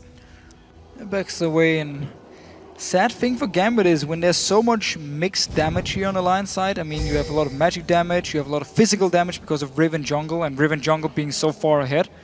It's very hard to actually buy enough defensive items at this point. You can see Kuban, he is forced to go into early magic resist, also to lane against Wicked, which means if taps with his auto attacks or Shook gets onto him, he's insanely squishy and will die very, very fast. If actually spotting them there, and well, nothing really coming of that one. He just puts up the Unbreakable and will be able to walk away. Shook also getting more vision down on that bottom side of the map. We also saw Wicked picking up a Morella Nomicon now as well, so he's continuing to build further and further, and is almost just 1 CS away from having a 100 CS lead. There it is. And he's really building just to teamfight and siege here, and we actually see Alliance finally grouping up after they took down the Dragon. They got the fight they wanted in the jungle as well, and now just start grouping up with the good combo, push it down, get a tower, can keep going. Diamond actually used his ult here, was looking for an engage, he just forced away instantly. Get spotted there. Will the Lions try and jump on top of him? Don't think so. They're on the top of a ward there as well, so that will actually give Gambit vision of their current position, which I'm not sure what they can really do with, other than know that they're at least not on top of the Baron. In fact, they got a couple of Baron wards down there anyway, and Alliance will be forced back a little bit. Gambit just trying to keep them as far away from their base as they can, trying to build up as fast as possible in this game. And it's going to be a good way for Alliance to also try and shut down the engage from Gambit if they do get some wards in Gambit's jungle, so you can spot Rengar while he's still unstealthed, and you can see him stealth start his ulti, and you know, okay, now he's coming in. So you need some deep wards to spot him. Start it a bit like against a Nocturne, where you also need some deep wards to see him before he actually activates the ult. Now we see Gragas' zoning power as well, a barrel down to stop them coming through, and did manage to get the stun onto Wicked, but as mentioned before, tanky enough with Zhonya's in there with that Rod of Aegis already finished charging up. And this is just Alliance going to try and use the power that they have, the range and the siege potential to get in there and take down this inner turret. Diamond coming in here, ult already popped. He's going to move all the way around him, look for the rest of Gambit to go in, and never mind. Half HP, and they've actually just spotted him there with that ward over the top of the wall, so Diamond trying, looking for an opportunity, but not able to get in. Genja, I was going to say, recalling in a dangerous place there with Wicked having his ultimate available and the stuns that can come out very quickly from Alliance. And I think Gambit are facing a very uphill battle to hold on to this tower. That's actually a good little combo, but it's only going to slow the inevitable, and Alliance take their 5th turret of the game. So how do you stop a siege comp from taking your towers? You engage onto them. But if you're so far behind and you can't find the right engage, there's nothing you could do other than just wait for the siege comp to take your tower, move on to the next one, do the exact same thing again. And if Alliance manages to pick up a Baron, so they get the extra regen as well, it's going to make it even harder for Gambit to do anything. We saw Diamond twice now try to engage and then back away because either Alliance spotted it or the rest of Gambit didn't feel like they could actually go for a proper engage. Engage with what exactly is my question here. Diamond jumps in at half HP, probably going to die before the rest of Gambit there, who are a little bit zoned behind their own turret, would be able to get in. We did see Kuban actually leave before as well. He just went off down to clear the bottom wave. That left them 5 versus 4. Does have TP, let's not forget that, so could have come back into things if needed. We've got less than 2 minutes for the next Dragon to come up, all of which up until now have been thoroughly controlled by Alliance. You can see the CS totals really getting out of control here, especially in that top lane. Still like over 100 CS now. Mid lane as well has started to build a difference at about 40 CS in favor of Wicked. 20 CS in the bottom lane as well, and just overall Alliance got a strong control over this matchup as a whole. It's 13,000 gold. We've just hit the we're just about to hit the 31-minute mark. So Alliance has been farming a little bit now, looking for a few key items before they really want to start setting up around either Baron or potentially pushing down another tower here, because they are so far ahead. They should actually be starting something, forcing Gambit into a bad situation. Now they're just giving Gambit some time to pick up some farm here, so I want to see what Taps actually picks up once he goes back. Should be the last Whisper.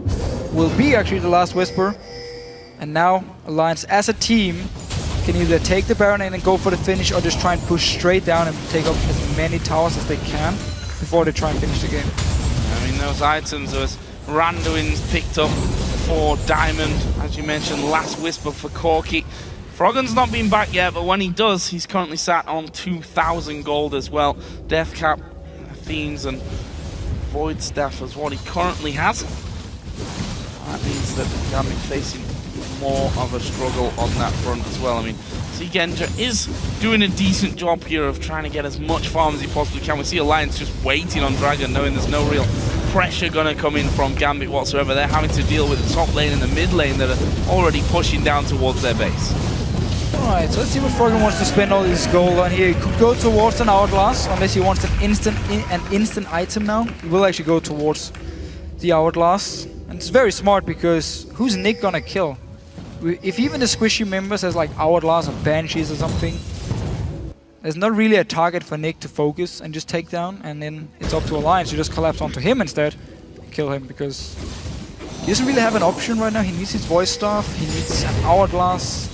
Everyone from Gambit needs a lot of items before they can even team fight. Not exactly close when you compare that scoreboard.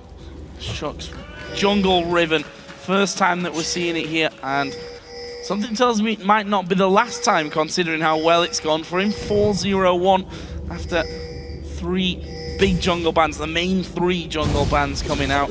We expected some differences considering those bans. Wasn't quite ready though for the Jungle Riven to be coming out here for Alliance, but worked wonders for them. It's got 4 of the 6 kills that Alliance currently have, and they're starting to squeeze them in. Oh, there was Nick the target. catching out Tabs. We talked about the target before. Who's got the protection? Tabs is one that doesn't really have the protection, and Nick able to find that pick. Glimmer of hope there maybe for Gambit. Actually, they're going in here, but I'm not sure this is the best decision. Wicked gonna come across the side. Froggen throwing his ultimate in there, and Shook gets himself another kill. Diamond on the top side will be left all alone, and Shook just gonna chase in here if he can manage to land what he needs to land. 3 of them on top of him, and that will be Wicked taking down Diamond. Froggen here, gonna be jumped on by Nick. These 2 men though, Froggen takes a big burn inside of the Baron pit where Flash didn't have it available. Use it just a little bit before that, but now Alliance starting to close in further. Good stun on towards Shook. Nick still alive. Kubon gonna be the big target, but Wicked is coming around the side. Actually flashed in there as Kubon uses the ultimate on himself. Still kind of in the middle of no man's land here as a Baron falls in. It misses from Wicked. He's actually turned away to go for Kubon, who himself has flashed away, and in the end, they get neither of them. Well, still, actually a good team fight from Gambit here. Very messy, a lot of small fights everywhere. Everything started from Nick, instant killing Taps, and then he actually kept going here, flashed over, got the stun onto Froggen, and managed to get a kill on the side of Kubon due to Nick playing it really well. We're just gonna see Taps here. Poor little Taps getting completely destroyed by Nick, getting a very good kill. There was no Banshees yet from Taps, so he could still kill him here. And then the rest of Alliance, they want to fight. Kubon is down this bottom lane. He needs to teleport in to join. There's nothing he can actually teleport on to join the team fight. So Alliance can pick up a few kills here. We're just going to see Wicked, Shook, and Nif. So joined in, of course, by Froggen. Take down both Diamond after some time.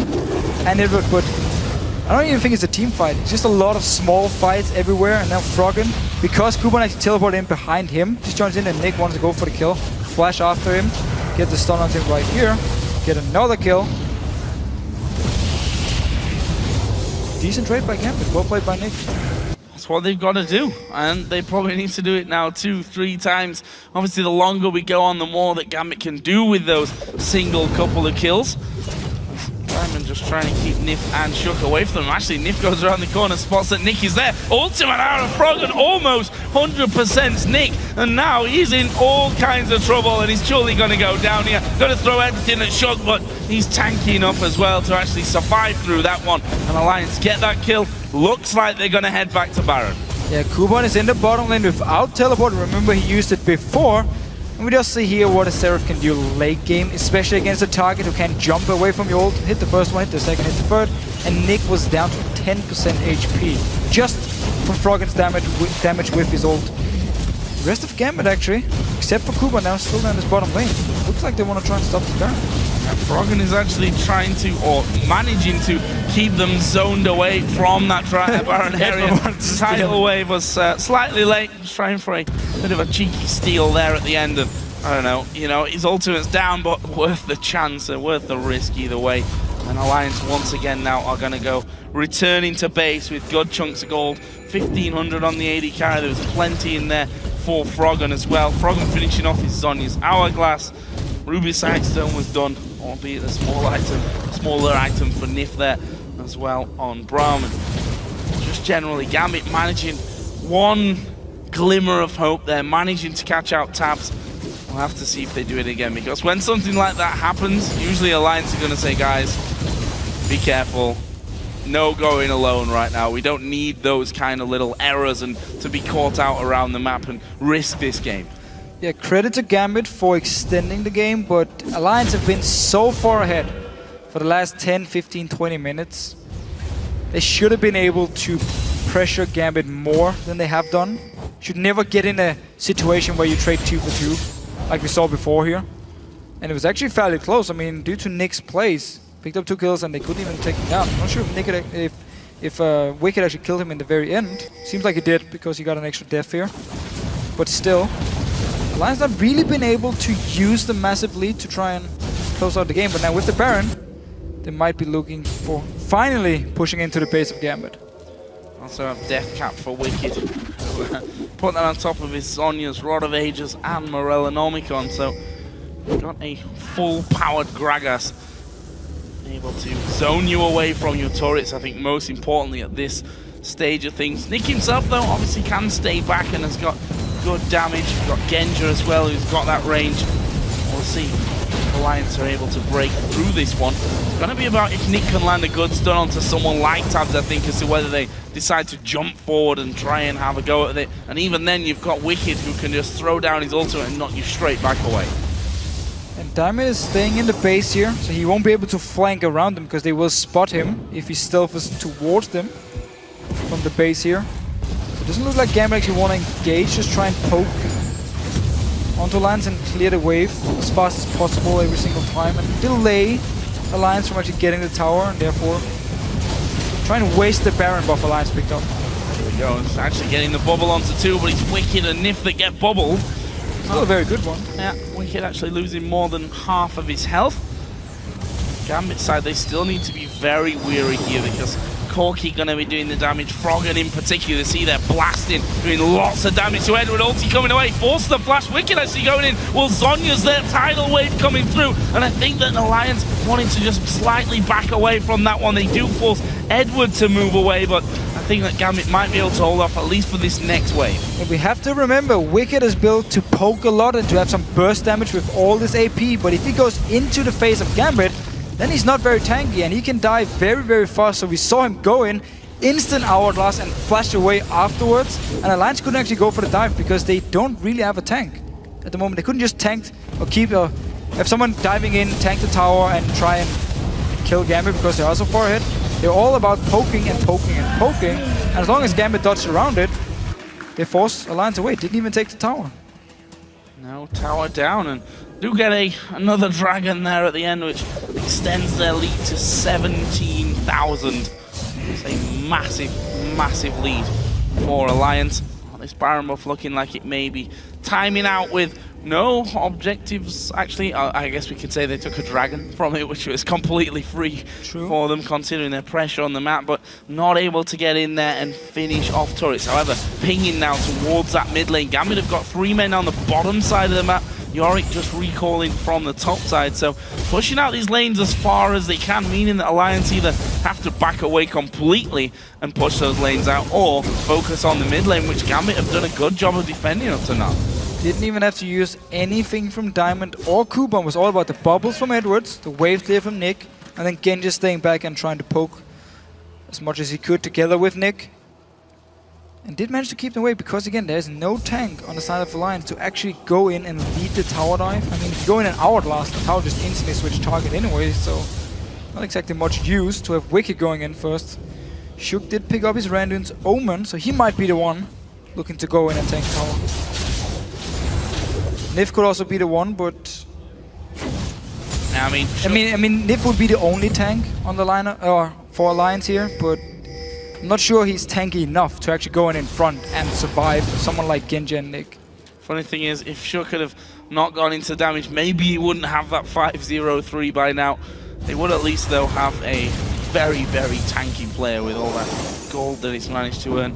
Let's see then, as they come back up on the steps towards this mid lane. There's Nick taking a big blast out of Froggen. That might be enough to force them away. Diamond and Kubon at the front, though, just trying to keep Alliance out, trying to get a slow or something up onto Tab so that he falls into Valkyrie away there if he's really feeling that danger. But for Alliance, it looks like they're just baiting or waiting out the time here for those waves to come through. A little bit of damage here, a little bit of damage there. Ultimate will push Diamond to the side, but not enough to actually kill him.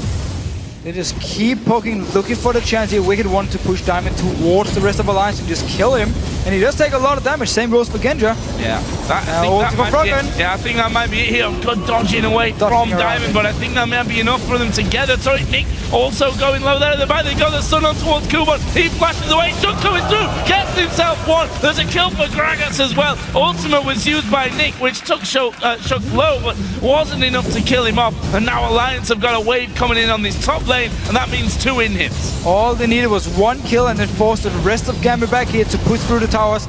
Staying around, Gambit still maybe looking for a fight here. Maybe, but Diamond getting knocked up. There is Wicked diving in as well. Not quite enough to finish off. There's the flash from Tab to get that kill though. And that means that Alliance coming through. Nick will go low. Double kill. Max range rocket from Tab. Second in him. 3 men dead. This is surely the game for Alliance. This will be the game here. The meant to poke him so long. Genji will go down. Genji's going to fall as well. Or not just yet, because he gets the ultimate out of Yorick, but not sure how much of that's really going to give them to defend on these Nexus turrets. Genji will slowly but surely be timing away from this one. Got a last little present for Alliance, but those turrets going down, and that is going to be the game here. Tidal wave going a little bit wide from Edward. He's just throwing things left, right, and center. Alliance looking maybe for some more final kills on top of the fountain, but the Nexus being hit by Tabs at the back, and Alliance break their losing streak. But for Gambit, things go from bad to worse. And a bit like Super Hardcore in the last game here, Alliance were ahead for pretty much the entire game and just tried to play it very, very safe. We had one team fight where they traded 2 for 2. Otherwise, everything was about Alliance in this game here and just making sure they didn't give Gambit any chances to actually come back in the game.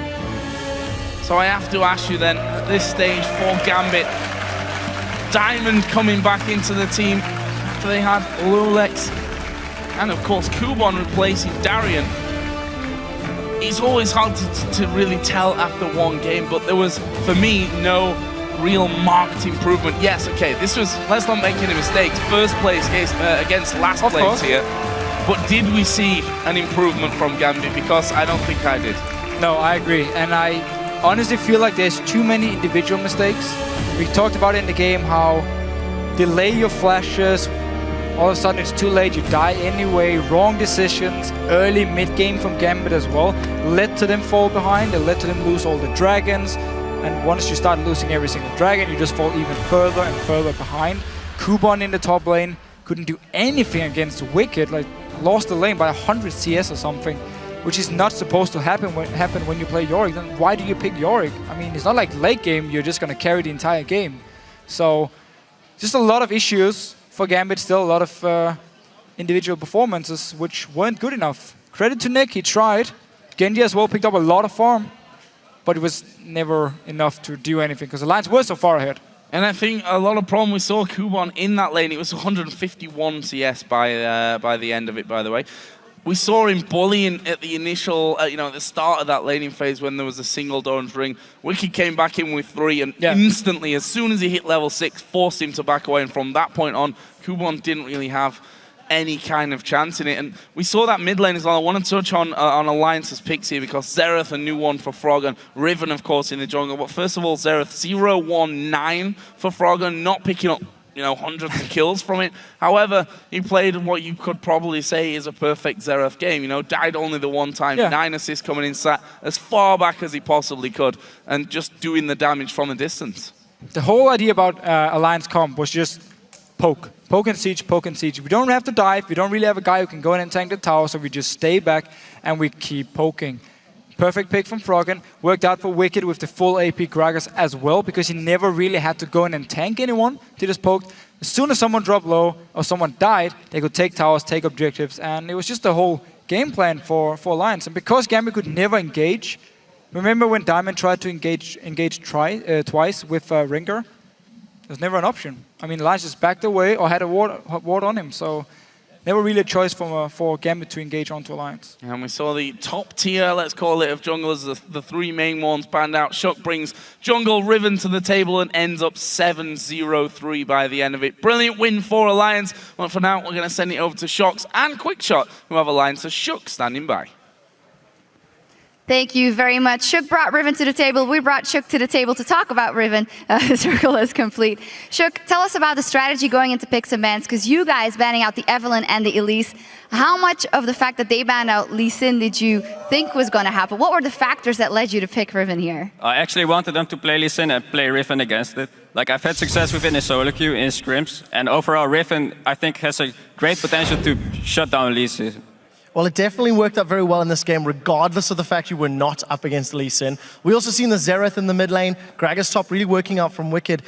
You guys had a slightly different approach to picks and bans, because this is the first time you've not played Lee Sin, Elise, or Evelynn, and you also picked Froggen's mid lane champion very early on. How long ago did you plan this, or was this just on the fly? Like, we've been practicing this comp quite a lot. Like, we're confident in our comp. It works well together, but I felt like we played too sloppy this game. We played too passive, like we should have forced more, and overall it worked out in the end. Yeah, talk me through that a little bit more, because you, of course, got ahead really quickly with Riven. Kind of tell us what the factors were that made you get that advantage with Riven really quickly, and why you thought it was quite slow, because it looked pretty fast to us, at least in most of the mid-game. No, we should have forced more with Seraph. Like, we should have grouped earlier. We should have forced Baron way earlier. And with Riven, I just think you can win every fight. If Riven gets ahead, you cannot lose. It is a little risky, though. If you don't get ahead, of course, you're not going to be able to survive in those team fights. With that win over Gambit, it was quite convincing. You've now broken your losing streak. What was going wrong? We haven't heard from you since the end of Super Week and all of last week. That cost Alliance 4 games back-to-back. I felt like the patch affected us a lot. Like, the gameplay, the meta shifted, and we slowly adapted to it. Right now, we found our groove, I think, again. And we're just working together way better again. And our synergy just got better again, and now we're winning again.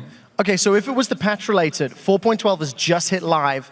We should be expecting an LCS within the next week or two before Gamescom.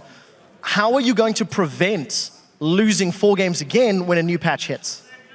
I think we're just going to study patch way more better. Like, we're going to figure out what champions are best. We're going to figure out what comps work good together, and we're just going to bring it into play. All right, then finally, if you think that that's the way you're going to make it, does that mean that you are 100% confident that you guys will win the split, and who will be the biggest threat for taking that away from you guys? I think we have a high chance of winning the split, but I think Fnatic can always put up a good fight. So I'm looking out for Fnatic. Yeah, we'll see that clash next week, of course. Thank you very much. Very impressive, Jungle Riven. You're welcome. All right, we'll take a moment to track our points in the Fantasy LCS, but we'll be right back here in 3.5 as Fnatic take on the Copenhagen Wolves.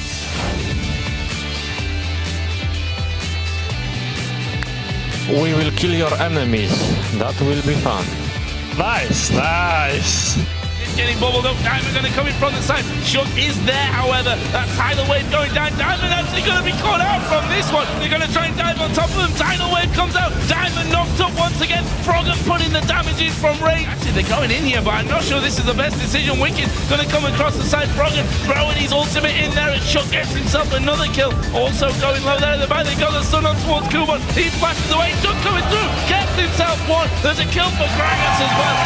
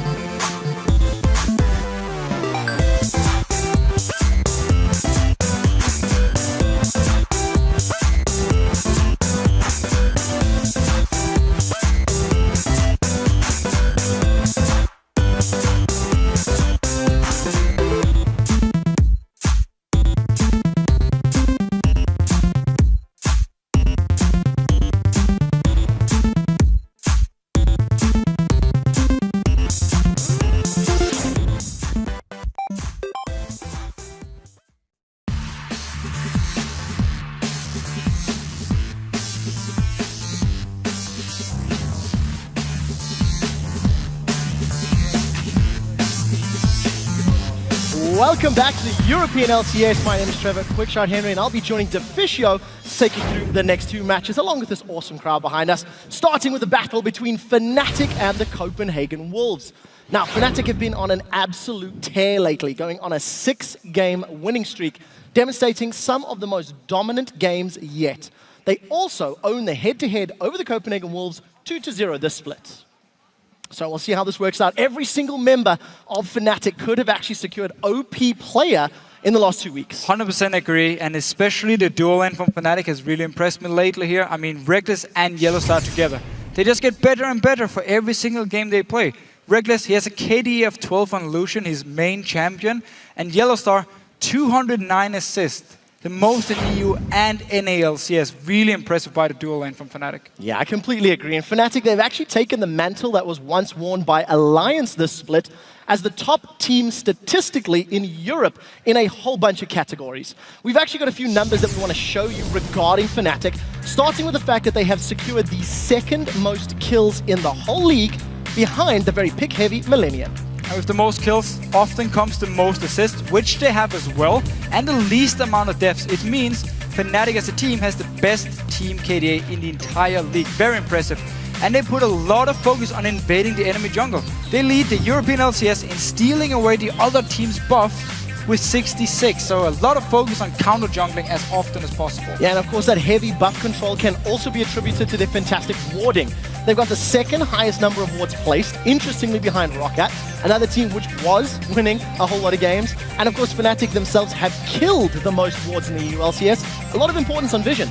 A lot of importance, and once you have good vision control, you often end up getting objectives. So Fnatic, of course, are the team in Europe who's taken the most dragons, they're taking down the most towers, second most barons, slightly behind the Lions, boohoo Fnatic, but rest of the things, they're definitely looking so strong. Yeah, and unfortunately at only 34 dragons, which is the lowest in the European LCS, it means it's going to be a tough road for their opponents. On the other side of the rift, that is the Copenhagen Wolves.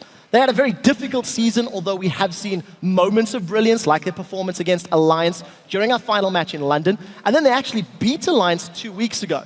Today, they are playing with 2 new players, as both Airwax and Coutard are both off the roster. They have been replaced by Broken Shard, formerly of Complexity in North America, as well as Soren, who's playing in the mid lane. So Broken Shard, he played 6 games in the NALCS for Complexity, where he went 9, 25, and 19. So not exactly the best stats, but we have to remember Complexity started out pretty slow, now been picking up the pace. He also qualified with the Dragonborns in the 2013 LCS, didn't actually play a game for them, but still managed to qualify. And lately, he has played for SK Gaming Prime in the Challenger scene, where he's actually been performing pretty well. So I'm looking forward to see what he can offer to Copenhagen Wolves here in the European LCS.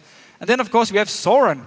He's a new player to the pro scene. He actually has no real offline experience, except for maybe some small LAN events back in Denmark, which doesn't really count when we're looking at the LCS and the big picture here. According to himself, he actually has the same playstyle as Coutard, so it could be the reason Copenhagen Wolves trust in him to carry on after Coutard stopped. Well, we'll have to keep our eyes on that because the Wolves, they have had a rough start this split. They had to rebuild synergy after losing 2 of the members at the beginning. They have looked better, and they did go 2-0 last week, but once again, these 2 new members mean rebuilding synergy, rebuilding teamwork, and rebuilding communication. Especially communication is very important. Soren himself is a very vocal player, according to Copenhagen Wolves, again, according to himself. But he has no experience, so it would be unfair to rely on him from the start to control everything and be the shot caller of the team. So Copenhagen Wolves, they felt like that to make a second replace or second roster swap and get in a vocal jungler instead of Airworks, who wasn't a very vocal player. Broken Shot, of course, enters. He used to be a shot caller for Dragonborns. He used to be from Complexity as well. And we need to see what he can do. Yeah, we all know how vocal Broken Shard can be. Well, the Copenhagen Wolves, they are hoping that their unpredictability will keep the red-hot Fnatic off balance, while Soaz and company aim to exploit the Wolves' early mistakes. We've lost twice to Fnatic this split, and both games were decided by very, very early mistakes. We usually lost in early game, like we got stumped early game. So if we don't get behind from like jungle invade or something like that, we should be fine, I think. Everyone can win against everyone in LCS, but I think we are stronger than Wolves. Soaz has his strength is his real champion pool that no one knows how to handle. but his weakness is his weird champion pool. It's not in the meta. That definitely will be important. The fact that we can't outban him, but we can pick a stronger pick that's more useful than his. Wolves are kind of capable of beating anyone in a way that they are not afraid to try cheesy stuff. But I think in a normal scenario, we should be able to beat them most of the time. We're preparing some strats that they won't expect, maybe to catch them off guard, but I think we're on a good way to become a solid team which doesn't need to rely on special strats to beat the opponents, but just by sheer force. It'll be very interesting to see how Fnatic handle the Wolves, considering they got 2 new members. I like the fact Unlimited actually talked about Source and his champion pool. Nidalee is now enabled. I've seen he's been playing it in solo queue. Trinity Force, split push Nidalee. I actually hope he's going to pick it. Well, we'll see if he does. Let's head on over to those starting lineups. On the blue side, it will, of course, be Fnatic with Soaz in the top lane, Cyanide playing the jungle, Peke in the mid lane, with Reckless and Yellow Star as the AD carry and support. On the red side, Copenhagen Wolves with their 2 new members. First of all, we have Jumbug in the top lane, then Broken Shot in the jungle, and Soren in the mid lane. Woolite as the AD carry, and Unlimited, of course, on support. Well, before we hit picks and bans, let's see who you voted to win this one. With a whopping 90% of the vote, Fnatic owns it. And the 90% curse means Fnatic might be going down. Yeah, if it sticks to what we normally see, and 2 new members from Copenhagen Wolves, going to be difficult. We'll see if it works out. This is a good time to remind you guys that you can still get seats to watch the European teams compete in the summer split, but the clock is ticking. So head over to lolesports.com, visit the tickets link at the top of the page for all of the information. We're about to jump into picks and bans. And it'll be interesting to see what Soaz plays. Like you said, he's been playing the different AP top laners. Nidalee's available. Maybe he'll be the first one in EU. Could be the first one. We didn't see it banned or picked in the last 2 games. I want to see Fnatic targets towards Soren in the mid lane, because he's a solo queue mid laner, often tends to have smaller champion pools than we normally see. I know he likes Orianna as his main pick. Could it be an easy ban for Fnatic, or a pick on to Expecka, of course, who's played it the last few weeks and really been performing well on it. Yeah, we'll have to see how their strategy goes. The mid lane bans have definitely been the trend in 4.11. Exactly. Last week and this week, a very large portion of all the bans have been going towards those mid lane champions, and we're about to jump into our first picks and bans. So let's take a look at how Fnatic handle the Copenhagen Wolves. Slow start to picks and bans, nothing out of the gate. Nothing yet. We've seen Fizz, Twisted Fate and Kassadin as their standard bans the last few games here. Kassadin, of course, by Copenhagen Wolves, instantly banned away.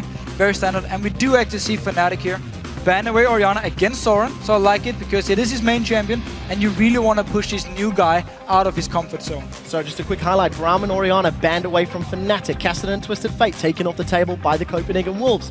That mid lane focus is definitely prevalent, with 3 of the 4 bans going that way, but all of the junglers are still up and available. So Fnatic may be able to go first pick Lee Sin, maybe throw some doubt into the Wolves' mind. Could be Soaz, could be Cyanide, if they go that route. Yeah, very true. Both of them have played it, but with all the junglers open, you don't have to necessarily first pick it. We could see Reckless pick up Lucian for himself, been his main AD carry, and always been using the Blade of the Rune King and Ghostwave build. And Evelyn is the last ban, so really respecting Evelyn here from Cyanide, or they want to push Cyanide onto a champion with skill shots like Elise or Lee Sin. And completely catching both of us off guard with an insta-lock Fizz. There was very little thinking from Fnatic's side. Lee Sin, Elise still available, Lucian still up and available, and some preferences from the Wolves. So Fizz for Fnatic, Lucian and Elise for the Wolves. So again, yeah, Fizz banned the last 2 games, being a very strong pick after Phoenix got nerfed, so there was less magic resist on the enemy mid laner, making it a bit easier for you to get the kills. And then with giving up Elise is not really an issue for Fnatic because they still have Lee Sin as the perfect option if they want to pick it here for Cyanide or delayed because they don't need to pick a jungler.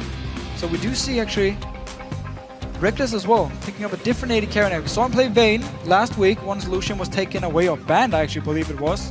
Could try and do the same thing here. Yeah, it played really well with Vayne last week. It'll be interesting to see how Soren handles himself. Not only is this his debut game on the LCS stage, and truthfully, the biggest LAN stage you can play on in competitive League of Legends, but he's coming up against Peke on Fizz. It's going to be a difficult task no matter who he locks in. Oh, definitely. Fizz is so annoying to deal with. Not so much in the laning phase, but coming into middle late game points, once Fizz get a few items, he's just a pain. He's very good in one-on-ones. He's very good in team fights as well, because you often build Hourglass. You can go in, draw a lot of members close to you, you pop your Hourglass, get your E back up and jump out again. So just very hard to deal with. I've seen Soren play a lot of Yasuo in in solo queue, but because they didn't take Listen jungle to get the knockback with Yasuo, I don't actually think he's gonna lock it in, and possibly looking for a different mid laner. Otherwise, they have 0 knockups to actually help him get. Well, the rest of Fnatic's champions, of course, so that's going to be a Gragas top lane, as well as Yellowstar getting his hands on Thresh for the 9th time this split. He's got a 12 KDA on that champion. Yellowstar, you have to think, is the strongest Thresh player in Europe at the moment. 100%.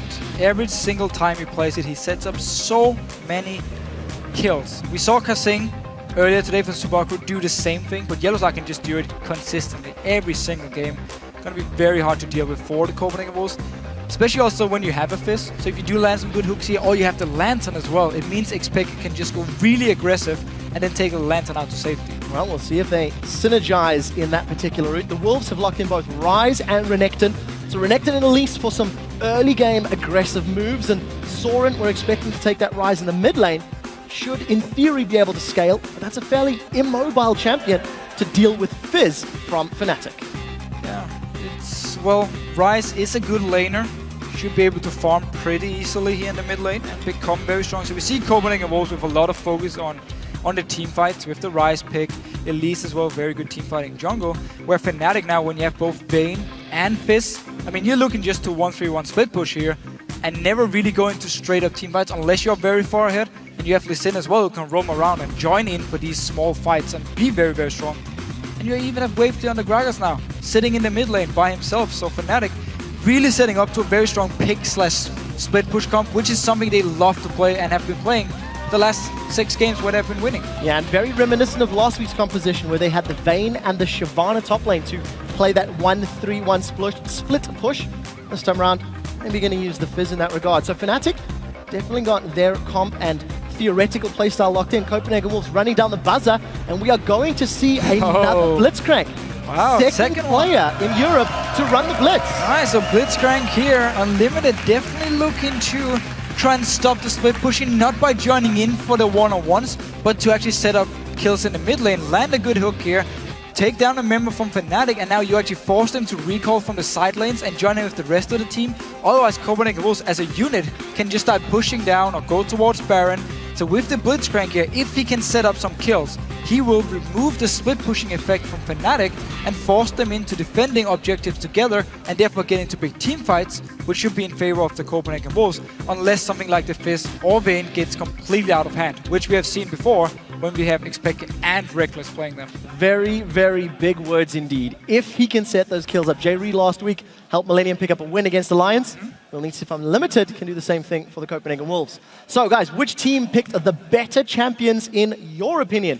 Tweet to us at LML Esports with hashtag FNCWin or hashtag CWWin, and we'll see if these lineups manage to sway your vote. Remember, it was 90% in favor of Fnatic, and traditionally this split, 90% fan votes have gone against the favorite team. Then you end up losing, and it is Europe. We often see top and bottom here. Maybe not too much this split, to be honest, where we had these 2 front runners in the lines, and now Fnatic was SK early on. So maybe Fnatic can actually take it. I think if Reckless gets a good start, he got this one. Or Xpeke. We will have to find out. This, of course, is the potential 7th win for Fnatic. They're 6-0 in terms of winning streaks. They went 7-0 in the spring split before crashing down an 8-game losing streak. But it was Gambit that started that one. Copenhagen Wolves will be looking to do that this particular game. So we are jumping into game for number 3 of the day between Fnatic and the Copenhagen Wolves. So let's take a look at how they handle themselves. A lot of pressure on Unlimited and the Blitzcrank. So every single time we see Reckless on Vayne, Fnatic will always lane swap.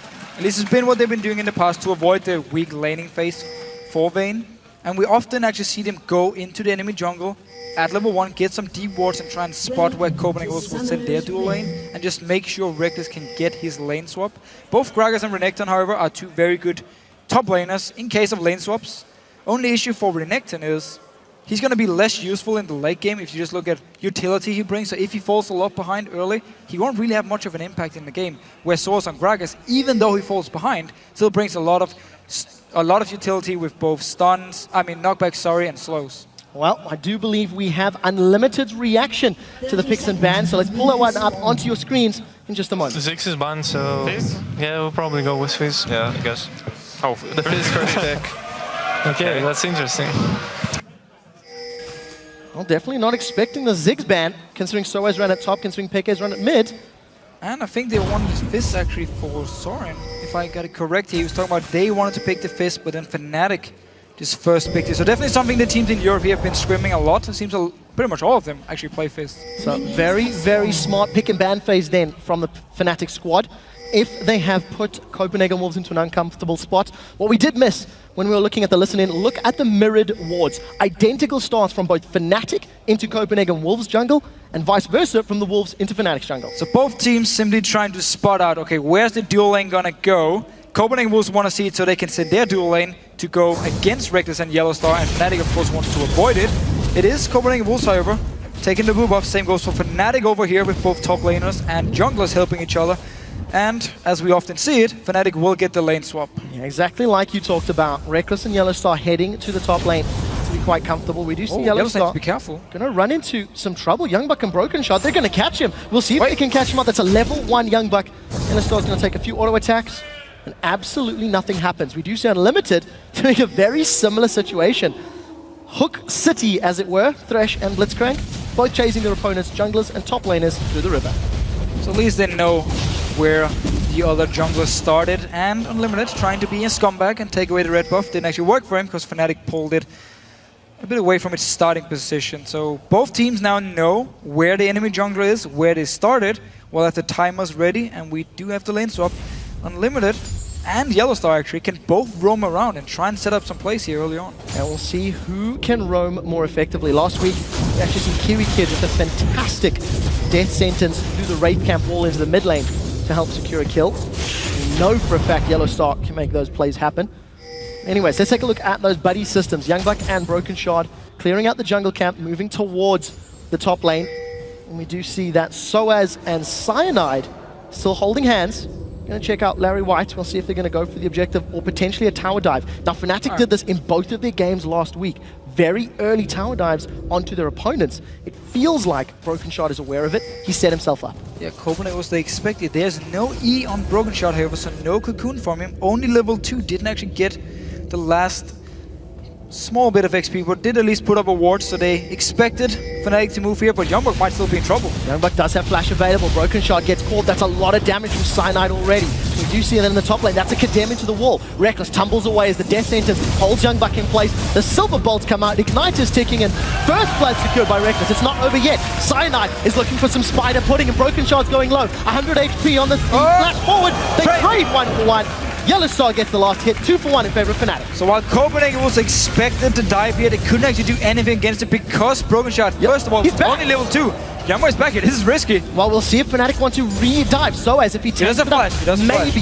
Youngbuck gets condemned against the wall. Reckless down to 200 HP. The death sentence goes wide, and Soaz is on his way out. There's no support from the rest of the walls, and that's a flash from Reckless. I think that was smart. He would have been in trouble. All about Yellowstar landing the hook here. He missed it, so Youngbuck was safe. But the very first dive by Fnatic was very well executed here. First Yellowstar tanked it. He went out of tower range. Reckless went in. Actually, it was Reckless who started, sorry. Tumbled out of the tower. Yellowstar joined in and did manage to actually get the very first kill, even though Broken Shard was nearby. We did now get his E ready. And we'll have the fight. We'll have to see how Yellowstar handles himself with these double buffs. If he gets some auto attacks down with that red buff, it's really going to make the Wolves' life difficult. But while all of the action was going on in the top lane, Limited and Woolite going to grab themselves the first tower of the game. Woolite, interestingly, not ahead in CS. And considering Fnatic have had effectively 2 tower dives, that means Reckless is doing a good job at CSing while securing kills. That's what we normally see from him too, especially when playing Vayne. Also making sure he gets all the farm in his lane swap, because for him early on, if he gets a bad start on Vayne, he might never really catch up and be a factor in the game. And he loves to split push, so he needs to get going early. Therefore, a lot of focus on the farm, and did actually also get a kill. So not a bad start for Fnatic. Well, we do see Cyanide in the mid lane. Soren is being jumped on, instantly flashed away. I wonder if Beck is going to keep doing that. Remember, this is Soren's first game. We need to see how he handles the pressure. Okay, so while Fnatic did get the 2 kills, we just saw the bot tower go down. We see Copenhagen will start the Dragon here with both Yellowstar and Reckless being in the top lane. And at the same time, look at the farm. Youngbuck, because he teleported back and avoided the second dive, picked up a lot of farm, while Source couldn't really get anywhere to pick up anything. So, farm-wise, definitely in favor of Copenhagen Wolves now with Dragon 2. Yeah, farm-wise and as well as objectives. When you see how Soaz makes himself relevant, remember he does have teleport and flash. So if anything were to happen, he could pull himself into play. Copenhagen Wolves in the mid lane. Such a good play here. There's no wave clear on Xpeke unless he jumps into the minion wave, and then you have a Blitzcrank to just catch him and pull him into your team. It's a very good early move because the bot tower is gone and the dragon to force Xpeke now to lose some farm on the tower and get some damage on this mid lane. So the Copenhagen Wolves with a very strong start to this game. It looks like their shot calling seems on point. If you contrast that dragon call from a few minutes ago to a dragon call from Copenhagen Wolves 2 weeks ago, it is chalk and cheese. It was disastrous when they were playing earlier in the split, and this time around, they've got themselves a 600 gold advantage and a lot of damage in that mid lane. So the average first dragon for Copenhagen Wolves is 17 minutes. This time around, 5 minutes, 30 seconds, something they just go straight for the dragon because they saw Yellow Star and Reckless in the top lane. Very, very good communication and shot calling. Reckless still gets a lot of damage here and want to take down the tower. Manages to take the tower down, unfortunately. Took a couple extra shots from that turret than he was anticipating. So objectives even, 1-for-1. Peke gets rooted in place by the Rune Prism. Soren's doing a lot of damage back. Here comes Broken Shot from the side. Chum the Waters was available though. Xpeke decides to hold on to his little fishy. Doesn't throw it in Soren's smiley face direction. So Soren here, slightly behind in form. Was of course part of the dragon, so lost a bit of CS there, but Xpeke lost some in the mid lane too. And Soaz coming in for a gank. Well, you see Rocket Crash. Soaz gets caught, the fat man's pulled in, and he's just going to get bursted down. Flashes over the wall, but the overload follows through, and Soren with his first kill of the LCS. And it's so important to get some early kills on your new members. Of course, Broken Shot, he has the experience. He might not be as nervous as someone like Soren here, but getting an early kill on something like Ryze and your new member, very, very big deal from Copenhagen Wolves. And very nice setup by Unlimited. We talked about how he needs to land the hooks. And he did land it. Now we see Soren being jumped on. Peke, he gets exhausted out, so Chum the Water's damage is reduced. He's going to be able to hop, skip, and jump away thanks to Playful Trickster. And I just want to mention, Broken Shard was scrimming with the Copenhagen Wolves earlier this week, and he actually put a tweet out saying how excited and happy he is to be back scrimming with and against LCS teams. Just talking about how the communication and the level of play is just all that much higher. He's a little behind in CS. The kill and an assist to his name. Definitely doing well, and consider he was brought on board for his shot calling ability, so if the Dragon Call was his, you do have to give credit to the man. 100%. A bit of a tough start because he was only level 2 once Fnatic actually dived the top lane. Yellow Star with early Moby boots here, which we often see, going towards Youngbuck. Well, we'll see if they can catch him. The Reckless does throw down that Hunter in the Night. Youngbuck is stunned against the wall. Death tainted backward. That's a lot of damage on Reckless, but we should see Youngbuck going down. Gets dropped, and Reckless the second kill of the game. Just a few seconds before the flash was actually ready for Youngbuck here. Couldn't escape it. Good setup. Nice early Moby boots here from Yellow Star to roam around between the lanes, something he often likes to do. Something Unlimited actually likes to do as well. Just be part of all the lanes as the support and leave your AD carry to just farm by himself. We have seen the same. I mean, Unlimited is once again in this mid lane. He just keeps going back and forth, same as Yellowstar. And something that Yellowstar has been doing on Thresh, traditionally starting with Relic Shield and eventually selling and going towards Ancient Coin. This game just started with those boots and really relying on that mobility. We do see Peke securing blue buff for himself. Got a CS advantage over Soren. Soren, of course, with that kill. And the Dragon Gold to back him up means that he's actually ahead in total gold at this point in time. So Copenhagen Wolves, they've lost that global gold lead that they built up from the early Dragon. Should be respawning soon. Maybe we'll see a fight. Still, if you don't manage to stop a Fist from farming early game, you won't stop him in the late game either, because he just becomes stronger and stronger. Same can be said about Ryze, of course, but still, the fact that Xpeke can pick up so much farm and Reckless on these two late game hyper carries is an issue for the Wolves, but they are trying to set up some plays here. Unlimited once again roaming into the mid lane, joined by Woodlight. Well, we'll see how Reckless performs. He's got a 10-minute Blade of the Ruined King. Woodlight working towards that Infinity Edge on Lucian, so in terms of power spikes, Reckless should be stronger for the next few minutes. Scary. Look at Fnatic setting up for the mid lane. Peke going forward. Chum the Waters goes out. Goal as Woodlight has to flash over. Rocket Grab does not connect either. The both hooks missing here. Copenhagen Wolves with the same idea as before, because the bot tower is already gone. Woodlight, he pushed it out, or got it to slow push towards Fnatic, and then he just rotated to the mid lane to try and punish Xpeke for not really being able to wave clear.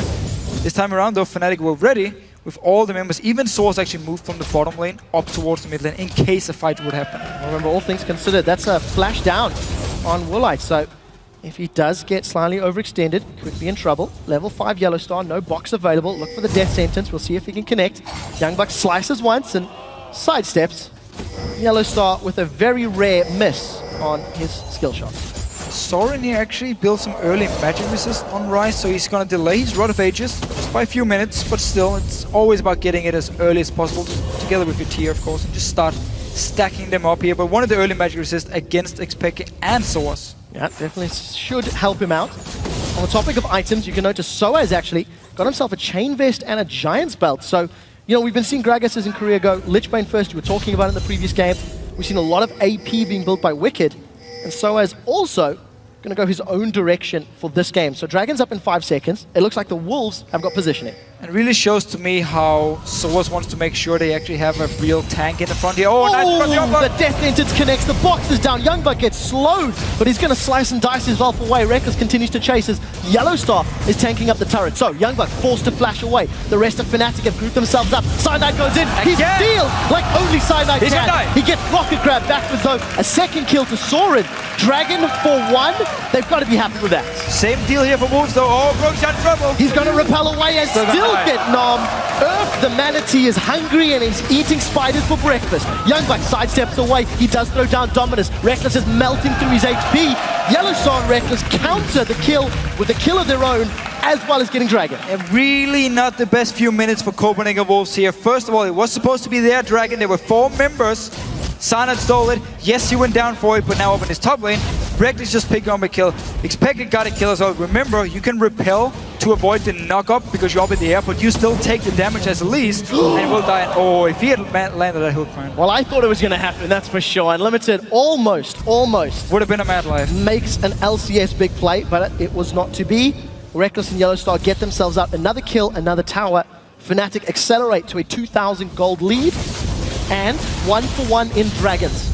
I think decent call by Copenhagen Wolves, but better steal from Fnatic. It was the right call by Copenhagen Wolves once they had saw again the 2 members, both Yellow Star and Reckless up in the top lane, to quickly take the Dragon, back away and go up and help YoungBuck up there, who shouldn't actually have stayed after he was forced to use Flash before. He went back in trying to wave clear and Fnatic just jumped him, or Reckless and Yellow Star jumped him. Picked up another kill now for Reckless, so he's looking very, very strong. Well, take a look at the items on the map. Sunfire Cape completed for Soaz, now going tanky. YoungBuck still yet to complete anything other than that Bilgewater Cutlass. We got a lot of damage on the junglers. And as you pointed out on that mid lane rise for Soren, has not completed his Rod of Ages rather. Negatron Cloak really delaying his stacking items. So it'll be a while before Rise is that Terra tank frontline that you expect him to be. Ooh, Sanad, pretty risky here going in all by yourself. Yellow Star is nearby with the Lantern in case he needs it. But Copenhagen was really making sure they can get this blue buff over to the side of Soren so he can keep farming. A lot of investment here on the side of the Wolves. They've got 4 members actually on the buff. Oh, they've hooked Cyanide. He comes back with flashes over the wall. Should be able to make it up. Soren wants blood. He flashes forward. Rune Prison goes down. Lantern Shield. Plus the little dash means Cyanide can get away. But that's Soren flashing aggressively and not managing to get the kill. Look in the top lane. Peke has shoved the wave all the way to the inhibitor turret.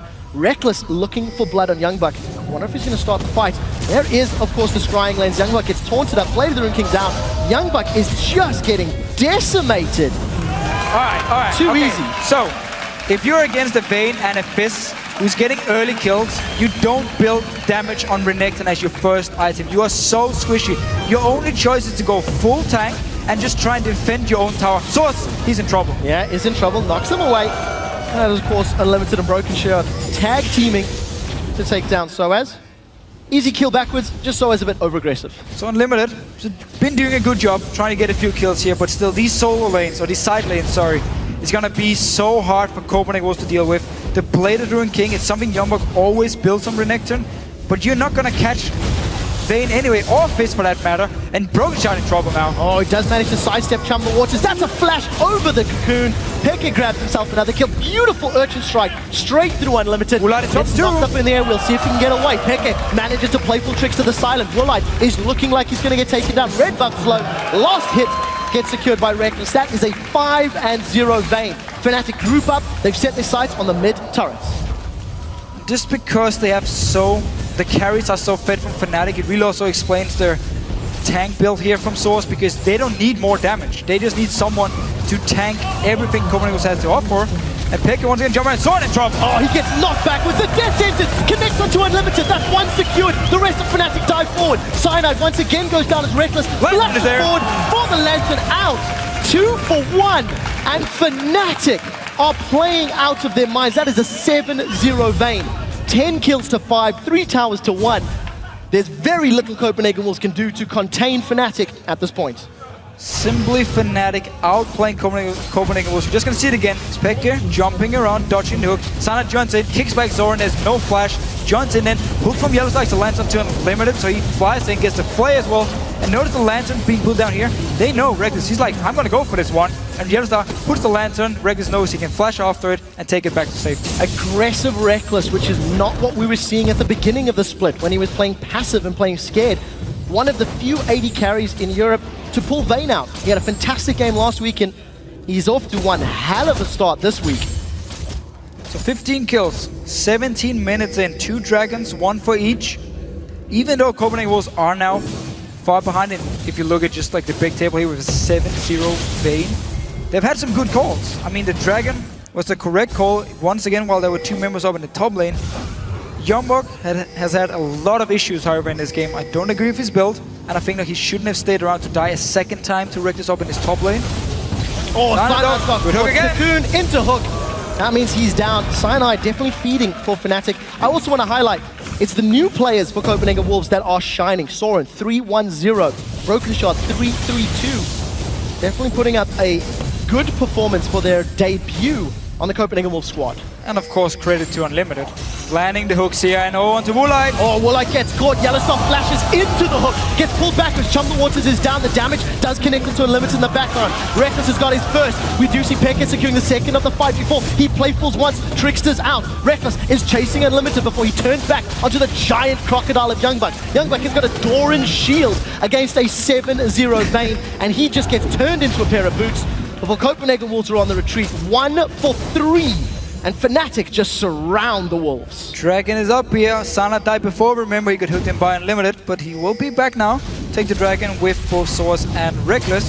So Fnatic extending the goal lead. You have a 9-0 Vayne at 18 minutes. There's nobody on the Wolves side that can deal with Vayne. If Soren finds Vayne, he has no armor. He's got some HP from Rod of Ages. But Blade of the Rune King plus Ghost Blade plus Negatron Cloak, Reckless is just playing phenomenally. And you know what? This is just Fnatic. They're looking like they want to go 7-0, playing the map, moving around, and their rotations are back to epic levels that you expect. So to be honest, they didn't actually rotate in this game at all. They have just been in their lanes, either split pushing and just diving onto Copenhagen Wolves or just looking for teamfights in the mid lane. They never really actually had to do any rotations around the map. Yellowstar stuck with Reckless up in his top lane, got the first tower, moved on to the next one, killed Youngbuck, got the second tower. Fnatic, hook on to Yellowstar. That's a hook for hook. Yellowstar Unlimited trade, but Yellow does have the support of Reckless. Ignite is burning, should be able to survive, and if Youngbuck jumps over the wall, he was going to be in trouble. So they traded hook for hook. That was Hook City at its finest. Yep. And Yellowstar gets away with his life. Youngbuck is staying around the tower. Very, very squishy, but the rest of Copenhagen Wolves are nearby in case Fnatic wants to try and dive him. And therefore they back away after all the wards being cleared by the Wolves. Well, the last blue buff that spawned for the Wolves required 4 of their members to secure under threat of a Fnatic invade. They've got the numbers in the bottom half of the map. It's Reckless that is now on the front line. Look at that drop down. 1 kill every 2 minutes for Reckless. That's a very difficult stat to maintain. But yeah, he needs to hurry. Up. If you want to keep it going, he really needs to go and just dive Youngbuck now and kill him. Come on, you slacker. Well, he'll be very disappointed if he doesn't maintain that stat. Fnatic going to push the lanes down. They know they've got a strong advantage. You were talking about how the Wolves would be good in team fights when you're this far down. Very difficult to see how you'd survive. Death Sentence goes out, connects with Youngbuck. Tower's being secured in the background, and Youngbuck is going to get dashed on. Chum the Waters connects on Woolite, the best target possible. The exhaust was used on Peke, so damage was reduced. First kill secured by Reckless. We do see that's a double kill as he sidesteps the Cocoon, looking for the triple. Reckless is on the triple. He's looking for one shot. That's the quarter. He's looking for 5. Tower's down the back line. Reckless makes the penta. He gets it. Reckless with a pentakill in the summer split. Fnatic 18-8. They are dominating Copenhagen Wolves. And Reckless has just been part of everything here, picking up kills for himself. Even got the penta here. He even died by himself too. Just look at the fight here. First hook onto Youngbuck. They take the tower at the same time and just keep chasing up here. And it doesn't even matter what comp you have. When there's so many kills on a Vayne this early, the team fights will be in your favor. We see Rex here, got 2 kills. Dodges the Cocoon, goes for the next one. So much damage onto Woolan. And now the rest of the team just want to make sure he can get the penta. Hook actually misses, but there's a lantern onto Reckless. He's getting the last builds while the rest of Fnatic will tank the tower. Absolutely phenomenal. Pentakill Fairy reporting in, and Reckless grabs Penta here in the summer split. Truthfully, there is just so little that Copenhagen Wolves can do to contain him. At this point, Vayne is back. If you can get yourself the farm, if you can get those items, you know Reckless has got the mechanical ability to deliver. So first of all, they got the lane swap, which they always want to have on Vayne. And also, they actually got the first dive where he picked up the first kill. Well, I do want to highlight at 1 kill every 2 minutes, that stat has now been adjusted because Reckless has bought himself 5.5 minutes to breathe with those 14-0-1. If anyone has Reckless in their fantasy team, well, congratulations on your Week 9 victory. Thank you very much. I'm not even sure who I'm playing because I'm so far ahead in our caster league. I don't even care who I'm playing anymore. Actually, I just win games. Humbleness is what you were lacking, my dear friend. Death Sentence goes out, doesn't connect with the Wolves.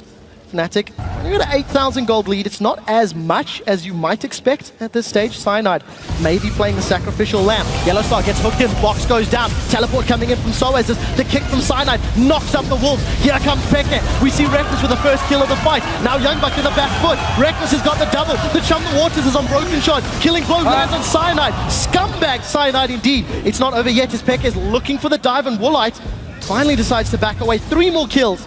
Fnatic turn away. Maybe considering Baron. Should be a very easy Baron here. They can even kill the ward with their own pink. Just take it unless Woolite wants to move in and try a steal. He's all alone, decides to back away. And of course, Yellow Star, after being hooked by that rocket grab, actually survives the entire fight. Fnatic secure the Baron, and just look at the item. This is full tank Gragas from Soaz. Banshee's Valen Sunfire Cape. We see Cyanide building himself up some MR. DFG Lichbane completed for Peke, as well as those Ionian Boots of Lucidity. Eye-Edge, Ghostblade, Blade of the Rune King for Reckless. Over on the other side, Youngbuck has only got a Blade of the Rune King. There is no tanky stats at all to survive the incredible amount of damage that Fnatic has available to them. Honestly, just a mistake to even build towards Blade in a game where you know it's going to be Fizz and Vayne split pushing against you. It's all about just staying alive as long as possible and wait for your team to make moves around the map and then force the split push back or go and gank one of their squishy split pushers from Fnatic. So, invested the gold wrong, been dying a lot, and the early kills for Reckless, every single one came on to Youngbuck up in the top lane. Oh, Copenhagen Wolves are considering the pincer move, decide against it. Look at the recall from Unlimited down the map. The rest of Wolves not in position to defend. Fnatic are going to secure potentially 2 towers. They've hooked Broken Shot, nobody's committed yet. Second tower, a couple auto attacks away as Reckless does secure it. And that looked like the Talisman of Ascension popped from Yellow Star in anticipation of an engage. So Fnatic 2 uncontested towers. They extend their lead even further. An open inhibitor now, can just move straight in. Either force Copenhagen Wolves to try and engage. I mean, we need a hook from Unlimited here onto someone like Reckless and just blow him up instantly. Otherwise the team fights are going to be near impossible for the Wolves to win. Well, we'll see if Unlimited can make that happen. He, of course, does not want to hook Peke into the middle of the team. Just gives them an easy Chum the Water setup. So Unlimited, Overdrive is up. Peke manages to Playful Trickster away. Cocoon connects to Cyanide, who has given up 5 deaths of his team's 8. He's been hooked a lot of times by Unlimited, actually. Always the target, get hooked, then he died for it, but then the rest of Fnatic just joined in and picked up some kills. It's difficult to criticize him when you see what happened after he dies. Very true. Very true. Maybe, I mean, making good bait. the same again for Copenhagen Wolves early on. The team play was fine. The calls were okay. It was just all about this top lane going horribly wrong for them. So there was so many early kills onto Vayne. And then once we had the first few team fights, well, you were already very far behind and they just kept losing them and kept losing them. Individually, Fnatic just outplaying Copenhagen Wolves is the story of this game. Peke once again moving to the bottom lane to shove the wave up. He does not have teleport available. So we'll see how much pressure he can put on that turret before the Wolves respond. And you have to feel it is just a matter of time. The amount of damage Rekkles has, not even sure the Wolves can win a 5v4. So Broken Shot lining up, trying to set the Cocoon. Unlimited is back. He gets played. He is insta-gibbed by Fnatic. Broken Shot is just getting destroyed as the Silver Bolts are up. Death Sentence comes up, does not manage to connect with the champion as Cyanide is once again going to give up his life. Rekkles did not die for the fight. Instead, he was trying to focus the tower down. While all of that was going on, Peke was unable to get to that bottom lane turret. It looks like Youngbuck was sent to defend. Both these solo laners here, Youngbuck against Peke, both actually used the ulti in the fight. And now just pushing the wave up once again. But it's all about this tower here for Fnatic. We actually saw them. Two members kept diving on while Yellowstar and Rekkles stayed behind and just hit the tower because they want to take down the towers. They don't need more kills. Now it's just all about opening up the base, get the inhibitors, and wait for super minions. Copenhagen Wolves leave the base for a second. Fnatic just stroll in. They've jumped onto Rekkles. He's instantly going to move away. Down to a low amount of hit points. Soaz below 1,000 HP. Broken Shot connects with the Cocoon. Soren bursts him out. Copenhagen Wolves grab themselves another kill, but they did lose another tower. So at least he has 6 kills onto Broken Shot. Been doing actually a good job of being at the right place, at the right time, getting the kills. Obviously, you want to have it on someone like Woolite, or even more kills on Soren. But to be honest, with only 3 and 4 assists, it's not like Broken Shot has been taking the kills away from them. Unfortunately, Copenhagen Wolves have not necessarily been able to get those team fights they may have been looking for with their comp. Well, and yeah. Youngbuck, 27 minutes, Blazing King. That is all he has to his name. If you look at gold difference, he's actually only 1,300 gold behind Soaz, which is maybe not as much as you would expect, but the money has just been invested into a blade, and he can't survive. He's relying on dominance, and it's just not enough. With Soaz here building full tank himself, he's not exactly going to be the guy to walk around and take kills now. He's just going to be the guy tanking up with Cyanide, sacrifice themselves so the backline with Rekkles and Peke can just do all the work in these fights here. So I don't even think they care about the fact they have quite some deaths on both Cyanide and Soaz at this point. Yeah, I think he'll be happy. I can't see them worrying too much. But much like Alliance in the previous game, we've hit this mid to late game stage of the match. Fnatic have definitely slowed the pace down.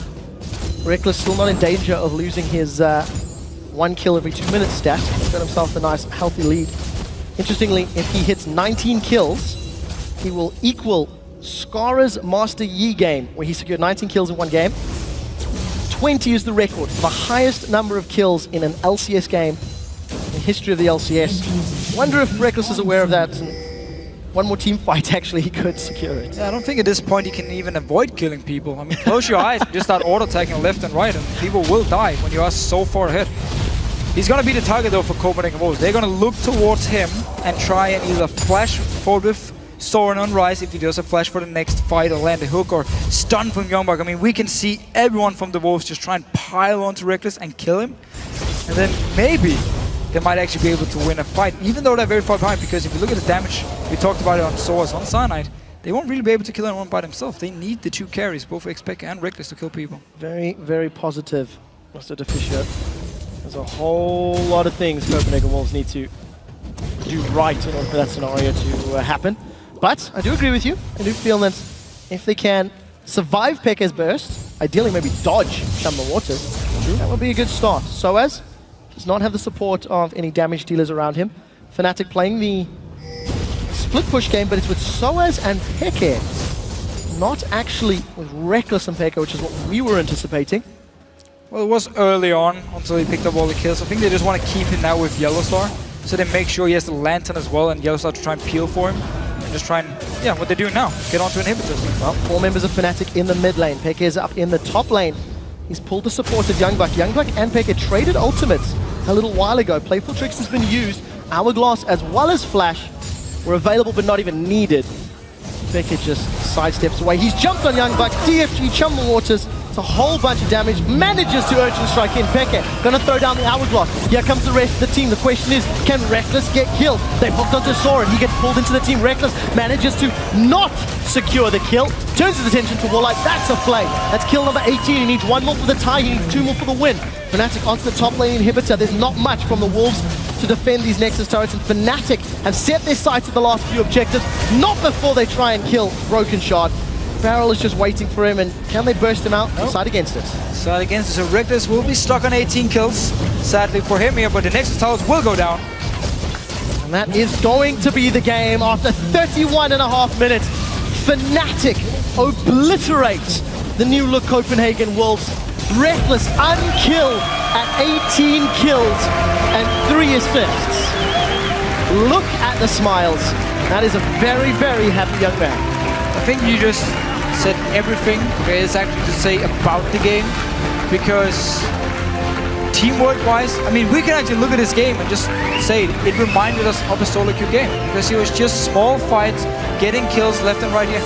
Not really any big team fights, but it was way too late for Copenhagen to actually team fight. And then it was just about random kills. Your hyper carry gets 5 kills the first 8 minutes or something, and from there on, it's pretty simple actually to pick the right things. Well, Fnatic definitely concluding that game in style. I do think you have to give some credit to Copenhagen Wolves for their very early Dragon Claw. Yeah. And the reason I call that out very specifically is just how many bad Dragon Claws they've had in the last 2 or 3 weeks, where they lost a lot of momentum and gave away large leads. This time around, it was the right call. It was executed well. Unfortunately, after that, they were just too far down, and Reckless just wrecked them. And in this game here, good one, player for player, Fnatic were just a lot stronger. I mean, they always came out ahead in the fights here. The 2 new members from the Wolves, however, actually did a fine job. I mean, Broken Shard, he picked up 6 kills on Elise, Soren went 3, 5, and 4, I believe, on Rise. So not exactly bad performance from the 2 new members, but it's very hard to do anything when all of a sudden it comes down to such a fed Vayne. It's actually something that we see from Copenhagen Wolves and from Gambit, where the new players that are brought in actually perform fairly well, and it's the old players that are struggling. With Gambit, Genji and Edward have had a tough time in the bottom lane last week. They gave up first blood this week. Similar story with Youngbuck. They brought in new players for the Wolves, and he really just got picked apart and destroyed by Fnatic. Completely destroyed. The very first dive in the lane swap where Broken Shard was only level 2 was a big deal, so he couldn't really join in fast enough, and Reckless could get the first blood, and Fnatic the first few kills. Started the whole snowball thing, actually, and everything went in favor of Fnatic. Well, we'll see what Shox has to say to Reckless. Let's throw it over to her on stage. Thank you very much, guys. So Reckless, pentakill here in the LCS, the first one, this split. Highest amounts of kills ever in the LCS. How high were those things on your bucket list going into this game? I never actually expected to get a pentakill on a offline tournament. It was my first one, I think. I've had a couple on online tournaments, but never offline, so it was an amazing feeling, actually. I was a bit shaky afterwards. And then getting 18 kills in a game is kind of insane. You never expect to get so many, but Vayne is one of those champions. When you get 1-2 kills and you start rolling, you can get as many as you want. Yeah, the most kills in Europe in this game. And then talk me through why you went for that Vayne, because last time versus SK Gaming, Lucian was banned, so you went for Vayne. Now very confident in that, not even first picking it, a first pick for the mid lane. So tell me about that strategy.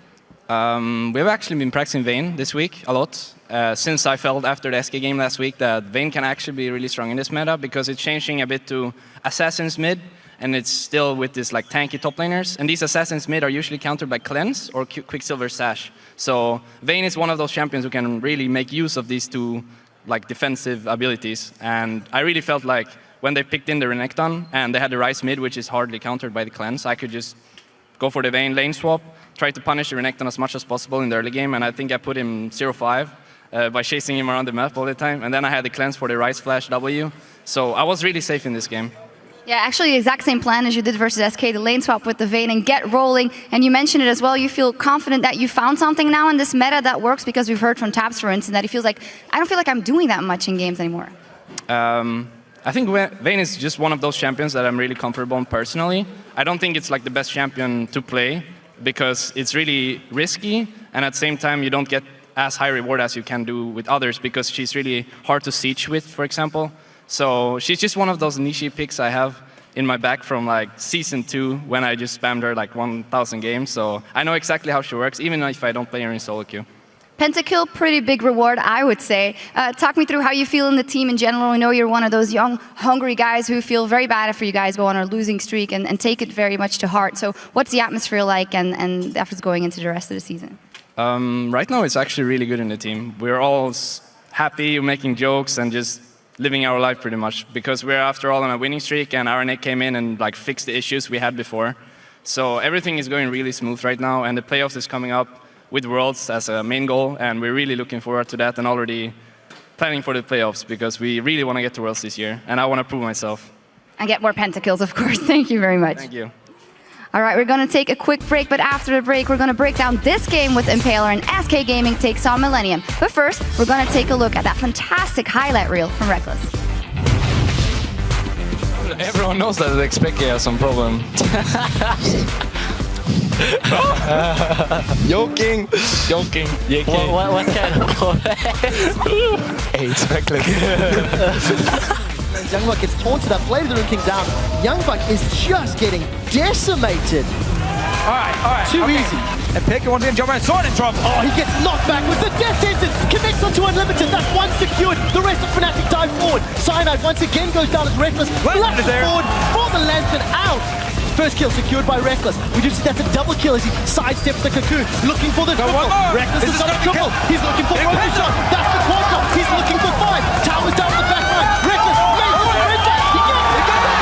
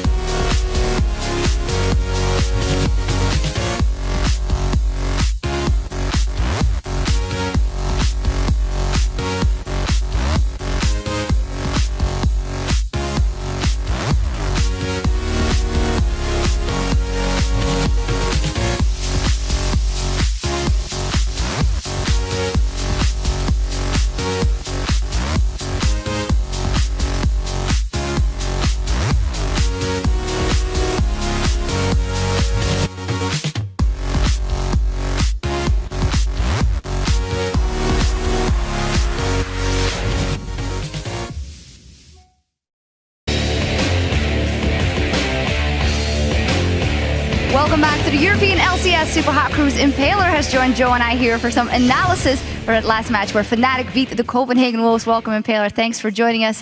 Let's start by breaking down what happened before all the glorious pentakill stuff. The picks and bans, and a first pick for the Copenhagen Wolves in Lucian, which maybe has been their demise if we look a little further in the game. Yeah, I think the Lucian pick was pretty standard. It's a very first pick with AD carry. It's the strongest, I think, to blind pick, and they didn't really expect the Vayne to come out, so that's why they then came in with this lane swap, get the Vayne far ahead, and then he can easily duel the Lucian. So let's talk about that lane swap a little bit, because possibly the most important thing in the game, that's what got Vayne started. What was good about that from Fnatic, and did the Copenhagen Wolves play that wrong? I think they both came in with this ward start to try and see where each other starts, and then Fnatic just transitioned to the opposite side, so they got the confirmed lane swap. And both supports were trying to do the same in this game. They're both Blitzcrank and Thresh. They're trying to get early presence roaming around, getting them Mo boots. And I think Fnatic just did it better. Well, of course, we can't judge too much of this game for the Copenhagen Wolves, but they had two new players coming in, Jungle, Broken Shard, and Cern in the mid. Is there anything you could take from this game that you can judge them by, or...? I think Broken Shard's calls are really good. When they were in the lane swap situation, they reacted correctly. They got the early dragon, they forced it well, and it was free. Just, I think, Unlimited could have roamed a bit more because he was in lane with the AD carry against nobody, and that's how they got this really messy dive top. I think Unlimited could have recalled and then met up with Broken Shard and fought them at top with Youngbuck. It's funny, really, because the thing that the Copenhagen Wolves seem to have been doing well the last couple of weeks is having Unlimited roaming around the map, something they may have looked to do better this time. I want to talk about the jungle swap, obviously, bringing Broken Shard in there. For me, Airwax wasn't doing all that bad for the Wolves. What do you make of that switch out of players? I think Airwax was one of the strongest mechanical junglers in EUCS. He played really solid every game, and Broken Shard's back now, but I think Airwax and Broken Shard are similar caliber. Airwax is better mechanically, but Broken Shard's better strategically. So if that's what Copenhagen Wolves need, they need that strategic jungler, then I'm sure it'll work out. But if not, I think Airwax should have stuck around. All right, well, talking about mechanics, let's actually take a look at Reckless's pentakill. Let's get that up on the screen, because it was the first one here in the Spring Split. Impaler, talk us through how they played this. Okay, so Fnatic's team comp is all about splitting them up. So as soon as they're all split here, this is prime competition for Vayne to get free kills. So her aim now is just to lock down targets along with Fizz, and when they're spreading out now, after some good hooks, it's just pretty much free kills. She prioritizes most important target, which is here, Woolite, and leaves Broken Shard until Cyanide kicks him in. And after that, Cyanide's like, I got you, I'll tank this, and Reckless just cleans it up for the Penta.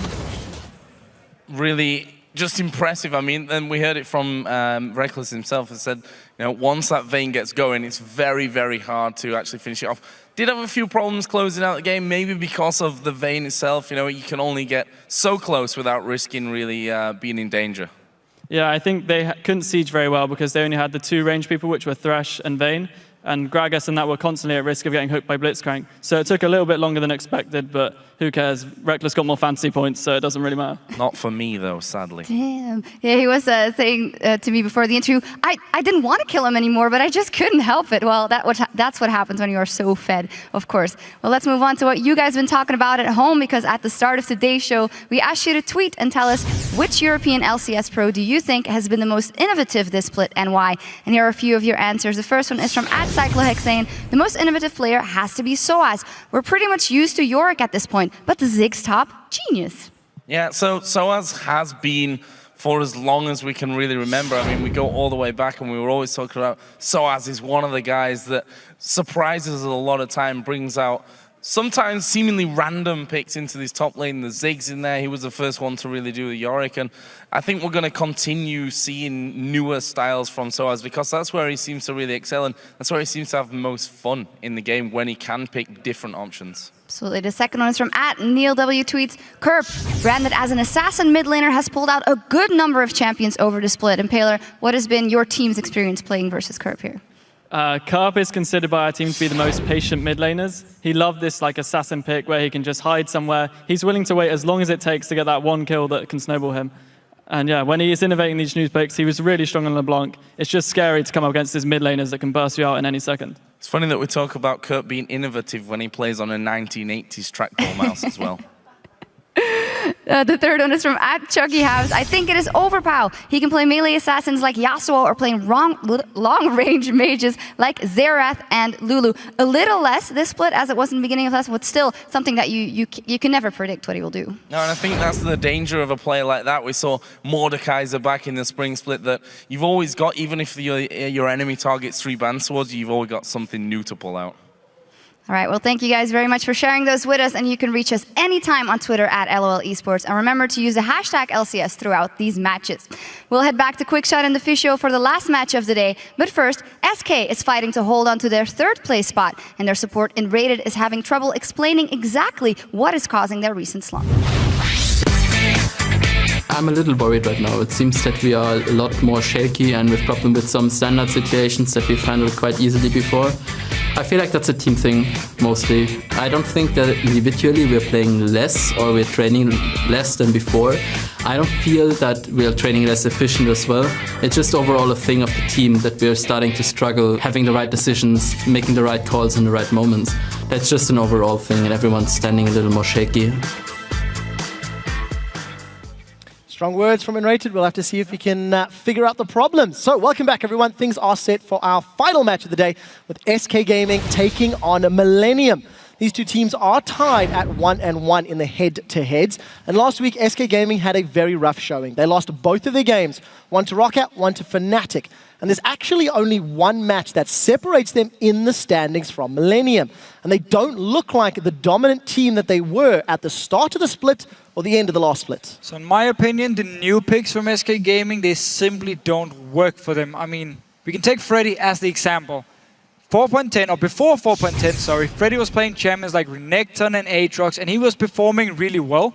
However, as the top lane has now changed, the picks have been different, then we have seen Freddy try his luck on Yorick, we have seen Gragas, without any success for him at all. He simply can't use his split push style, and he's forced into team fights, which was never really the thing where Freddy shined as a player. So I would actually like to see SK Gaming go back to something that worked before. Freddy split pushing, and then you have Jessis or Candy Panda sitting and wave playing in the mid lane. Well, we'll see if they can, and you know, if SK can return to a style that works for them, it may be good against Millennium, because for them it's been a story of only working on pick compositions. All split long, we've seen an extreme focus on picking of champions before challenging for objectives. And this is actually a very high-risk, high-reward style of focusing on kills only, as opposed to the likes of like win conditions. But it does mean that Millennium ends up being inconsistent, and they seldom demonstrate a strategic understanding of the game. They definitely need to expand their skill sets if they actually want to break away from the middle of the table.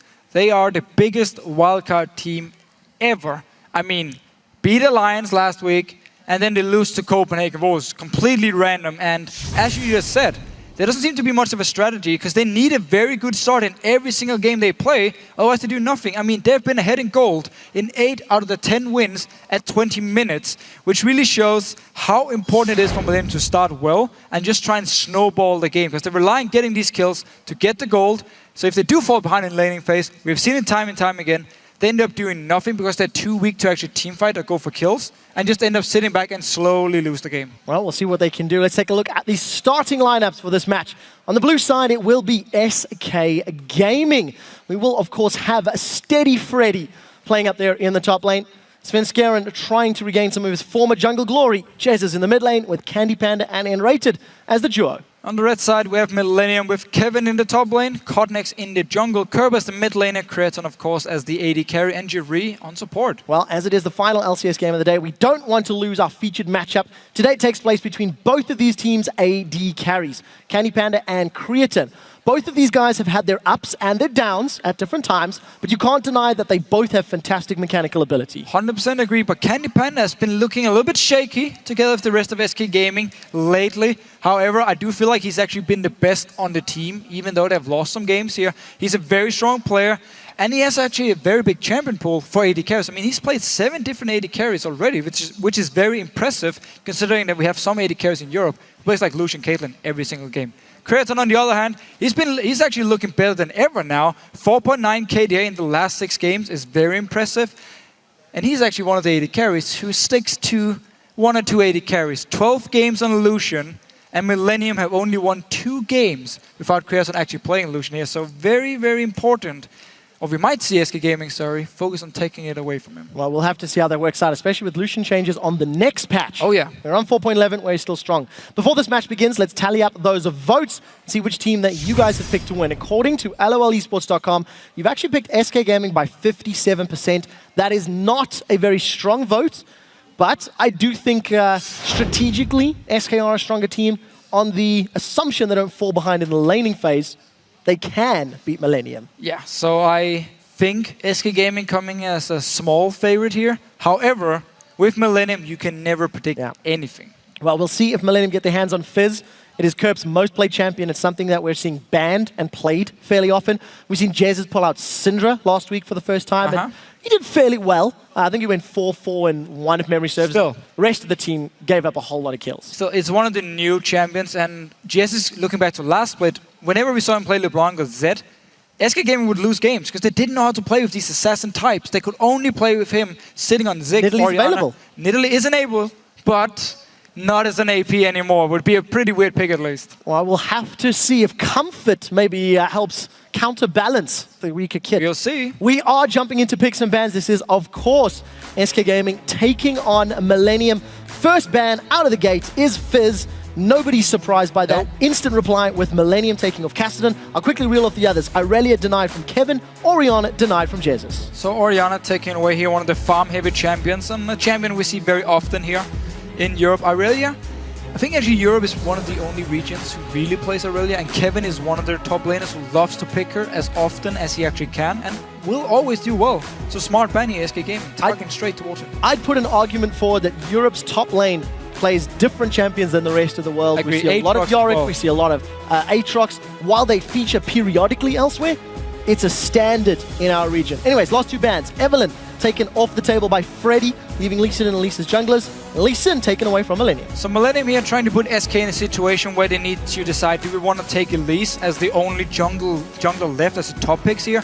Or will we take the Twisted Fate, which is a champion Jez has spammed in solo queue the last few weeks really to prepare and make sure he can play properly. SK Gaming are fine with giving Elise over to Millennium, so they take the Twisted Fate. So locked in, going to give a lot of map presence and pressure to SK Gaming. If Sven Skeren plays an aggressive jungler, then of course he will have that backup and support that Jez's and Twisted Fate can offer. So as you've highlighted, Elise available, the last of that trifecta of top-tier junglers, arguably the strongest dragon jungler in the game, 100%, especially early game. 100% agree. I really think she's very good, and I like when people build Spectral Wraith on her, get some early ability power, and become very strong in these small fights. Yes, you're squishy, but you have a lot of damage, you have a lot of nuke potential as well, so you work well in a pick comp with this AP build. We just talked about top laners, what they love to play, and no surprise here from Kevin.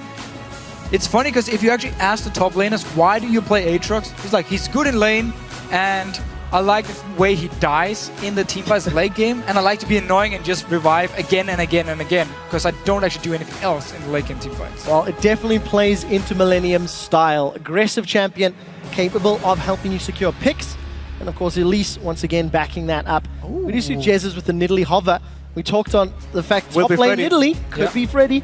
Be a lot of poke and very little front line for SK Gaming. It is locked in indeed. Alright, so SK Gaming falling back to the old style. Might be some new picks here with Twisted Fate for Jez's, but still, wave clear mid laner, wave clear AD carry with Lucian, and Nidalee now is a split pusher. She's not supposed to really go into big teamfights because you're not building an AP any longer. You're building Trinity Force, Blade of Ruin King. You're very, very strong in the early game, in the laning phase. Once you complete your Trinity Force as well, you can find people and just destroy them one-on-one.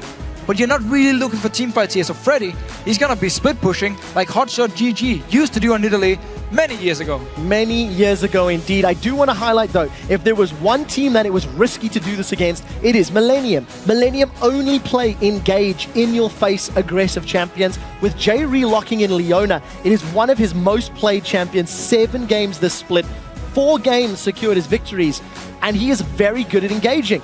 One of the best things to do against that range poke and split push. Jump on whoever's left. I really love the way he plays Leona and the way Millennium plays as a team around it. It's whenever someone seems to be slightly out of position, Jerry will just try and fire his ult. If he lands it, they take a kill, take an objective, and move on from it. And Seraph being locked in for Kerp here. Cool thing about Seraph is he can perform multiple roles. He works as a pick comp because of your stun and your high single target burst.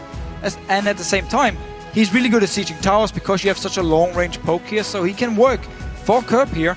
And if Jerry locks down the target, you have so much upfront burst potential with both Corki and Seraph here from Millennium. So we've highlighted Millennium's comp over on SK Gaming. We didn't mention that Jarvan and Braum were the 2 last champions secured. So there's definitely some disengage and some CC from those 2 champions. But you could argue they're not necessarily the strongest with a Twisted Fate and Nidalee. Maybe in those smaller skirmishes, they can, of course, help secure those kills. But slight mix and match from SK and some more new champions on the table. Yeah, a lot of new champions here this week. Last week, people actually stuck to what they were used to playing, but now they've had another week, figured out some new stuff here. I do feel like SK Gaming teamfight-wise might be too squishy here. It's very hard for Jarvan as well to become tanky enough to actually tank someone like Corki and Seraph here. So Millennium and teamfight-wise might look to just burst down the target and actually win the fights from there. Well, we'll find out if they can. You guys at home, we want to ask you, which featured AD carry do you think will lead their team to victory? Tweet at us, at LOL Esports, with hashtag CandyPanda or hashtag Creatine. And there's, of course, CandyPanda playing Lucian, and there's, of course, Creatine playing Corki. We'll check in on those results later in the game. It was a small lead in favor of SK in terms of the victory for the game. Lucian versus Corki, definitely the standard AD season. Interestingly, with the changes to Lucian, we're not expecting him on 4.12. Should most likely be banned away, which means players like Creatine will need to find something else to play. Yeah, Corki is a good option here and already locked in with the Seraph, so strong mid-game poke here. We need to see what they can do. All right, we'll see if they can make that count. We are jumping onto the Rift for the last LCS game of the day. SK Gaming taking on Millennium. SK are looking to stop the rot and regain control of the top of the table position. They held second for so long in the summer split, faltering now to Fnatic. And I think they've got something to prove. You heard in Rated in the pregame video.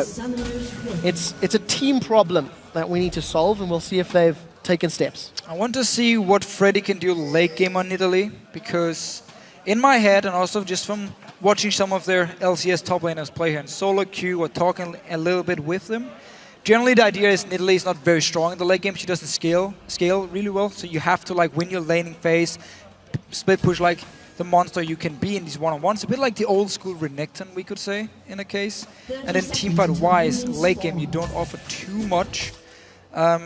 Millennium side, though, we already talked about how they have pick potential with Leona, with Cotnex on Elise, and of course Kevin on Aatrox, and you have a stun from Curb. Also has some pretty good siege potential with Corki and Seraph. So a lot of 2 different options for Millennium they can use in this game. Of course, we are on 4.11 as we've highlighted. Nidalee was changed in 4.10. Actually received a slew of small buffs in 4.11 just to help counter her power. And just the one thing I do want to highlight is the change to her passive.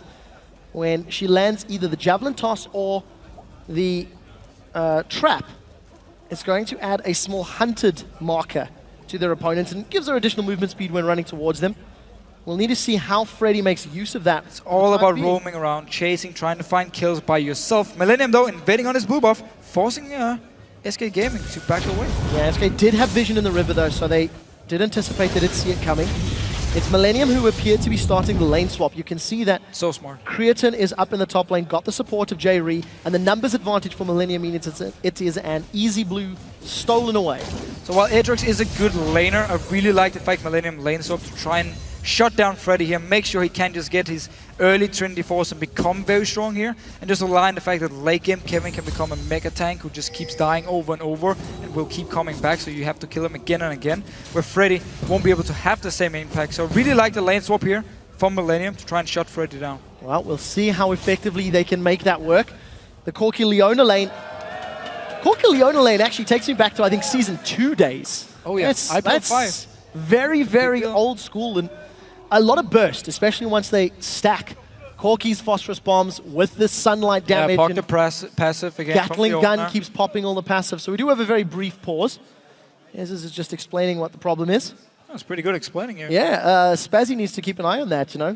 Fancy hands. The Jet Hands video comes to mind instantly. Yes, we can show our lovely pause screen here. So much has happened. So many things. I mean, look at this. Millennium, 100 gold ahead already. Game is over. GG. I mean, you can't come back from that. Oh, look at Curb. He's winning mid lane as well. Yeah, well, there you go. Really good. Kevin winning the top lane, Connex winning the jungle. Everyone except actually for the supports. Ladies and gentlemen, that's decisive. We can just end the game right now. Yeah. So we will hopefully get this pause solved relatively quickly. I just want to highlight once again, Millennium, they really are sticking to the tried and true. You look at the champions with Leona, with Elise, with Aatrox, it's just all in all the time. Yeah.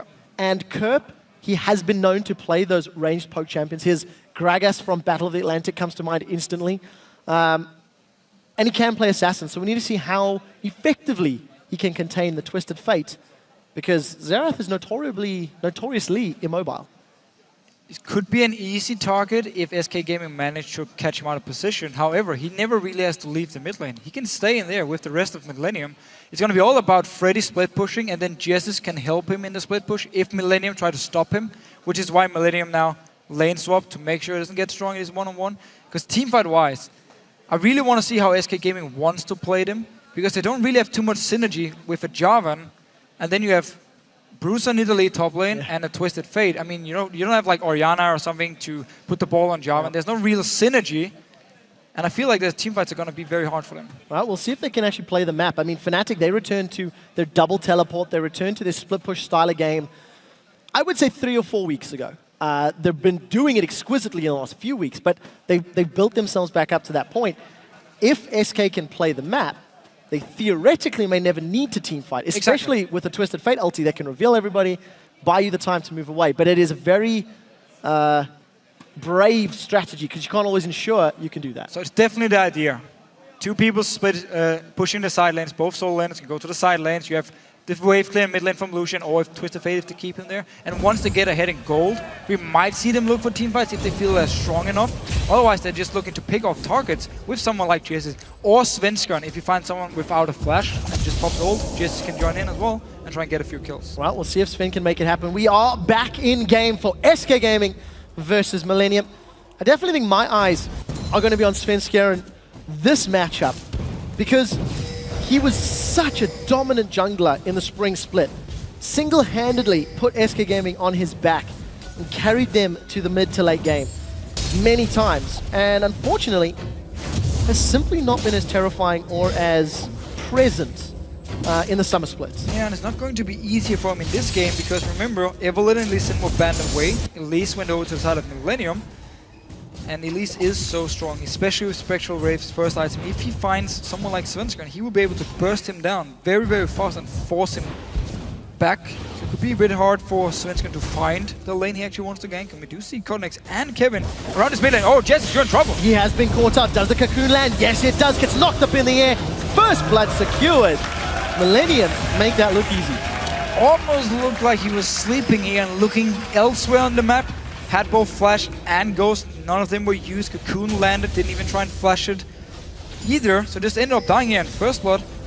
Over to the side of Kerp and already pushing down the lane. Strong roam as well from Kevin.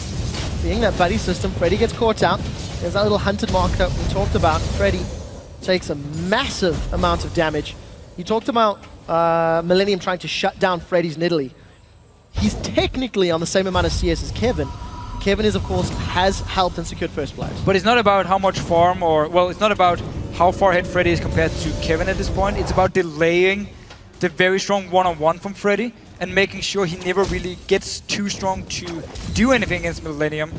And again, Kevin late game might not do more than Nidalee in terms of damage, but he has a CC and he has his passive to just revive. Oh, look at the setup here on the mid lane. 3 members of Millennium. Svenskern does get stunned up. That means he's slowed as well. Kevin is looking for more in the background. Cottonex is trying to play. That's a flash burn from Sven. And Cottonex forced to flash over the wall. So jungler's flash for jungler's flash. Jesus jumps in. Kevin still has his passive available. They've caught Freddy out. Now Freddy's in trouble. There's the Unbreakable from Ro8, blocking a lot of damage, but the Ignite is ticking on the background. We did see the heal from Freddy coming out, helping him survive.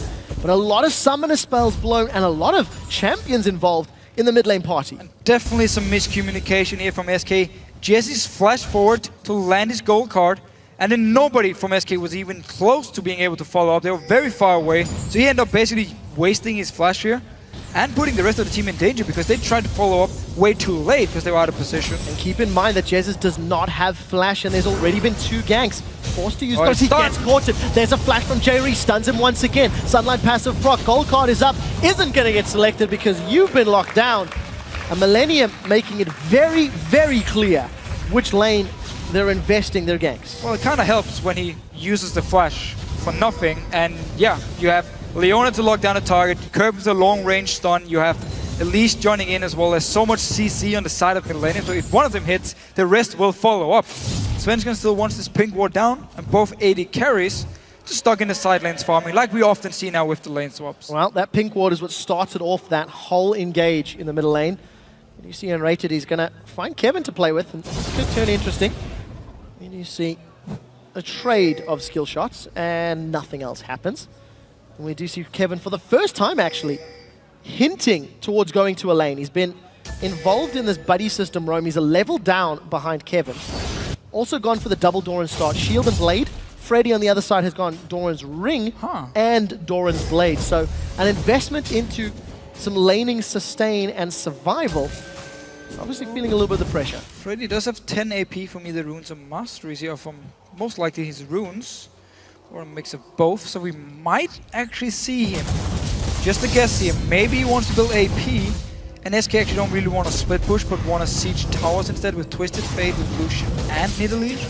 Would surprise me, however, with the changes here, her scaling on Q is not very strong anymore. They'd have to definitely avoid those solar flares. All right, SK Gaming, they're on the Dragon. It's going low. Kerb has got his ultimate available. That's 1. That's 2. He's looking for Enrated. Dragon does get secured by Svensson, but in the background, Cotnex is forced to retreat. Should have Repel available if he needs to. And you do see the slow getting caught into JRE, and here comes the stun. Freddy's going to have that movement speed increase. That's a flash forward from Candy Panda, only to back away. Nothing secured, but SK get the Dragon. Okay, they got the Dragon at least there. Freddy was down here to move from the top lane. One of the good things about Nidalee, you can move very fast around the map in your Cougar form here, so he joined in for the fight, got the Dragon.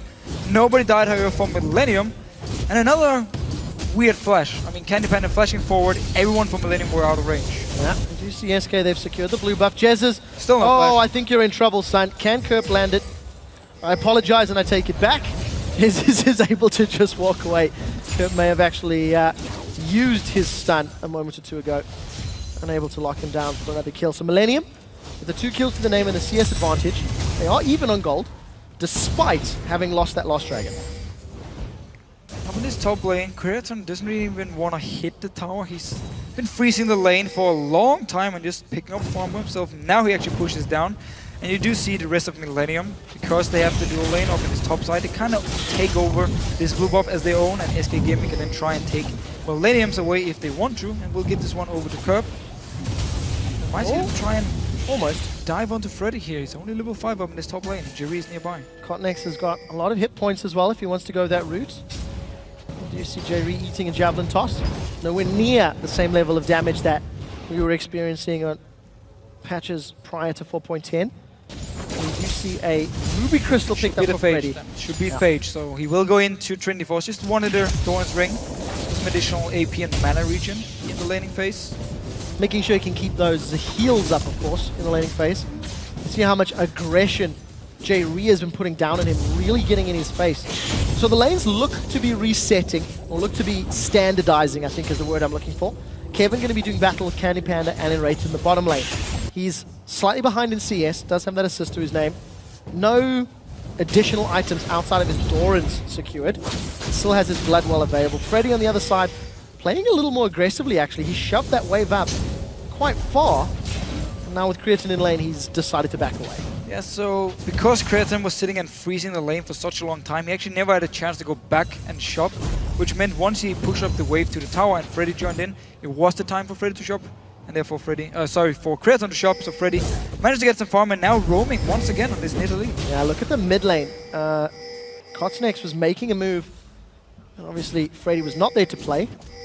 So Kerp and Kotnex coming up against potentially 3 members as Jesus has found himself back in this mid lane. And Freddy, once he shoved that wave out, was roaming around, maybe trying to set something up, decides or was unable to find any targets or objectives. Very early cooldown reduction boots for Jesus here, so looking to get his ulti off as much as possible and make sure he has as low as cooldown as he can get for it. And just gonna see him try and roam around. It wouldn't surprise me to see Distortion as well very early.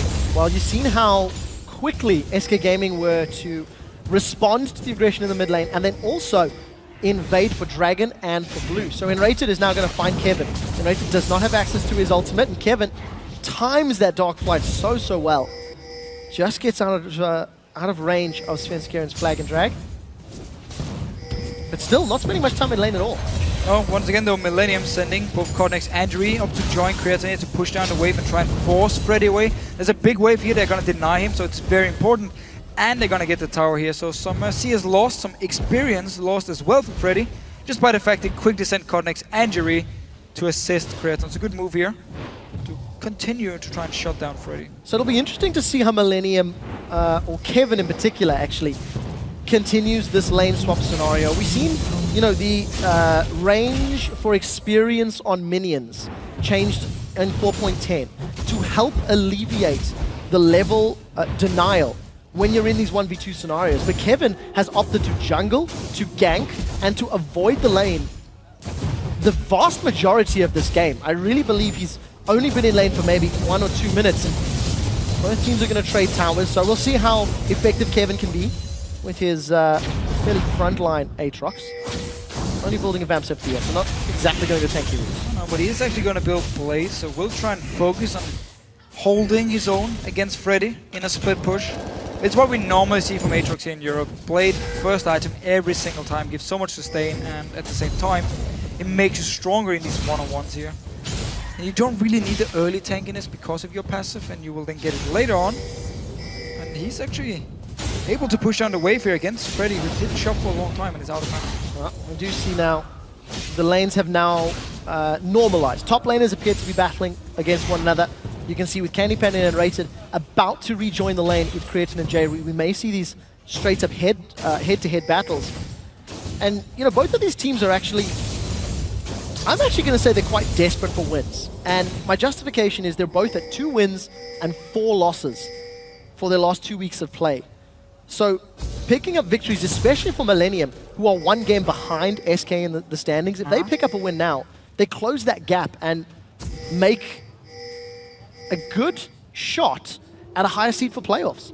So this is a very big, important confidence game for both of these squads. So now when Rocket actually lost the game to Subaru today, you want to make sure you get your win so you can overtake them in the standing, because they are so close. These 4 teams, SK Gaming, Millennium, Rocket, and Subaru, who funny enough also played each other, but bit of a fight around this blue buff here. SK want to try and contest it. Millennium with a lot of wards around though. A lot of wards and a lot of threat from J-Re. The moment SK step into that tight channel, they run the risk of just getting engaged on it. Look at the poke. Curb is landing multiple Arcano pulses, one after the other, and dropping them low. So blue buff is secured. I'm not quite sure. We'll keep an eye on that. As in the background, and Ro8 has just been completely obliterated. Jesus did actually get the blue buff with his wild card here, so good job by him.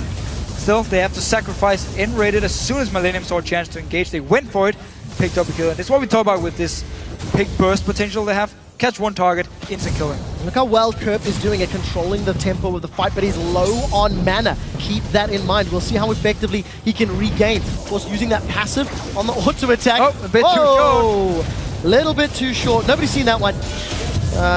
Kerp right to the arcane, proving that distance is not in his favor. So tower secured for SK in reply for Dragon.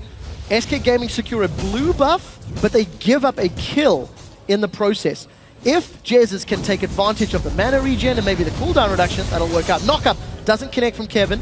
That was all just a little too awkward from both Kevin and Freddy, and nobody goes down. Very aggressive dive here from Freddy, jumping in towards him as soon as he got him fairly low. Remember, of course, his Q is an execute, so will do more damage in Cougar form. His takedown. Is that double? It is takedown on the Q, javelin toss and takedown. And of course the W is I was takedown. Bushwhack and I got it. Pounce. Don't worry. You got to trust yourself more. But you've actually got to get in range. And of course for Kevin, I think he was overestimating the leap from that pounce. Right, J-Re, Solar Flare should be available in just a few seconds. There we go. The light is now on. There's not a lot of mana for Freddy. So if they can catch him out, human form, he'll be in trouble, but the support of Svenskeren is close by. Spirit of the Elder Lizard as his first item will have some damage, but not the strongest tankiness. This is going to turn into a 3 versus 2. Knockup does not connect. Freddy is locked in place. Instantly Millennium back away, afraid of Kevin's low hit point total. And also because Jesus was out of mana in the mid lane, he was looking to recall, wouldn't be able to join in, with Connect showing himself. SK Gaming wisely just backs away, and Freddy's out of mana too. Even though he's not built AP, you still need your mana. So, much slower start to the game here between SK and Millennium. Candy Panda again using the culling to push the wave out. You actually notice that Candy Panda's rushed Blade of the Ruined King different from Lucian in the previous game. If we look at the itemization, Lich Bane completed for Jesus, so movement speed as well as a large CS difference. Kerp is significantly further ahead. Yeah, looking very, very strong. We have to remember, of course, Jesus. He was camped. He was camped in the mid lane. It was actually his own fault. The first one, he had both summons, didn't use any of them to try and dodge around a cocoon, ended up dying. Then he wasted his flash afterwards and just got ganked once again. And another kill went over to Millennium and even more farm to Kerp here. But actually today, we've seen Seraph a few times. Always been doing well in the laning phase and then scales really well into the late game. We'll see if Kerp can make it count for Millennium, because late game decision making for Millennium is questionable. You know, they've had games where they've had great late game calls.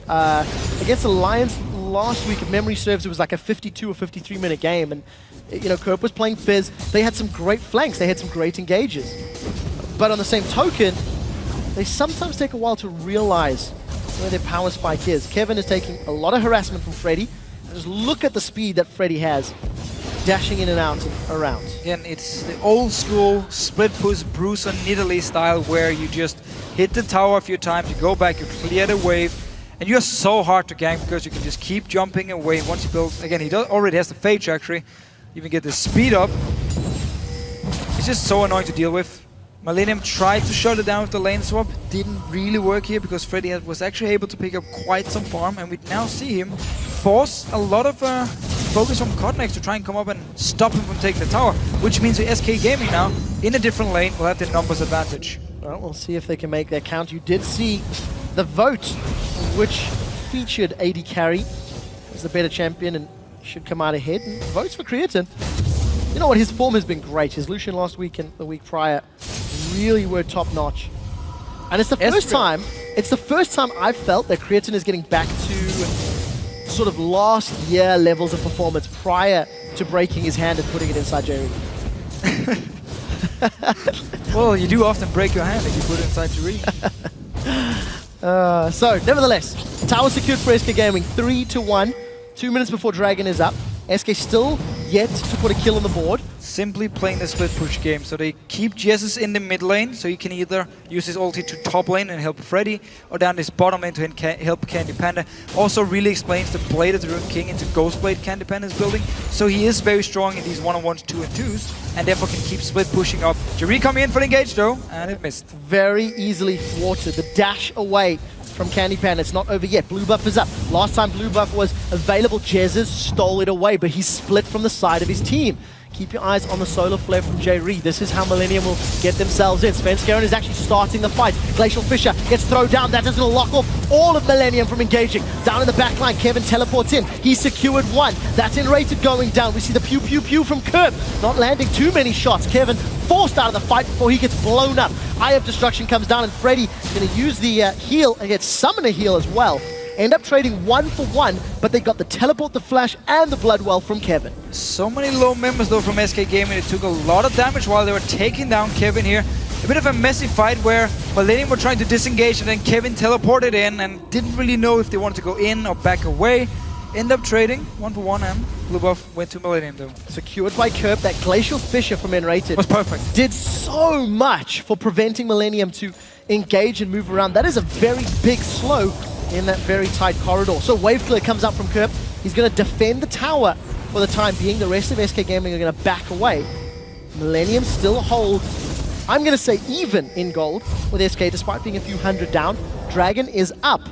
And it feels like if Millennium wanted to rush it, they may be able to secure, but doesn't look to be the call right now. We do have Trinity Force completed on Freddy, so now's the point where he's really, really strong. A bit like Aurelia, big power spike once you complete the Trinity Force. And I don't think Kevin can do anything against him in his one-on-one, especially not if Jesse stays in the mid lane and can just join in. Well, very easily secure Dragon here for Millennium. Going to give them the momentary gold lead. 2 of 3 in their favor. CS-wise, even in the AD carry role, Kerps with a strong 40 CS lead. Kevin having a tough time, had a tough time actually, against Freddy in the laning phase. It took a very, very long time to try get to a traditional CSing point. And actually decided to not complete his blade as the very first item. He needed a Giant's build as well to be a bit tanky in case the fight should break out, and he knows he can't really deal with Freddy, so he needs some tankiness now, so he's going to be stronger in the team fights instead. Oh, Solar Flare's coming up. It's going to be flashed away from Candy Panda. Now Jerry's the one that's in trouble. He gets knocked into the air. Look at the positioning for him, rated unbreakable. It's going to block so much damage. Now Kevin is actually... no, that was Kerp that teleported in. Instantly forced to flash away. Creatine takes one more shot. Jez is with the kill. Now he's the one that manages to land the gold card before the Blades of Torment go out. Svenskeren is low. Here comes the right of the arcane. Third shot doesn't connect, which means Enrated gets away with his life. It's a bit of a sloppy fight as Kerp is gonna look for the Arcana Pulse. Dashed away from Candy Panda. 2 for 4. Millennium losing a lot more. Look how strong Candy Panda is in these mid-game fights. Ghostblade is completed together with the Blade, so he's just so strong. To real power spike for Lucian in these mid-game fights, and we saw it. Millennium tried to set up something. We're just gonna see it again here. Candy Panda is gonna beat the target. He has flash. Good reaction time here, flashing away from the Solar Flare. And then they turned around instantly. Jess is from the mid lane, teleports in. Kerp tries to do the same thing with his teleport, but they already lost Jerry, and now it's just SK Gaming chasing on, and Jess is winning the one-on-one with Kreaton down his bottom lane. Yep, instantly blowing him up before getting taken down himself. A little bit extra damage from those Blades of Torment than we were expecting. So there's a lot of damage from Kerp here. He's left in the back. Kevin is going to be the target. But Candy Panda with double buff and again Blade and Ghostblade can just go and clean up, pick up 2 kills, and looks very, very strong now. It was actually very good to see him instantly flash that Solar Flare. And again, to talk about Candy Panda in previous weeks, especially in the laning phase, he seemed somewhat lethargic when it came to getting caught by CC or spells. And, you know, sometimes got caught uncharacteristically. It's something we have seen a lot of today, actually, where a lot of people save the flash until they get hit by the CC and will try and flash in the very end and you just end up dying. It's too late. So either you do it instantly, if you feel like there's any chance you might die, use your flash, make sure you don't go down. Because if he'd been locked up here by Jerry, Jesus might not have been able to join in time before Candy Panda was dead. Well, he did manage to get out alive that time around, and SK Gaming actually handling themselves well in that team fight. We were worried about their potential to do so. I wouldn't even... Yeah, you're right, you're right. I mean, we talked about it in Picks and Bans, how Millennium, in theory, should have stronger team fights, and they were fighting what was eventually a 5v4. I mean, Freddy was not present that whole time. True. I mean, it was definitely a team fight. Yep. But they were split. However, for Millennium, it was... The whole setup was supposed to be a dive, which went wrong. They missed the ult from Jerry, the very important engage. And then it was just SK Gaming chasing them. So yeah, they won the team fight here. Lucian is so strong at this point, and Jess is won the one-on-one against Kreaton. So full credit to SK Gaming. But we have seen the idea about their comp, where we split pushing and always reacting to what Millennium is going to do. If they send 2 members up top lane to kill Freddy, well, we either go 4 members bot lane and take the tower, or we just go with just up top lane and make sure Freddy can win. Because look at the CS now. Kevin has been a non-factor in this one-on-one. Yeah, really struggling. He has finished that Blade of the Rune King. We were talking about a moment ago. Only got the Giant Spell as his tanky item. Quickly look down some of the rest of the itemization. You of course got the Spirit of the Spectral Wraith on Cotton X. Well, we'll get to that in a second. Solar Flare catches Freddy out. He gets dove on, but Glacial Fish is going to interrupt the Zenith Blade from Jerry. Flash away from Svenskeren. He still has Cataclysm. But it's Millennium that are unable to secure kills, and SK defend their tower. See the style though of Jerry once again. As soon as someone from SK shows himself, Jerry will try and land his ult and engage with the rest of the team. Didn't manage to kill anyone. Flash was blown by Freddy, however. Now SK Gaming actually going in towards the blue buff. Another blue buff combat. This time around, SK have got position. They definitely have control of Millennium's jungle. Just very quickly, Hourglass as well as his Distortion Boots picked up 4 Jezzes, as you were talking about earlier in the game. Candy Panda's got a BF sword. We'll see how this wave clear gets handled by Kerp. I'm not sure it's going to be enough, unfortunately. He himself has got his death cap completed, and Kreaton working towards an Infinity Edge. So still room for growth as far as power spikes are concerned. Millennium may be able to sneak this away. No one from SK is really close enough to defend super effectively. Well, they're coming in. Teleport was used by Freddy to defend the top lane, which Kevin had pushed all the way down here. The trade actually mid tower for the second tier tower in the bottom lane. And SK Gaming still just splitting up as much as possible, trying to use the fact that Millennium is stuck in the mid lane and just take down these outer turrets. Well, this is the first time that Freddy has really had a sizable lead in a few weeks, and called him out in the pregame and said if SK can return to a split push style of play where Freddy is pushing a side lane, that's how SK can try to regain control. They've got a small gold lead, and you just have the feeling that they're dictating the tempo of this game. 100%. They've been moving around, they've been making the invades, and Millennium have been reactive.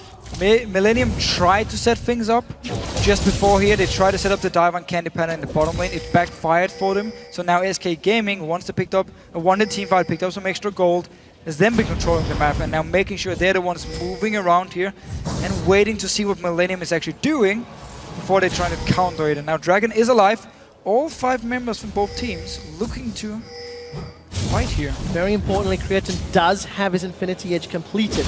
Let's take a look at who's going to win this poke war. Twisted Fate and Nidalee spamming out spells. Kerp is going to be looking to get some Arcano Pulses down. Now, Enrated with Braum and Glacial Fishers arriving a little late to this party. Culling used very early for Candy Panda. A little bit of damage in Jerry, nothing really noticeable. There's the Solar Flare. They pull Candy Panda. Cotnex is looking from Kevin. That's actually a flash as well as dash. Kevin instantly gets popped. They've traded jungler for potentially top laner. There's 1-for-1 as Freddy secures the killing blow. Now Cotnex on the back foot. Jerry is the next target. We do see Creatin in full retreat. Cotnex forced the flash. He's taken down. That's a 3-for-1. And SK kite and fight and make Millennium bite the dust. So this team fight here for Millennium was pretty weird already from the engage. Once we get the replay, we can just try and notice how Millennium move as a team once they engage here. We see the replay. Notice Jerry. He wants to go in and land the ult, but instantly as he fights, he backs away. He doesn't even want to commit to this one. Kevin jumps in by himself. The rest of Millennium are staying back here, dealing with Svenskeren. But Jerry is supposed to be the guy who follows up his own ult to help Kevin shut down a target. He pops it and walks backwards. And the rest of Millennium here, as soon as Kevin actually died the second time, SK Gaming were just so much stronger. So I'm not sure if it was miscommunication, but definitely seemed like Jerry, like, I'm going to engage, and they're like, never mind, I'm not even going to go, and just backed away. So it ended up being a very weird team fight from Millennium side. Yeah, not working in their favor. They lose the Dragon, they lose a few kills, and SK were attempting the Baron, but I think wisely backed away. Kerp was throwing down a whole bunch of spells from the safety of the wall. Managed to back them away from that objective. So SK grow their lead to 2.5 or 3,000 gold. I do math good, sure. five towers to 3. And again, it's just SK Gaming with the plays. One thing that I do want to highlight is SK have really tried to control the blue buff from Millennium side. Yeah. You know, I think the last 3 spawns they've done battle over and look to steal or look to fight, arguably to keep Kerp down. And it should be respawning in a few minutes' time. So let's see if SK continue that style of game. Now, Candy Panda's got himself an Infinity Edge. He is so much further ahead than Creatin in build and damage. Going towards his late game power spikes now, and Svenskeren actually looking for the fight. Jess is coming in as well. Well, Destiny is up. There's the gate. Instantly Solar Flare, and look at the damage. Wow! With the right of Arcane, destroys Jez's. You signal where you're going to land, and they combine the damage. Svenskeren is the next target. He's going to manage to dash and move away. Flash just became available. A long-range shot from Kerp. That's an Arcano Pulse.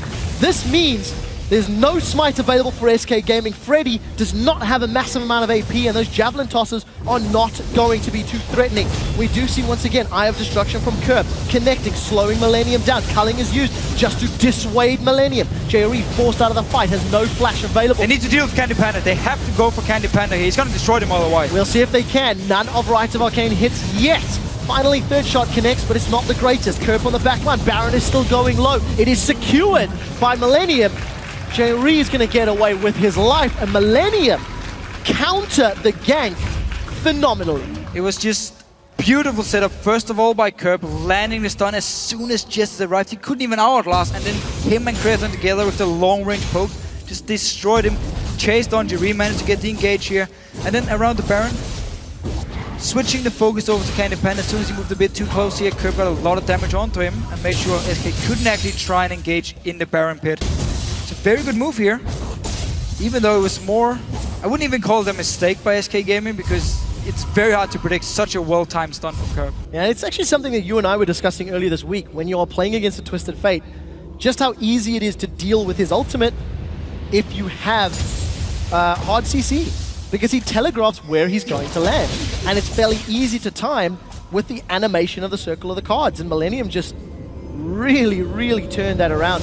Jez had his Hourglass available and couldn't even pull off the Messiah that we like to call it. And Millennium have a lot of options to CC him as soon as he comes in. You don't need a point and click stun, it won't work. You need a travel time connected stun. Exactly, so like you have the stun from Curb, you have Cocoon from Codnix, Kevin can jump in, you have Jeree with his Solar Flare to try and set it up as well.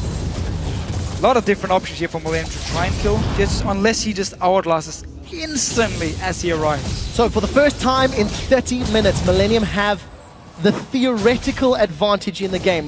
They've been dancing to SK's pace, and they've been moving at SK's time.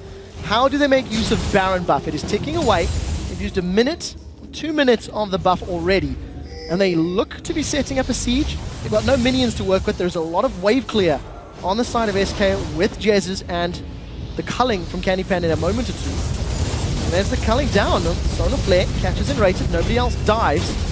Millennium content to just throw down their long-range ultimates. They're not the longest of cooldowns. Candy Pan are forced away from the fights. Very low. Curb already doing so much damage. I mean, really into Horny guys now to even get even more magic penetration and just trying to snowball now with this Baron buff. And Millennium staying with 5 members. They know Kevin won't be able to deal with Freddy in a one-on-one, so they keep him with the team if they want to go for a dive. And you've seen how Millennium deals with an SK Gaming engage. They simply win the fight. Eye of Destruction going out, managing to catch 2 members of SK Gaming. You see the Cocoon connect, but there's no ultimate from Curb to squash him. So Millennium just going to wave clear, SK doing the same, and slowly but surely they are getting this tower down. Creatine on Corki, not the longest of ranges, but when you've got Baron and regen and another minute before it wears out, hey, rinse and repeat. Look at that burst from Curb. So much damage. Candy Pan is way too low. They can't fight for this one. SK forced to back away. It's a very nice poke here for both Creatine and Curb.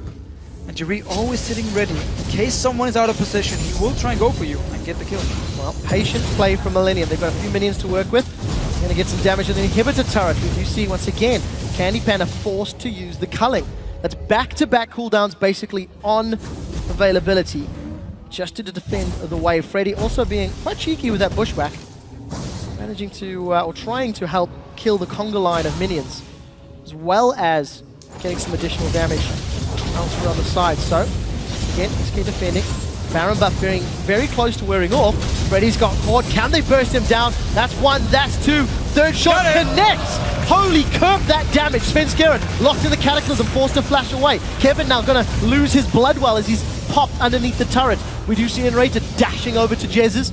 He ended up trading 1 for 1, but it's support for top laner, and there's a massive minion wave in the bottom lane. Should be able to get the tower down here in the bottom lane, but Jeree, once again, he goes in for the engage, ended up dying for it, but at least they trade top laner for support, and now this bot lane tower will go down in favor of Millennium, and now actually in head and goal. Definitely a trade that Millennium were looking for. They are now going to secure a dragon, which they haven't really had the greatest of control over for the last few spawns.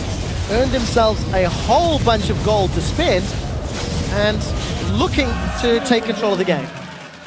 Very important for Millennium. Kevin is actually starting.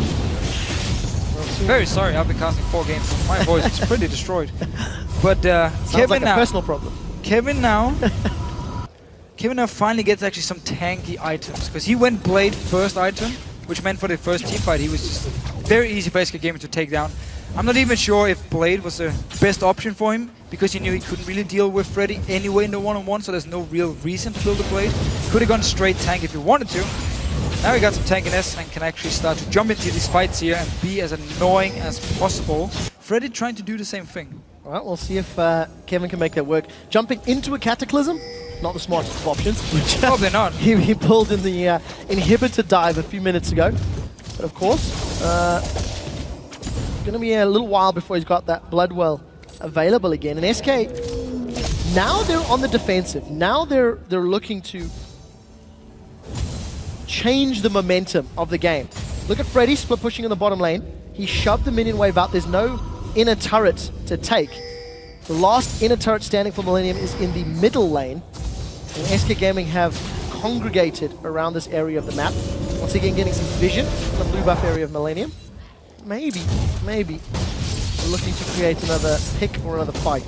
Just don't land Twisted Fate Ultimate in front of J.Re. or in front of anyone from Millennium, actually, unless you pop your Outlast instantly and won't even get your card off. It kind of destroys the purpose of using their ulti from Justice to engage the fights. Otherwise, they're gonna need someone like Svenskeren on Jarvan to jump in and hope the rest of the team can follow. But when you have Twisted Fate, you're normally not looking to dive on the backline. You're actually looking to kite backwards as much as possible with your AD carry, and then you time it so you land your gold card, and your AD carry switches over to the target you just stunned, and you just try and burst down whoever gets close, and you just keep kiting backwards. Which could be a bit of an issue now when you have Jarvan who wants to go forward, and he's only gonna buy time, actually. Well, aggressive moves from Millennium in that middle lane. Connex was trying to set something up, and Candy Panda just used that relentless pursuit to dodge away from the cocoon. Again, Candy Panda throwing down the culling. He's really not hesitating to use that cooldown at multiple occasions. Some good damage onto Connex, but look at Kevin. He simply cannot deal with Freddy. Freddy's now going to start getting some attack damage onto the turret. Kevin lands on Freddy and they trade, but it's Freddy that once again comes out victorious. Over and over, can just heal himself. Has the takedown now that Kevin is fairly low. Kevin without the passive, of course, still waiting for it to actually spawn. But can depend if the calling here before. I mean, once you complete Infinity Edge, you don't really want to be using your calling in teamfights. You actually just want to auto-attack as much as possible. It could really explain the reason for him to just constantly wave clear with it. Well, let's see if it works out in his favor. Freddy, no one is moving to deal with him. Kevin is doing the best he can to kill these minion waves, but the inhibitor turret is going low. Rest of Millennium are still grouped up in that middle lane. J.Re getting closer and closer to having that flash available.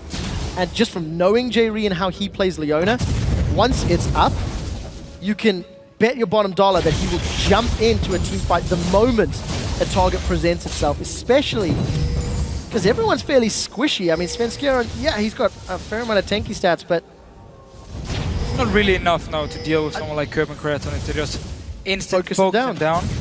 But again, SK trying to do the same thing with Jessis and Candy Panda to take down whatever tank jumps in, if it's J.Re first or Kevin first against them. And notice here, Freddy actually recalled, he does have teleport, but there's a pink ward.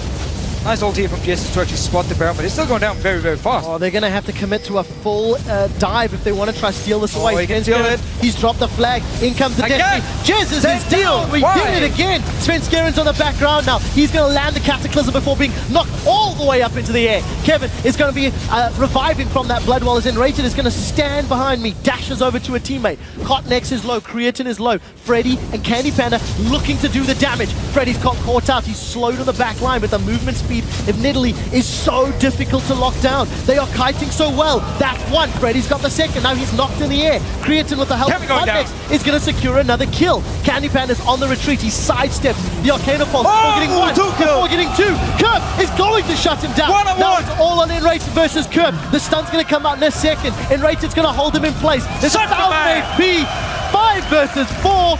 Enraged with the Moustache Menace finishes the fight. But damn, Jessis, you already tried once, you got punished. Don't do it the second time here. Millennium, once again, we're just gonna see, actually he's already dead by now, doesn't matter. Rest of SK stays and keeps fighting. Candy Panda and Freddy are both so strong at this point here.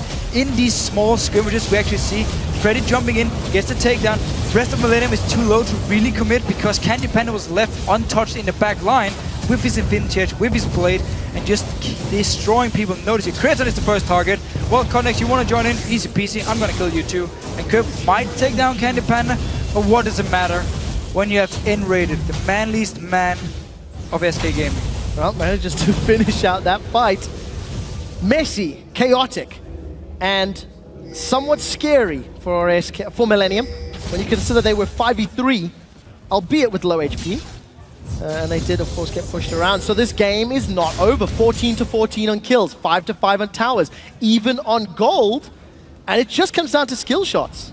It did, and also the focus in the team fights, because Freddy was the guy they went for instead of Candy Panda, even though Freddy's now building a lot of tanky items, so he's going to be even harder to take down, and Candy Panda was left by himself to just kill people, whoever came close to him, and they've actually managed to win the fight, of course, also with the help from good guy and Ro8. Yeah, Jez's, you can argue the effectiveness of that dive. You can't deny the fact that while they were focusing him down, it allowed the rest of SK to sort of get in there and put some damage down themselves. Very true. Saying, of course, fool me once, shame on you. Fool me twice, shame on me. I'm going to say hashtag worth, we won the team fight. Won the team fight with one man left. You could argue how effective that is, but nevertheless, SK, they do get once again control this bottom half of the map. Grab themselves another dragon, 3 of 6. They retake control of the gold lead, and there's 4 Banshee's Veils on their back pockets. Now, Banshees are great at blocking spells, but Kerb on Xerath and Corki being played by Creatine can pop Banshee's Veils incredibly effectively. It's just going to be a matter of time before Millennium look to pop those little bubbles and allow J-Re to jump into the fight. So surprised at how well SK Gaming has actually been playing teamfights in this game here. Freddy's been doing a very good job on Nidalee, being or trying to be the tank.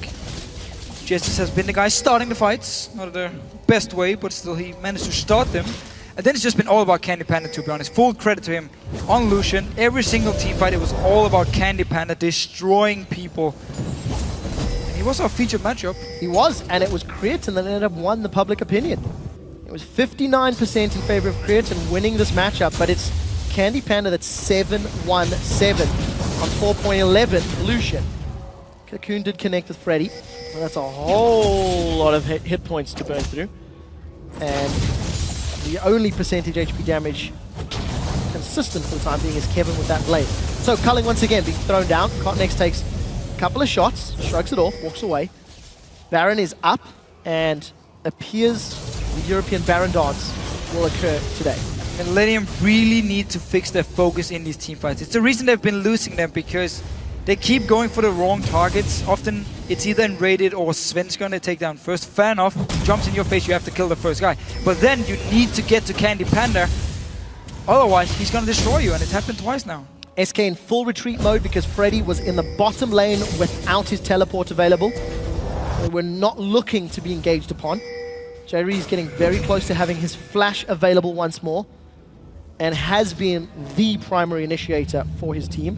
When he locks down the right targets and the rest of his team engage correctly, they win. But that has not been the case for many of these fights. Approaching a super late game once again, and it's difficult to say who's going to come out in the lead. It is still very, very even. I mean, Twisted Fate becomes very strong as well in the late games. It was Zero, of course. We just see the poke already from Kerb in this game. And Candy Panda, it's not like he's gonna get outscaled by Creatine, so he will keep being insanely strong in these late game teamfights as well.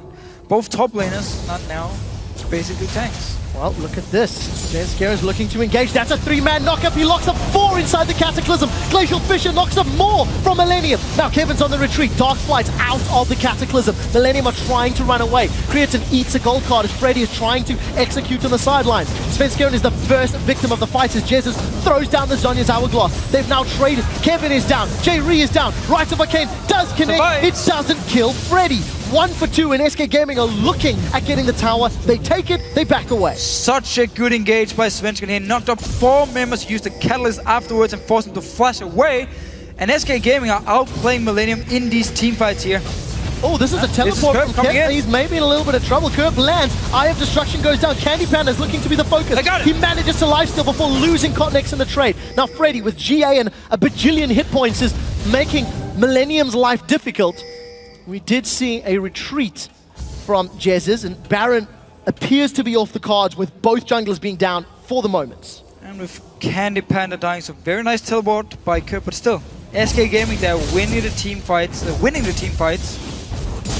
Always seem to have the right focus here, getting down a few members, make sure they can survive. I mean, Freddy was the target at first. He flashed over to the Wraith camp and made sure he stayed alive, and then he actually rejoined the fight afterwards and picked up a kill.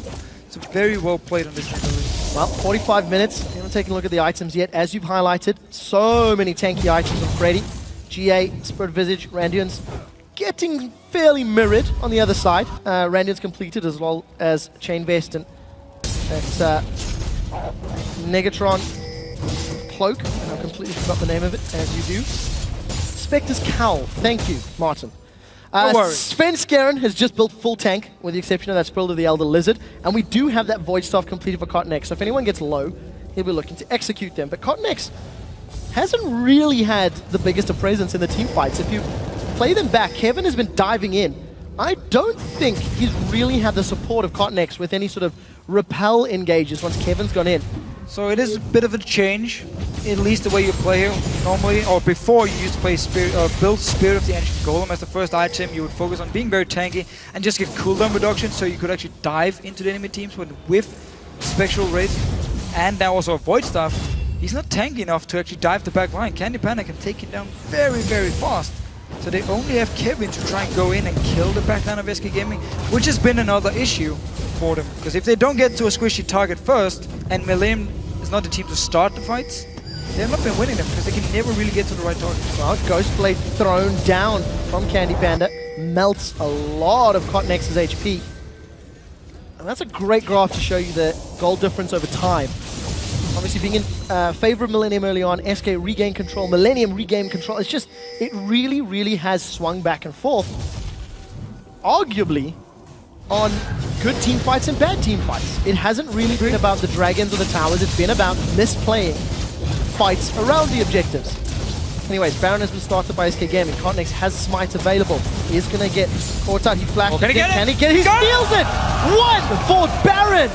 And that was just so great. Cotton-X with the swag Smite. Sven Skaren not having a great game. No, not the best game here from Sven Skaren. And Cotton-X, he literally just ran straight in, repelled up in the air, and perfect timing. Managed to pick up the Baron. Felt like he was walking through a shopping center, seen the Baron on sale and said, why yes, I will smite that today. Thank you very much, Sven Skaren and crew. Problem is now, Millennium are in a 5 versus 4 position for the next 40 seconds. What will the Baron cost him? Freddy's got GA available. He's tanking turret shots. He doesn't give a monkeys. Candy Panda caught by Solar Flare, and no one from Millennium is available to dive in. Candy Panda dashes away, so they've defended the middle turret. A lot of damage has been put down on the bottom turret, and SK survive for the time being.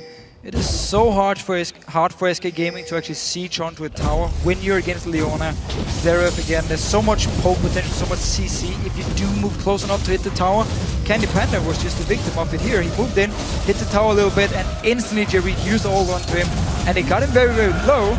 So hard for SK Gaming to actually take down towers when Millennium have all the CC members alive and all the burst from someone like Kerb. And therefore, Baron for Millennium, farming it out now. We're gonna look for 5, 6 items here in this game. All right, we'll see how quickly teams can get there. A whole lot of wave clear on both sides of the pond, and it is far too early for the statement I'm about to make. I'm gonna do it anyway. 80 minutes last week. I was about to say 8 minutes. 80 minutes was the new record set between Complexity and Curse. And you could theoretically see this game going that long thanks to the wave clear on both squads.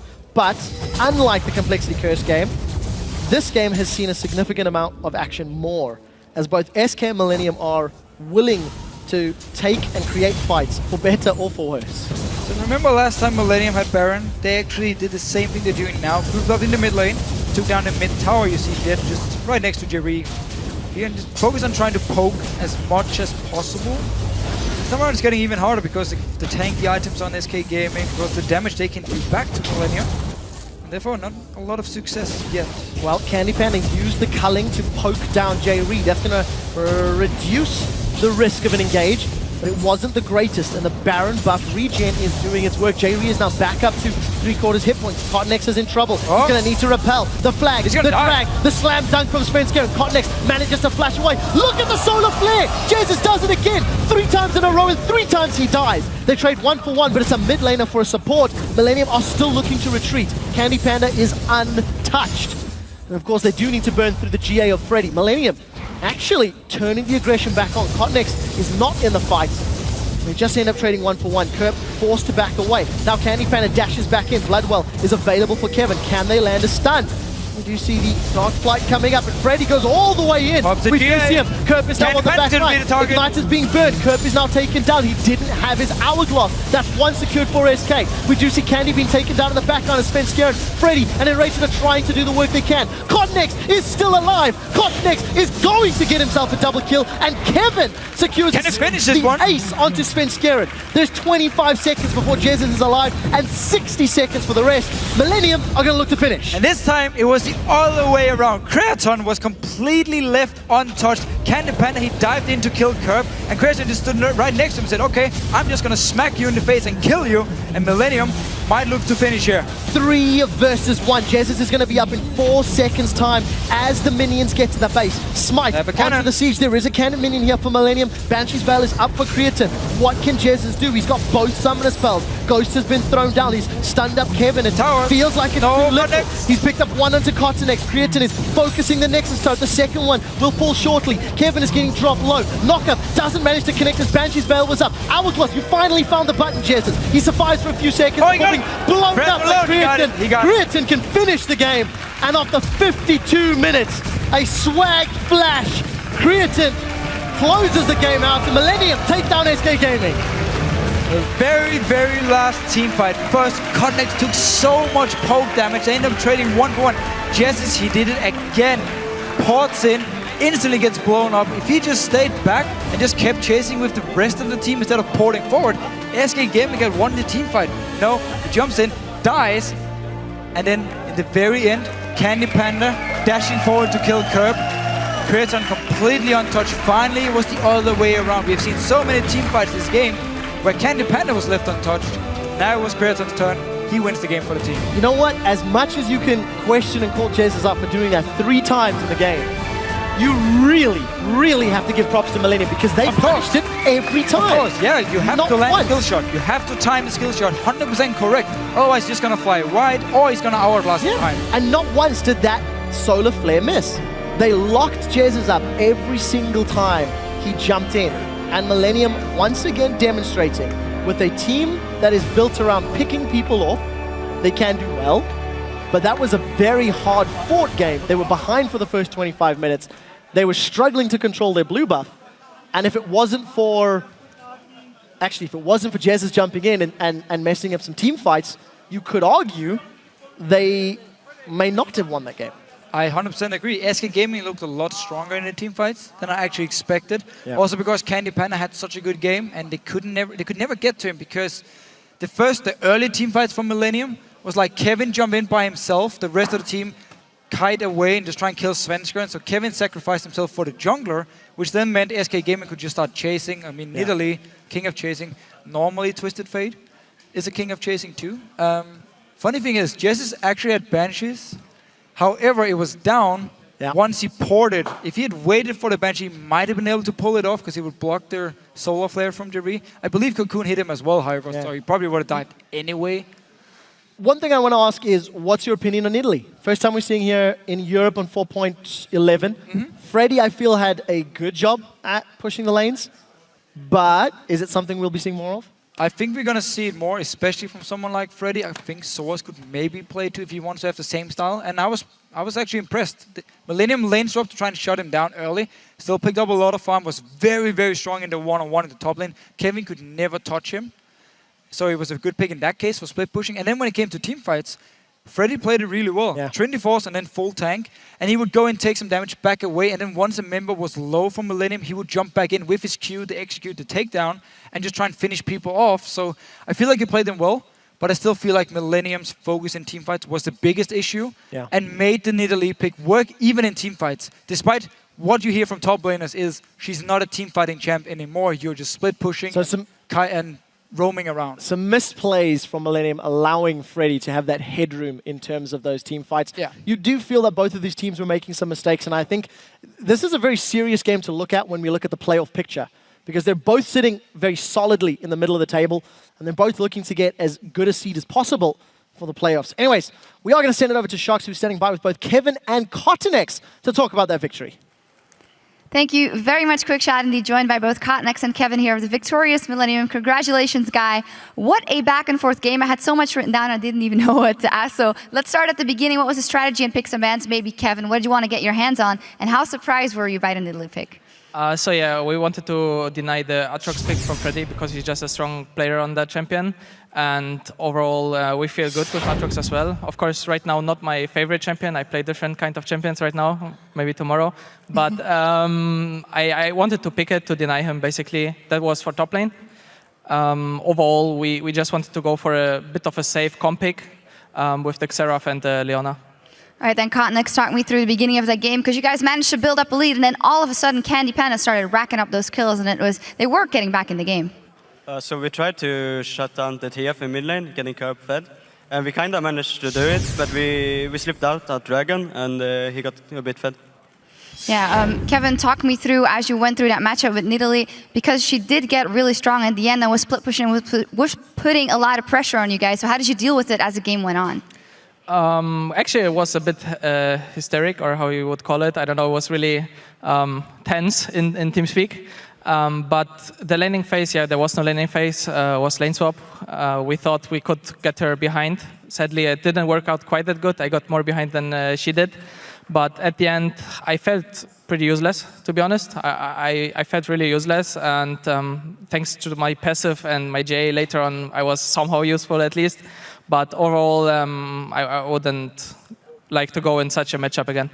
Well, talking about usefulness, your Baron steal at the end, I think that might have helped in you guys winning the game. So talk me through how important that moment was and how you managed to pull it off. I think at least we got some momentum back. I think if they would have gotten it, we would have a hard time, especially since the region is so strong in the late game. But I still think that Kerp was the point which kept us in the game. Yeah, fantastic game by Kerp once again on Xerath. Then tomorrow you guys are playing Ro8, and that is such an important game as we look at the standings right now. So Kevin, how are you going into that match? What will be the edge? We're gonna relax a bit, calm down with the hot weather here as well. Weather. And so yeah, we're gonna discuss tomorrow again the plan. We discuss the pick and bans. We discuss how we want to play against Ro8. We maybe have some weaknesses against for them, so we know what weaknesses they have, and we will try to abuse them. All right. Well, very interesting. Congratulations, guys, on another victory. All right, we're going to head back over to Quickshot and the Fish Show to take a look at the standings. Thank you very much, Shox and guys. We're 4 matches down in week 9, and here is how the table currently looks. With their wins today, both Alliance and Fnatic remain at the top of the standings in 1st and 2nd place, and Alliance, they stopped the Ro8 in that losing streak. Yeah, and then Subaru is hot on the heels in 3rd place, while Millennium and SK Gaming have now moved into a tie for 4th place, with Ro8 just 1 game behind. So still very close here in the middle of the pack. Definitely is. Of course, we do have 4 more matches coming your way Friday, as the Copenhagen Wolves face off against SK Gaming, followed by Millennium taking on Ro8. Then we'll have the Super Hot Crew against Alliance, and we'll conclude week 9 with Gambit Gaming against Fnatic. And after those matches, the European Challenger Series quarterfinals will continue with a best-of-3 between Gamers2 and Playing Dunks. Yes, that is all happening Friday at 6 p.m. Central European Summer Time. That's 9 a.m. Pacific. But right now it is time for today's European Challenger Series quarterfinals with a best-of-3 match between Forever Sinsu. Thank you, I'm not saying that word, and SK Gaming Prime. And of course, after the Challenger, guys, stay tuned for a very, very special presentation as the North American casters take on the Doombots of Doom. Riv, Freak, and the gang can talk the talk, but can they walk the walk? Find out as they square off against bots so nasty, they could make the Terminator crap in his pants.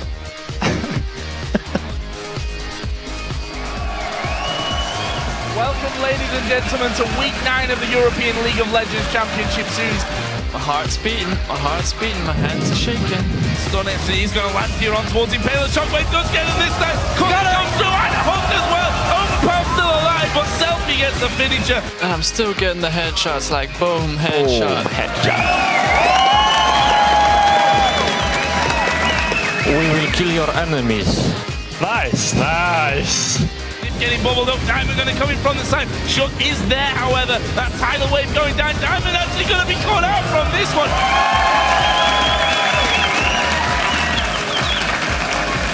Dum dum dee dum dum doobie dum dum. We do see Candy being taken down in the back line as Sven Scared, Freddy and Eraser are trying to do the work they can. Cotnex is still alive. Cotnex is going to get himself a double kill.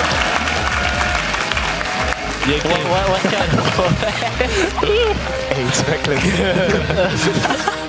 First kill secured by Reckless. We do see that's a double kill as he sidesteps the cocoon, looking for the triple. Reckless is on a triple. He's looking for one shot. That's the quantum. He's looking for 5. Towers down the back line. Reckless makes it. He gets it.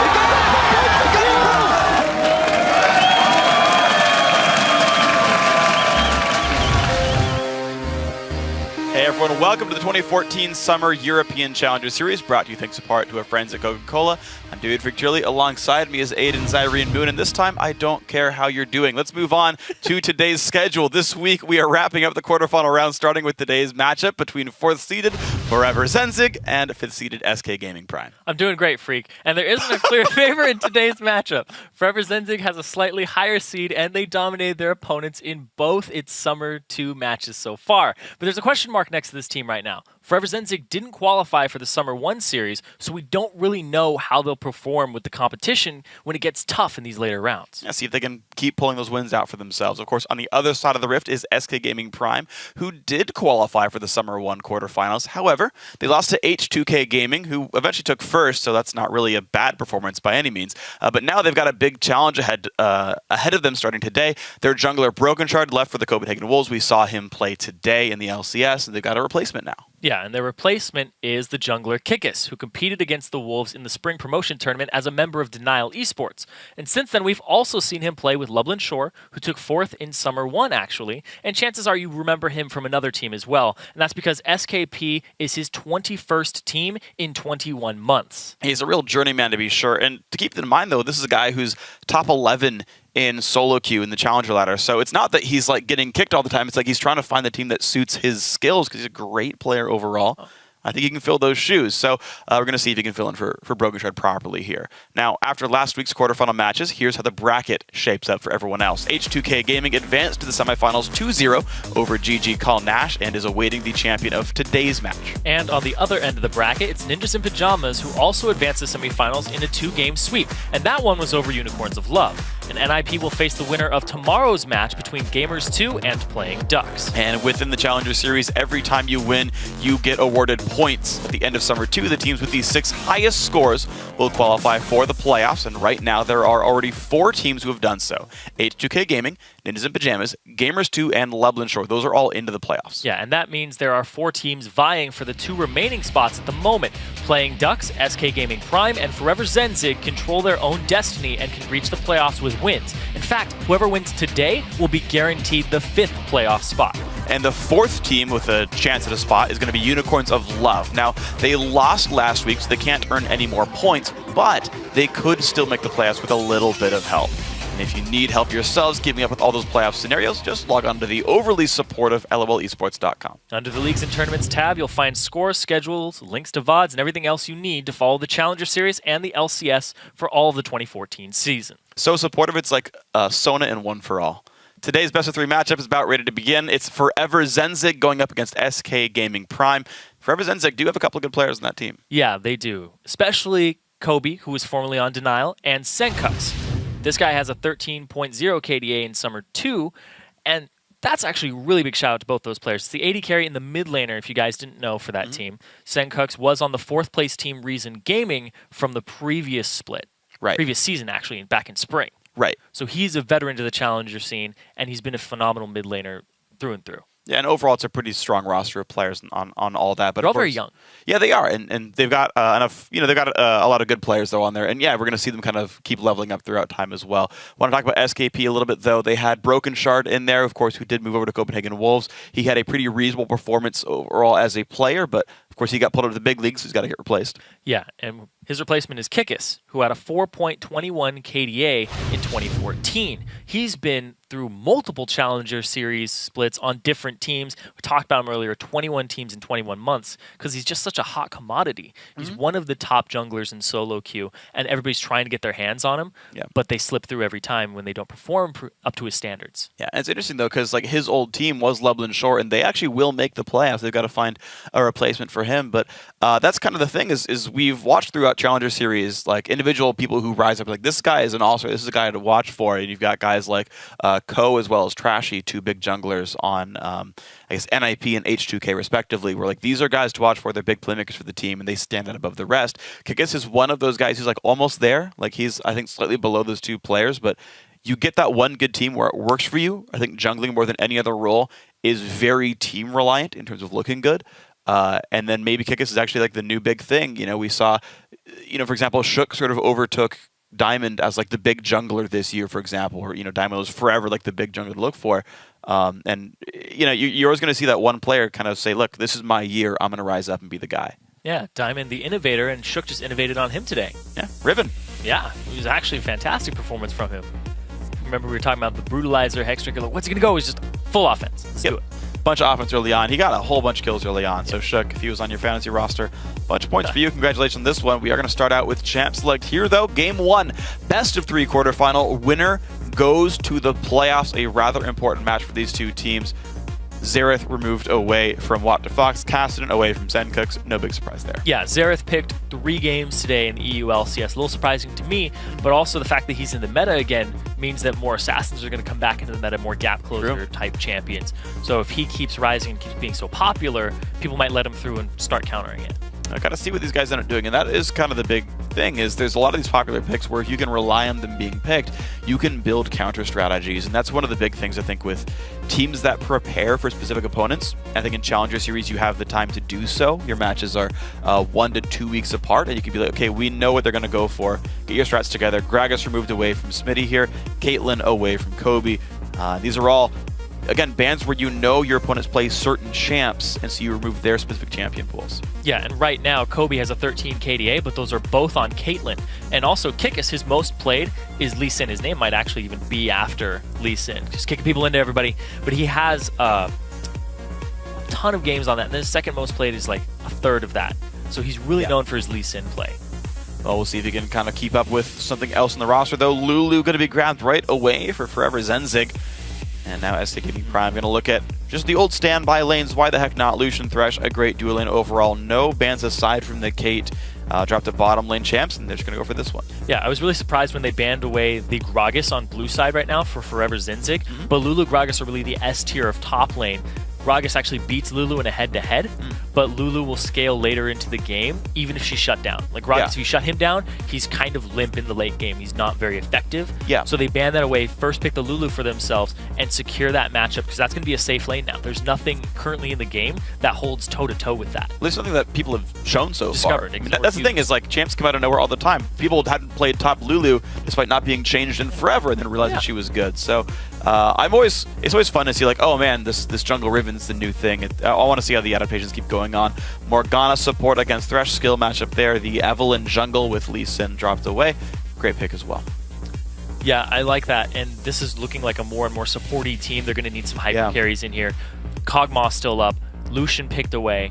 Tristana still up as well. Kobe's going to have to go with something along those lines, because the Caitlyn banned away Lucian picked. It's really all he has left. Right, and I feel like, knowing his champion pool, I feel like Tristana would be the most thematically accurate to what he plays, right? Long range, has escapes, that would fit the bill. And again, you play a hyper carry with a bunch of supporty champions, and like, great, it's all kinds of synergy right there in the mix. But we'll have to see what he actually wants to go for. If he wants to play more spellcaster. Zencooks might go for Yasuo. Ooh. I'm sorry. I was like, you want to jump Epiphany. In there. Yeah, no, Epiphanies are very worthwhile jumping into, because you never know. But looks like he's not going to pick that just yet. I mean, it could be Rise mid or top. Normally, most people have that in their pools regardless. I don't see a lot of Rise from Smitty, but you never know. Rise is actually pretty decent against Yasuo. Your binding, your Rune Prism can go through the wind wall, and then you can just reposition yourself around it. Also, his cooldowns are so low that you can get in between wind wall cooldowns very easily. Around that 5-second mark, and then you just reduce them more. Yeah, basically Rune Prison is the big part of it. Is you can stop his dash mid dash with Rune Prison. It's the best word I could use for that one. It's a verb too, ha! And that one doesn't get blocked up by the wind wall, so it makes life pretty easy for you in that case. Do have to be slightly concerned about the Kog'Maw versus Lucian matchup in this specific case, just because you can get harassed down, but if Forever Zenzig can play around that, then Kobe's going to be pretty well set up. Senkic's going to make his own choices. Again, you can't just guarantee where that Ryze goes, but we've seen Syndra versus Ryze a number of times, especially in the North American LCS. And it's actually tended to go Ryze's way from what I've actually seen. Yes. Yeah, it has been, which is a little surprising to me that he's going to go with the Syndra here, but he's trusting his ranges. He's trusting that he can stay out of his little mid-range zone and just use the long-range pick of Syndra, because you can Fog of War bush somebody. Yeah. If you clear the wave and then you roam, it's usually in Syndra's favor, because even if you don't roam all the way and you stand in a bush, you can pick people off very easily with a full combo. And that's the cool thing about Syndra, is she's just so good at picking people off. In terms of like, I know, like, I think like the beginning of this year, the end of last year, one of the big things commentators would talk about in Champ Select is like what a comp would try to do, and be like, this is a pick comp, this is a team fight comp, this is a split pushing team. Syndra definitely falls under the pick category of champions. One of the longest range stuns in the game with a max range QE combo, a lot of single target bursts, so you can create a lot of pressure that way by saying, hey, there's a Syndra on the loose, you know, hide your backline. It is going to be Ryze top, Orianna mid here for SK Prime, so their lineup has come together now. Seeming very team fight focused, actually, specifically. And for Zenzig, I feel like Kog'Maw's actually pretty safe outside the laning phase. Yeah, he's very safe. They have a lot of CC, a lot of peel for him. They don't really have a designated tank. Lulu will make somebody a little tanky, and Evelyn will eventually get there. You know, I don't always trust her as a tank, though. No, me personally. either. She's very squishy, just in base and things like that. Yeah. And also the fact you really want to build the Lizard Elder on her and get that going. Right. So breaking the team comps down, SK Gaming really look like they go for a wombo combo ball delivery with AoE on top of that, with a safe bottom lane. And then Forever Zenzig look like they have a little more pick-oriented with some Kog'Maw team fighting, but it's a multi-threat pronged team. True. Kog'Maw, Syndra, you have a lot of focuses here that are very squishy, and if you divide them, you might be able to conquer. And the fact that Evelyn is going to be trying to come in and flank and set up the fight, you have a lot of things that it's on the shot calling of the enemy team to figure out who we focus, who's in range to focus, because these are very long-range threats. Yeah, absolutely the case. And if someone gets caught out, Jarvan goes in, the team's not ready, you're going to die to a Kog'Maw in like 4 seconds or less. So you've definitely got some concerns here on both sides. You play it right there, you're going to be good to go. Game 1 about to be started up here. Best of 3 once again. You win the game, you win the series, you are in the postseason playoff. That's a pretty important point right here. As the bracket goes on, we can see who's going to be able to guarantee themselves a bye in the first round and how high the seeds can go. But it's going to be the big test to see how well these teams can play right now in this series. This is the test right in front of them now. See if they're up to it right now. Standard utility for Ryze, and the mana coming through with the Sapphire Crystal. 530. He almost has more mana than health level 1. Not quite, though. It's a lot of extra base damage on his abilities. Yes. He will hit you rather hard. He's also running movement speed in his quintessences. He's running with the, okay. It looked like... It's pretty standard. 377 move speed. That was actually quite fast. If you go deep utility, you have the out-of-combat move speed, the extra move speed, the 1.5% from the Tier 1 Mastery. Looks like SK Prime. Yeah, they are running in here to look for some plays down to the jungle. I don't remember if they got spotted by the initial ward put down to the front side, but look at all these pings they're going for, saying, hey, check out people might be over here. Look, put your wards down. It is a very safe warding expedition for Forever Zenzig. They actually pinged out both wards that came down for SK Prime's invade. So, 4EZ knows actually everything that has happened so far in the early game. Yeah, but all these wards from Forever Easy, they're going to have a lot of coverage of this early game. You said they see everything. They're going to see it for a very long time. They're going to know which buff is started at, and they're going to know what SK Prime knows about them. That's a big thing, too. Because if you know what your enemy knows about you, you're like, okay, we can juke them. We can make sure that Lulu doesn't show himself so that they don't get a 2v1, things like that. Yeah, and that's the thing is the wards are also going to time out soon enough that Evelyn can actually remain hidden by the time she's gotten to her second buff here as well. So Ro8, it's actually the guy's last name, by the way. Yeah. Learned that one. He tweeted at us. And here we go. So the beginning of the jungle starts. Both jungles going red buff. Kikis will end his route on the southeastern side. Ro8 will actually be towards the top lane when he finishes his buffs. Completely on the opposite end there. So we'll have to see if they group up middle, but at the same time, it's a very safe bottom lane for SKP. They can choose to snowball it and try to shut down Kobe and his Kog'Maw, which can be very deadly in the late game and just keep him down. Or they can try to get the Ryze going. They can try to get the gank assistance up there, but it's very hard to gank a Lulu. Yeah. Maybe a little easier even the Lulu's a pretty rough gun. Kikis, though, actually wants to try to invade and take something. I don't think he sees Evelyn right now, though, but he just does his basic timing of when a jungler would finish the camp. Kikis using his just knowledge of jungling to get this gank. He's just going to walk straight up. Jarvan's very good at brawling at level 2. All right, there's the auto attack for the slow. There's the flash. Gets the flash and doesn't even go for the blue because the collapse from Senkux. Very smart play, though. He does actually burn a lot of health and mana. Smitty getting good damage on a Wonderwear, so now SKP is the better top lane. This could be enough to take the buff away. Yeah, Wonderwear half HP right now. He does have some biscuits for him. That's warded up, and they're going to be able to see Kikis doing this buff now. And he won't see Ro8 ahead. This could be bad for Kikis if they collapse. Down. He is out of mana right now, does have his summoners. Eve has Smite, but no flash. Smite, nicely done there. Kikis takes it with an auto attack. Ro8 had smited too early. They're collapsing on him. He's going to have to get over the wall. He can EQ, he's fine. Yeah, he also has flash, so either of them would work. Nice move. Ooh, good turning back move there. Yeah, the lack of a collapse from Wonderwear and Senkux, they were trying to push the wave up, but they couldn't do it in time. And I got to say, though, just dodging the EQ from... Senkux. Yeah, exactly. That would have actually canceled the flag toss. The jump would have forced the flash out. So beautifully played there. Kikis gets the early invade successfully. Very, very nicely done. Ro8 now forced just to farm his own jungle, and until he gets Spirit Storm, this guy's going to be hurting for mana pretty heavily. Oh yeah, even though Eve passive will give him some mana back as a percentage while he's invisible, you don't spend a lot of time invisible in the early game. Nope. He's going to recall back. Should have enough money for that item now at least.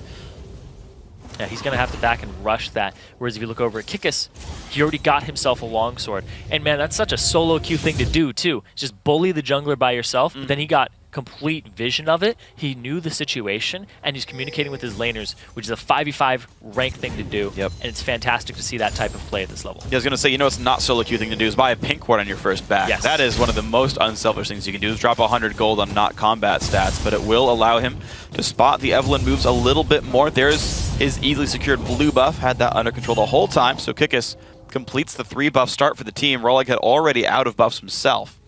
Yeah, and Kikis, no stranger to team play. We talked about it. So many teams for him under his belt, kind of etched onto a wall or a placard somewhere. It's a really big placard at this point, but he's looking for that winner. Got a lot of notches in his computer case. Yeah, there you go. Pulls out the pocket knife. There we go. One more team.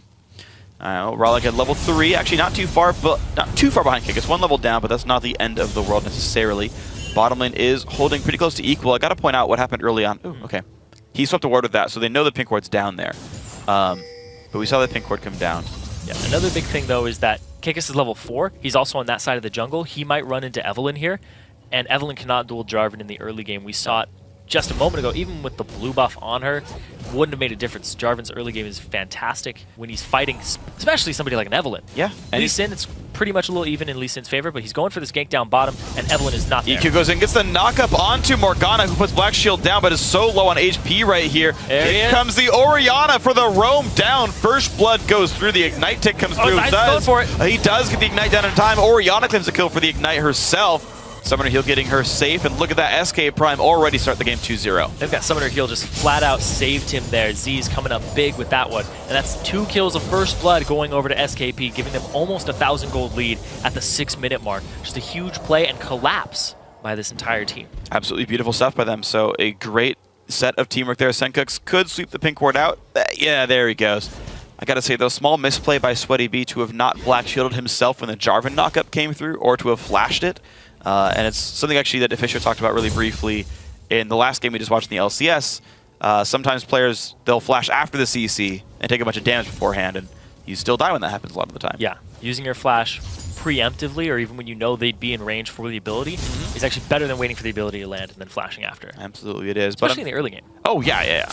But unfortunately for Forever Zenzig, they do drop down 2 kills so far, and Kikis has still been a part of everything. So as far as replacement junglers go, I would take a 0-0-2 Jarvan who stole a buff. I'd be happy with that. Yeah, I would definitely take that too. He's down a level, but he's about to get that for himself. Because Ro8, he's just been running around farming. His impact on the game has been very minimal. And also I want to point out, the thing that allowed that gank to happen was that Kikis set up that pink ward, cleared the ward, then roamed down, provided pressure in that side of the jungle, but that allowed Orianna to just walk there, knew there was a pink ward, and his route was completely unscouted.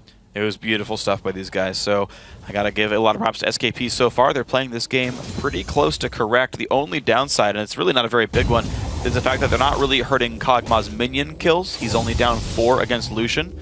And with Ziz just having assists, they're not really that far apart in item parity. And late game Kog'Maw is always something to be very concerned about as a team. Yeah, and they're both going for those attack speed items first. It's going to be the Trinity Force versus the Blade of the Ruined King here. Trinity Force Kog'Maw, very common. Saw that today as well. Kickus spending a lot of time getting ward coverage more so than just farming. Now looks for the mid lane gank. Not going to find that one. Okay. Ro8 is actually saying in the fog of war for now. None of the wards exist in the southern jungle. Nice hook on Kobe. The black shield incredibly late here, and he's one hit from dead. The Q won't quite do enough thanks to the exhaust of Sweaty B keeping his teammate alive. Thankfully, he threw out the black shield so that he couldn't get flayed backwards. Yeah. That would have been the complete death of him. And now, Ro8 looking for something down bottom, but his lane has to back. He wouldn't have any gank assistance or damage. Here's the interesting thing, though, is Kickus is ready to keep the pressure on this side of the map. He's basically choosing one side of the map and saying, okay, I'm going to crush you at blue buff, then I'm going to control bottom lane, then I'm going to go back to controlling blue buff. Yeah, that respawns. Senkuk's coming by.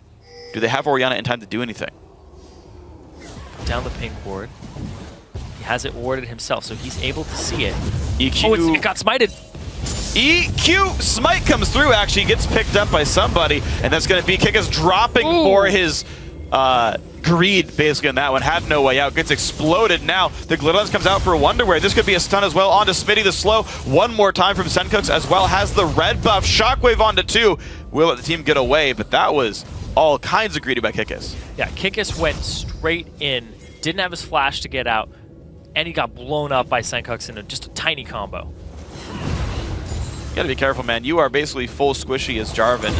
I know most of the junglers tend to start 21 points offense in masteries, and I'm silly for not knowing this for sure, but I feel like Jarvan's one of those as well. Yeah. Who would put 21 offense, 9 points defense, not a lot of tank stats early game, and gets punished without having any defensive items. Yeah, you typically do that so you can brawl other junglers, you can 1v1 them. Because if you didn't, you'd just be a tanky little wall and just buy time, but that doesn't allow you to invade, because then the more time you buy it and invade, the more time the enemy has to collapse on you. Absolutely. So, Kickus, unfortunately, too squishy for that one. Bottom lane actually starting to spread apart a little bit more. The recall for Kog gets him a phage, but that also means a 18 minion lead here for the SKP bottom lane. You're seeing them up 1,000 gold overall as a team. They are doing pretty well in this game, despite being, I guess, slightly lower or worse seeded in this tournament. Yeah, I don't know how indicative that is of their play, though. Not much. It's just rank 5, basically. Yeah, not very much at all. Ro8 gonna get. Ooh. He predicted the juke directions, was slightly out of range. Now Zaitan's got to be real careful. The ulti comes in from Sweaty B as well. Good damage coming through. There's the stun. There's the damage from Kog'Maw. Summoner healed. Actually keeps him alive. Great play by Ziz. Keeps his team alive. Now Kobe going to fall. They trade kills back and forth. Morgana wins out with the Dark Binding. TP was used, then stopped by Wonderwear. I don't know if it was stopped or Smitty interrupted it with Rune Prison. Either way, I mean, yeah. At this point he shouldn't have gone through anymore, but I think Rune Prison might have been a big part of that. So we saw the ultimate blown by Smitty there too. Looked like to possibly close the distance. He had a little bit of a tell on it, interrupt it. I mean, at the same time, yeah, he went up for it, because if he was able to go there, he might have been able to convert that into a dragon. Oh, interesting. Yeah, you're right about that. Dragon with the kill is actually a pretty reasonable objective. That's not the case here, though. And Wonderwear's teleport is now on cooldown, and in fact, a longer one than Smitty's will be. So it's SKP who have the teleport advantage thanks to that one. But this game got a little bit closer there. We're staying within about 1,000 gold, but kills are obviously trading back and forth now. Yeah, and the CS here is actually something to be concerned about. Kobe's down over Z's. We expected that because it was such a bully lane from the Thresh Lucian. But in the top lane, Smitty on Rise is actually ahead of Wonderwear right now, and he doesn't have a TP in his back pocket. And he also has a lot of damage coming through right now as well. Wonderwear's got to be pretty careful on this one. Shields himself, but it only is worth so much. If he backs, he can't TP back to lane. He's going to lose a lot of CS. Absolutely the case. The core mana items are also already done for Smitty, so he's going to keep standing up. He's going to keep charging the tier. Honestly, life is pretty good if you're Rise in this game. Yeah, he doesn't have his TP either, but it'll be up sooner. Right. So that they can start contesting the dragon at that point. There's a lot of pink wards, though, on this side of the Dragon by Forever Zenzig. Oh, yeah. That haven't been spotted out yet. And Kikis looking for a gank. Speaking of not getting spotted out, getting in behind Senkuk's ulti shockwave. Actually, the flash dodges both of them. Oh, does he have the damage? He's going to have close to enough Ignite, not quite going to deal enough, but Wanta Fox actually claims the revenge kill anyway. Wow, Senkuk's overextends to try to turn the kill back, just gets blown up for it. Yeah, Kikis getting a level up there, got away with about 150 HP. So he wasn't in danger from the Ignite. What the Fox? Nope. Probably can stop the recall, but unfortunately, it seems like aside from a couple of bouts of over-aggression by SK Prime, they're just generally making better plays here. Forever Zenzig are really only getting their kills off of fights that SKP starts. They're actually not making moves of their own. Yeah, that's true. They aren't being proactive. They aren't initiating fights. When you've got a Syndra, like that is a fight-engaging champion. You've got an Evelyn to run around, get behind people, be stealth. I mean, there's been great pink ward coverage by SKP. They've been trying very hard to get pink wards down. I think probably about 5 or more have been bought so far this game, 13 minutes in. But point still stands. There just hasn't been aggression by Forever Zenzig. Keeping the first dragon in mind right now, because it's almost 13 minutes and 37 seconds in the game. Woo! Yeah. Shout out to that. But in order to set up the dragon for either of these teams, Forever Zenzig, they need to get a pick before they start it. And SKP, they need to just team fight at the dragon or let Forever Zenzig start it first. Because they're actually fine just getting objective. Yeah. Slowly closing this game out. Because look at that, the 2K gold up. They're winning their lanes. Just because they're winning lanes. They're just winning their lanes. That's all it is. So they don't have to force the dragon yet. There's no reason to. Let Forever Zenzig start it, just have better positioning than them, and then pick them off in the dragon team fight with your AoE. Or take it once you pick somebody off. But we'll see. Oh, that binding barely missed. Great Lantern, and Zeus is alive. Not capitalizing off of a flash is really bad in terms of resource expenditure. And look at that, the TP coming in, rolling in, he's caught. Great play, good flash to get away from the box, but here comes the flash rune prison from Rise. Kill picked up, and this one is going to be a dragon. Kill the jungler, get yourself a dragon with a smite. Kikis, he has it available. There'd have to be a wonderful steal here by the rest of Forever Zenzig. Ooh, okay, good smite. Yeah, there's a lot of bursts coming out, but they played that one exactly correctly. Good job by Kikis, and he's now 0-1-4. He's been a part of many kills for his team.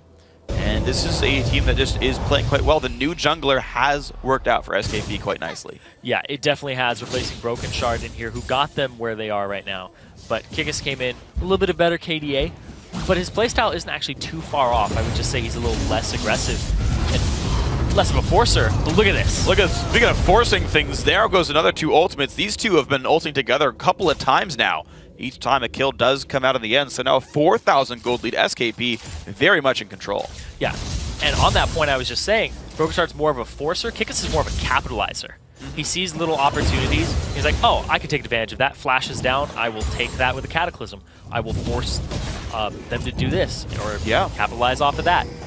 Uses mistakes very wisely. Well, this time around he's not going to be able to steal the blue buff away from Senkuk's, but you know what? That's okay, judging by how it went last time. So Kikis is just going to be back on his own side of the jungle, but I agree with you. He is capitalizing on things very, very well, and that is the big thing that I think is making SKP win this game, is they are finding these openings to make moves. When Sweaty B went for the flash engage, he got lanterned out, and the aggression failed, unfortunately. And it's just a very big tale over and over again of when SKP tries, it works. When 4EC tries, it doesn't. Yeah, and speaking of that flash trying to bind, right there, we just saw the Cataclysm on a target that didn't have the flash available, without it being a tower dive, without it being too forced of a play. Okay, so back we wait for ults one more time. Box down, Shockwave down, Cataclysm down. SKP tend to be waiting around these cooldowns for most of their moves. Dragon gone as well, but they're not really making any major breaks from the laning phase otherwise. It's just, hey, we have a jungler here. Cool, let's make a play for a while.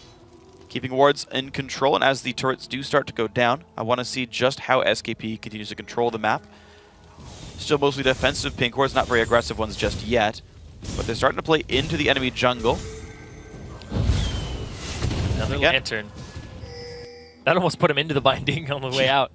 But yeah, that binding was wide though. Like, Sweaty B was predicting a juke to the south, and just like walks right by. Felicia gets to wait, grab a lantern, get out. Like, none of this is working. None of the catches are working. None of the binds are working. None of this is really catching their opponents. And I don't feel like this is a game where you can say, well, don't worry, 40-minute Kog'Maw. Gonna try to force the flash here from Wonderwear. He does. He does, yeah. All right, EQ ulti, 10% CDR from Lizard Elder, and otherwise just gonna wait for that cooldown to come back up in about 2 minutes time. Mid lane under fire, good move by SKP, and in fact they have the resources, I think, to take this turret down right there. Brutalizer plus Ruin King, and down it goes. Evelyn's off on the side. Kobe is trying to get in here, but they aren't going to engage it. Once again, Forever Zenzig, they just can't find the opening to engage a fighter to start it off. SKP have done a very good job then to keep anything from happening to themselves whatsoever. You know, a decent amount of ward control. They do keep a couple of pick wards down on the map at all times. And they're overall not getting caught out whatsoever as they slowly churn through the base of Forever Zenzig. And every few minutes something else falls.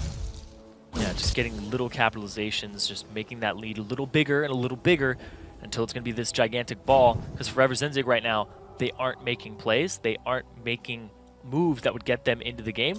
And at the same time, they're not really capitalizing on anything that SKP does or countering it. Right now, they're just kind of like, all right, we're trying to play the lane phase. Let us do this. And SKP's like, no. But they keep getting kills off it, and Forever Zenzig don't react appropriately. They're trying to play passive for the late game. Yeah, and I just don't feel like you have enough resources to do that. You're facing against a Ryze for, you know, like, Ryze is like the best late game top laner in competitive right now in terms of what it's going to bring to a team. Like, Kog'Maw's great, but like, Kog'Maw's a catchable champion. You've got Shockwave Cataclysm. Like, Kobe isn't always safe 100% of the time. You can't Black Shield Cataclysm, you know? So you've got very real risks here that, again, as we talked about, you can't just wait for late game here. We're going to see how the rest of the builds come through. Looks like Sweaty B might be looking for Aegis with the Double Ruby Crystal. That's the only thing I can think of that would build out of those two items. So some more magic resist for the team when you're facing Orianna Ryze. That makes a whole bunch of sense. But basically, so since the only team we're really seeing make plays is SKP, I just want to kind of keep looking at them and what they do. Because you realize, so first of all, if they win this series, they do go into the playoffs. But from the playoffs, you have to actually win, you know, top 3 to make the promo tournament. So this is a team that is going to have more tough competition ahead of them. Not even just Forever Zenzig for the rest of the series, but if they even go farther, you know, teams going to look at them to beat them in playoffs. They're going to want to be able to beat other top teams like H2K, which whom I believe they will play in the semis if they win here. It'll be a rematch too, because they got 2-0'd by H2K previously. Right. But that means we also haven't seen their full potential or what they're actually like, because H2K... Yeah, they beat everybody. They 2-0'd NIP in the finals. Right. So it's like, is SKP on NIP level? Don't quite know. Yeah. And the test really for me is always like, can you keep pushing your advantages forward? That's always like the easy litmus test for me, is if you stall out for a while with a gold lead, I feel like you're generally missing opportunities. And basically, all we've really seen from SKP since the last Dragon was they sieged mid once. That's a little bit concerning to me, just because I feel like there should be more plays available, ways to rest ward control, take us out of the jungle, steal a blue or red buff. Not seen any of that yet. Yeah, and right now, since the last Dragon, it's been 6 minutes. It's about to come up again, and Forever Zenzig are in a position right now to set up for it.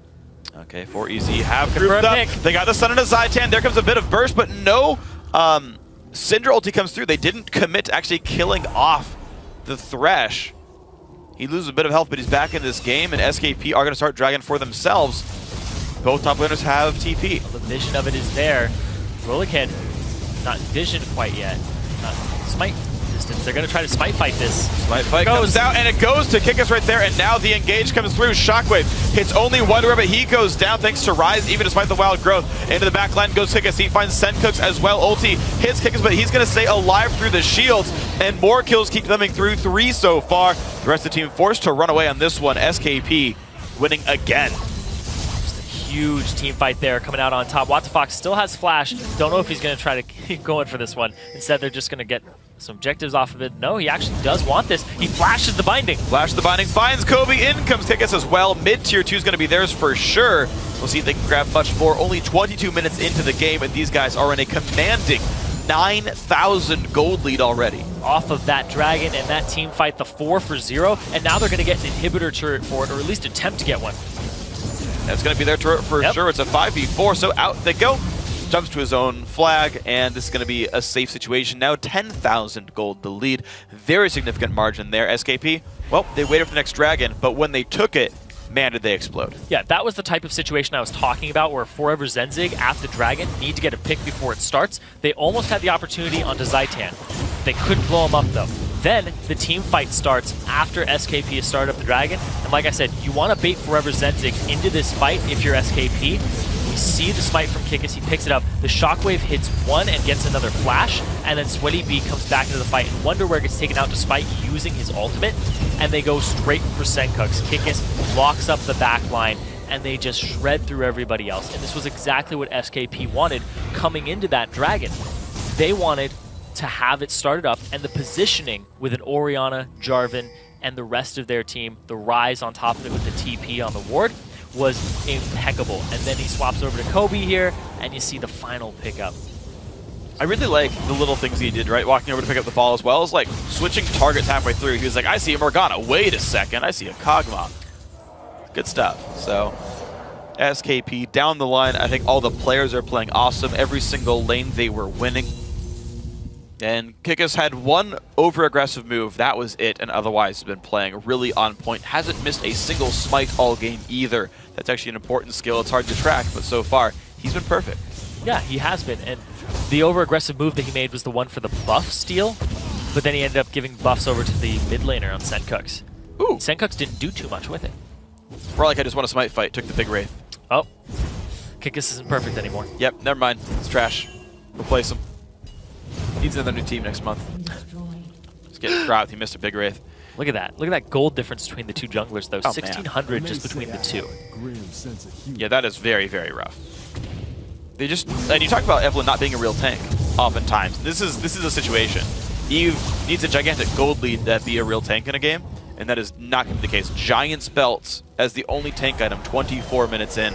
Not exactly a durable champion. SKP, they don't go for Baron. They do have some ward coverage over it to a certain extent, but their game plan is actually, with this gold lead, let's siege bot. Here comes the push on in. Ball comes out to zone Kog'Maw, where you can see Kobe can't attack anything. It is just Senkux who can defend this. Speaking of durable champions, Kikis doesn't have any armor. He's gone all magic resistance now to withstand the combo from Senkux, which has been his death the first time and almost killed him the second time. I mean, you think about how fast they're playing this game. 20 minutes is about the time you're going to have roughly just Triforce and like some other kind of junk piece while you wait for more items to come through. If Kog'Maw were ahead, if he had a good lane, if he had 230 CS, if he had a kill or two, if his team had dragons, he'd be sitting at about 2 items, and it would be a real threat for Kikis. Yeah. The fact that Kog'Maw only has Triforce, hasn't gotten any kills, hasn't even gotten much CS, you have to buy armor right now. Yeah, and the 2-item spike for Z's at the same time. And he's been known to carry this team, but right now, everybody's pulling their weight. And they're all pretty fat. Yep, they're all pulling a lot of weight right here. They all count for 2 champions, so it's basically 10 on 5 right now, and that's going to make life pretty difficult for Forever Zenzig. Mid inhibitor nearly gone. Of course, they got that turret earlier off of the earlier Dragon Fight victory. Pokes are coming out. Wonderwear half HP though. Stun lands into Rise. Rollica though, look at that. Just takes so much damage.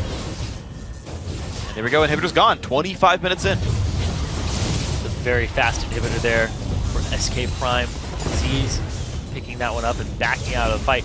And now, a minute until Dragon. Again, they keep getting these objectives before the Dragon comes up, and if they set up for it properly, it could be another one fight for them. They absolutely could. I don't even think you'd contest at this point. Like, Forever Zenzig needs some kind of miracle where they look at something that's not a 5-on-5, such as ganking them at Baron. Like, Dragon's not deadly enough to make that a 5-on-5 these guys can win. Like, Baron, maybe, and double Nexus turrets, maybe an inhibitor turret, but like, you need lopsided odds to make this work. You either find the random pick because of Evelynn Syndra, or you find a lopsided actual team fight. Those are the only ways I see Forever Zenzig doing well here. It'll be a big team fight, the next one that we see, because everybody has their flashes available. It's going to be a very mobile fight. Everybody's ready for this, and there's no real advantage that you can capitalize on. Even if Forever Zenzig get a pick on somebody, they could still just flash right out of it if it's not a full combo destruction. What I do have to commend Forever Zenzig on, though, is that you actually mentioned all the flashes being up. This also means that Forever Zenzig have made sure they have not gotten caught ever since that last team fight. They've had to give up turrets that, like, you just have to, like a tier 2 with a 10,000 gold deficit is free. You cannot contest those properly. And outside of trying to find individual picks, which I think maybe they could have at some point in this game, the fact they're not limping into fights like stupidly is the right kind of thing. And the scrying orb from Kobe shows the Baron, but that's all it's going to do for a short while. There's pink wards just lining this area. Fine. Contesting it. Rolling head off on the side at the same time, though. Dragon's being done by Smitty. All right, you know, it's safe. He's got TP. He can get out. It's going to take him some time, to be honest. You're seeing actually he's losing the battle slightly. Of course, Dragon, as of a few months ago, does % damage reduction instead of % attack speed reduction. So it hurts people like Ryze pretty badly. Oh, well. He tried. Rolling head. He sees there's a pink ward there, so he knows he can't slink in too far. He also sees them. Yeah. Oh, he knows they're not actually doing the Baron. And SKP have no idea they didn't get seen here. Yeah, because they can't see Evelynn yet. They're still waiting. But you know, the thing is, this is fine. SKP are split pushing with Ryze. They will pull attention. Mid lane will push in. They will at some point require significant attention elsewhere by Forever Zenzig. And at that point, it's a Baron. Unless you get outsmited. Yeah. Kikis has a better record in smites this game, though. This represents his chance to get back in the game. Only takes one. Goes in for the damage. TP comes in as well for Ryze, but not going to find much. Lulu back in the base, but she has teleport as well. SK Prime do go back to Baron, but they're now a couple of spells down. 2 ultis were, actually 3 ultis were burned for that. For none for Forever Zenzig. This is the kind of fight that they might want. Flash goes in. Nice knockback there by Senkooks, but doesn't get caught. He just might, and there's the Cataclysm. A massive one at that. They trade 1 for 1 so far. Shockback catches on to 2. These are more fights going SKP's way. They're going to find 4 kills here. Only Wonderware's alive. It's a huge Smitty there with so many levels in this game. 2 over Wonderware. We see him right there, trying to get him off the field. Teleporting. He knows. He knows he's done. He knows.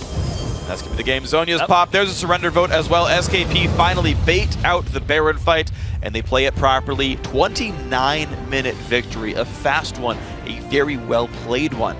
SKP up 1-0. Yeah, they knew what their win conditions were. They just had a team fight, show up at the Dragons, test, and then they come out on top. Kikis did a very good job of setting up the lanes in the early game, and then snowballing off of that. Yeah, and I guess I got to apologize for SKP a little bit. I was a little bit concerned when they won Dragon Fight number 1 and then waited for 6 minutes for Dragon Fight number 2, because I'm always concerned when you're like, we're just not going to do anything, and don't worry, Dragons will do it for us. Because picks happen and games slip away from your fingers sometimes. But that second Dragon Fight was everything. They were a team fight-based composition, as you pointed out in the early game there. And they found the team fight. Said, if you fight us at Dragon, it'll be horrible for you guys. That's exactly what happened. Gotta say, a well-played game. Yeah, and that 6-minute lull, I do chalk it up to the fact that they're kind of using Kikis' play style, where he's capitalizing off of bad moves or moves that aren't ideal, and really turning it in his team's favor instead of forcing something and being like, we've been around for 6 minutes, I'm just going to do something because I have to do something. Yeah. There's a lot of top junglers that are like that. Kikis has a slightly different style. Yeah, he seemed to be pretty smart about it. There was the one bad blue buff force. That one's shame on you, but otherwise... Otherwise, yeah, a largely great game. And I do love the early invade that he played. Because here's the cool thing. The early invade by SKP, they trinket warded the entire western jungle. They warded the entire blue buff side. They knew Eve started red. There are so many cool mind games here. Because, first of all, Kobe and Sweaty Bee did not leash Evelynn's red. They were in the lane right away because they got the early push, so they weren't down in level, so they actually got to hold up CS the first few waves. Like, that was, I think, the right choice strategically. It does slow down Evelynn, but again, it put their dual lane in a decent spot. Kikis sees this. He sees no leash, and he knows she started red and says, I can get to you in time. Goes across the map, gets there when Dragon's still fairly, like, blue buff isn't smiteable yet. Uses all that information to make the right choice and start that invade, and that sets a lot of the game into motion. And that's one of those tiny things, too, where if you don't get a leash, you're going to use more potions, and you only get 4 right now. True. With the Hunter's Machete. Yeah. So he's running out of HP in his inventory and in his health bar, so that if you invade him, you do a little bit of damage. Even if you hit him once or twice, you got Martial Cadence, you're going to chunk him down a tiny bit. Yep. He has to back off of that objective. And the fact that Senkooks came in and was able to help them pick it up was the big part of that. Yeah, so overall, very well played game. Yeah, I mean, and again, a lot of things cascaded on. You talk about the fact that Kikis capitalizes on his team's good plays and his opponent's misplays. Did so. Very well done game. Under 30 minutes, again, is a remarkably fast score. So GG, well played to SKP. Guys, going to take a quick break, but when we return, it's time for Game 2 between SK Gaming Prime and Forever Zenzig. Don't go anywhere. But is so low on HP right here. Here comes the Orianna for the roam down. First blood goes through. The ignite tick comes through. Nice stun for it. He does get the ignite down in time. Good damage coming through. There's the stun. There's the damage from Kog'Maw. 700 healed. Actually keeps him alive. Great play by Z's. Keeps his team alive. Now Kobe going to fall into the back line. Goes Kickus. He finds Sencooks as well. Ulti hits Kickus, but he's going to stay alive through the shields. And more kills keep coming through. Nice knockback there by Sencooks. But doesn't get caught. He just might. And there's the Cataclysm. A massive one at that. They trade 1-for-1 so far. Shotgun catches on to 2. These are more fights going SKP's way. They're going to find 4 kills here.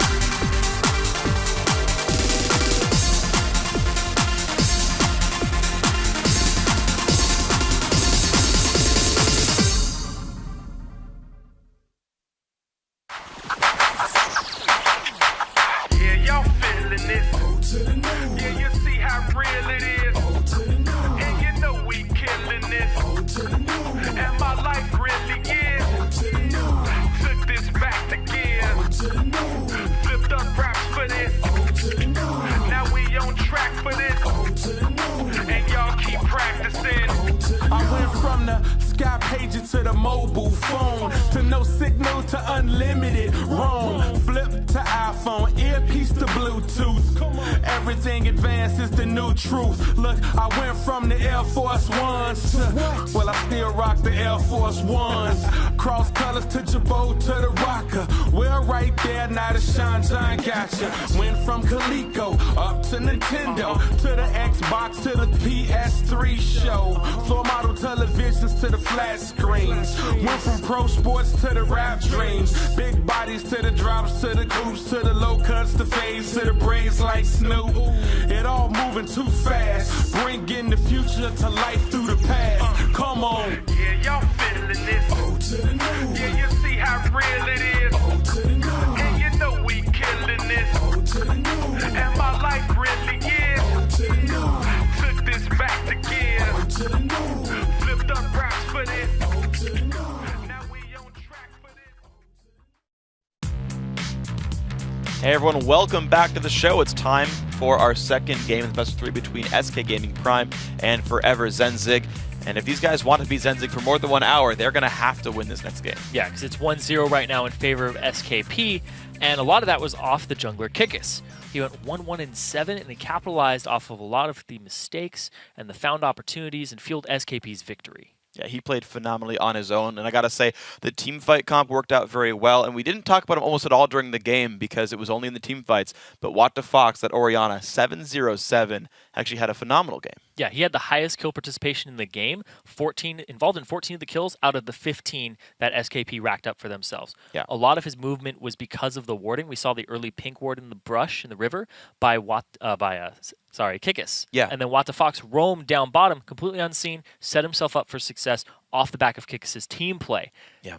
Although Senkux did get double buff from Kikis, so Kikis was setting up both mid laners, WTFox still came out on top. Yeah, and that's impressive. I mean, first of all, Syndra's a great laner in the first place. Double buff Syndra's arguably the best laner versus, I mean, compared to a non-buffed, laner in the first place. Like, I don't want to face one of those, no matter where she is. And yeah, WTFox had a great game overall. They did wait for the team fights more patiently. Those actually worked out quite nicely. And then once SKP had that gold lead, once it said, we want a dragon with an ace, it's like, well, turret, game under control, beta Baron, game ends. Yeah, and SKP didn't fall prey to the pick composition, True. Which is really big because in a team, one person will be like, I'm going to go rogue, I'm going to go farm this wave, they get picked off. Yeah. And then it's just like, okay, now we can't do anything until that person's back up. And then we had to kind of do damage control and see, did we lose a turret? What happened? Did we lose ward control of an objective, of an area? How do we get that back for ourselves? So they didn't fall prey to that trap from the Syndra, the Morgana, and the Evelynn. Well, that's one of the easy things, though, is that SKP invested very heavily in pink wards early on, right? The very first recall from Jarvan was a longsword and a pink ward. You saw the support as well come back in. Zaitan got a pink ward early on.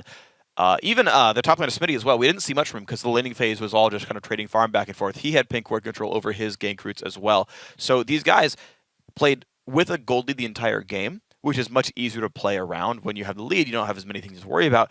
And they just use that lead to keep ward control up. I want to see what happens if SKP is held down, actually. Can they keep those wards up? Can they keep from getting picked if they don't have the luxury of spending gold on vision? And if you have a better early game where you don't have the really rough invade or you don't pick into a really bad matchup like Cog versus Lucian, then what's that game turn into? Then we might see a very different start to this game, which could mean an entirely different game overall in Game 2. Yeah, hopefully it's completely different picks too. Because when we looked at it previously, they put a lot of priority on that first pick Lulu for Forever Zenzig. Yeah. Didn't work out too well. Had Smitty playing the Rise into an equal in CS, wasn't bullied out of the lane. Great. Had some jungle attention, and then just crushed the late game and chased people down. Yeah. Whereas SK Gaming Prime, they first picked the Lucian Thresh combo and wanted that safe lane down bottom, and they also banned away the Caitlyn. So there really wasn't anything that could hold toe-to-toe with it in lane. Right. And that's why I was thinking Tristana more so than Kog'Maw, that even though Cog fits the comp, it doesn't fit the lane. And having weak lanes is really tough when your opponents are good at squeezing advantages out of you. So for EZ's sake, let's hope they get a little bit more early game for themselves. Lee Sin still removed from Rollick Head, Xerath still away from WTFox, though of course his Orianna was still plenty scary. Yeah, they actually banned the Lee Sin this time on Kikis' side. Oh yeah. When it was banned away by Forever Zenzig last time. They are going to still go with the Caitlyn and then put some priority on Lucian once again for them. We'll see, yeah, and I mean, I feel like you can first pick Lucian here in this case. Obviously, the top lane picks didn't matter, the mid lane picks didn't matter much either, so I feel like you can tunnel back on that very easily as SKP. For Zenzig, they could choose to ban Lucian, as weird as that sounds, just to create a better lane situation, or they say, Kobe, what can you play little win lane here and hold up in a bit of a better spot, and maybe they play for that. But I think, yeah, the dual lane looking good is very important. Yeah, I was thinking if you ban Lucian, you have to ban Kassadin next, or at least some place when you're playing red side. So I want WTFox to have that. He's a very good Kassadin player. He actually got his hands on it previously and just wrecked with it. He went 10-3 and 13. Yeah. It's one of those things where you could bait the first pick Kassadin, just give yourself better matchups elsewhere. Like, it is a choice that you can make if you're like, they're going to tunnel my AD carry, let's throw a bait out there and hope we get a matchup, but it is, of course, a big risk. Kog'Maw actually ban comes through. I'm surprised just because they dealt with it so easily last time, but gotta look at the last ban to come through then and what these guys want to play. So they're very confident in WTFox's ability to beat Senkux in lane because they aren't throwing any bans that way. Instead, they're more concerned with Z's, who I think the original team was actually named after him. Z's is alive. Him being the carry for the team. He's carried them to success multiple times. Previous challenger scene, highest KDA on his team, I believe, back then. Actually, very close to the highest KDA. Wow, look at that, though. Look at the picks that just came through. Lucian did get banned, but SKP already auto-locked Aurelia. That was already typed in, and he was ready to hit enter. So even with Lucian not being banned, they wouldn't have gone for that. The Aurelia, the important matchup here for Smitty, wants to crush that top lane again. But that leaves the Gragas open, which was banned previously. True. They end up Lucian, Cog, Caitlyn. There isn't a whole lot left here for AD carries. And I did look down. He did have the highest KDA on his team. He's a 7.5, even with some losing games under his belt. Sure. This is interesting though. Like, it's weird how different this setup went, despite the fact that the bans weren't all that different. Like Aurelia, I'm pretty sure was available in Champ Select last game. Didn't even care about it. Lulu actually is still up, for example. Doesn't matter. They're just like, yeah, you know what? Now we want the Aurelia. So Aurelia versus Gragas, a top lane matchup. Wonderwear happy to play that fight anyway. So it'd be a different support here. Went for Morgana last time. Said, you know what? Never mind. It'll actually be Braum. 3 AD carry bans in. Now we got to see what else is in these guys' pools. Yeah, the Corki's still available. They could go for something like Jinx, which does suit both of their styles. But at the same time, you go with the Twitch. I think Corki's the one to go. More laning power. Yeah.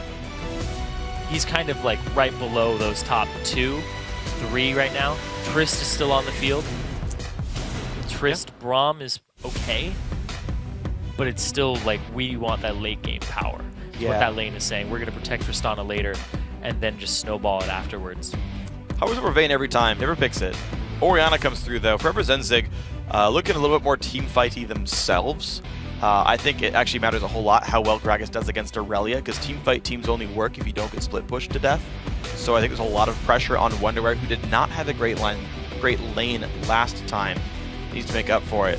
Or he's actually going to take their time with their AD carry pick, interestingly enough. They go for the Vi pickup there for the jungle. It's also going to be that one away. It's also going to be a ball delivery system. Yeah, it is. So he can get that into the back line. There's also a little dissonance in this team between the Orianna and the Gragas ultimates, seeing how they line up with one another. And it's going to be Kikis taking the Elise here. Elise is one of those champions right now that when you pick it, you say, I'm going to go fight you in the jungle level 3. I'm going to come after you and apply pressure to you. And I know Santorin on Coast does this all the time. Yeah.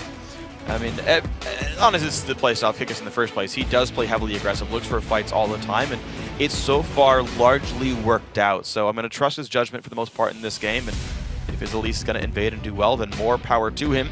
SKP to make their last choice now. They've got a great split pusher in Aurelia. They insta-locked it as fast as possible for Smitty here.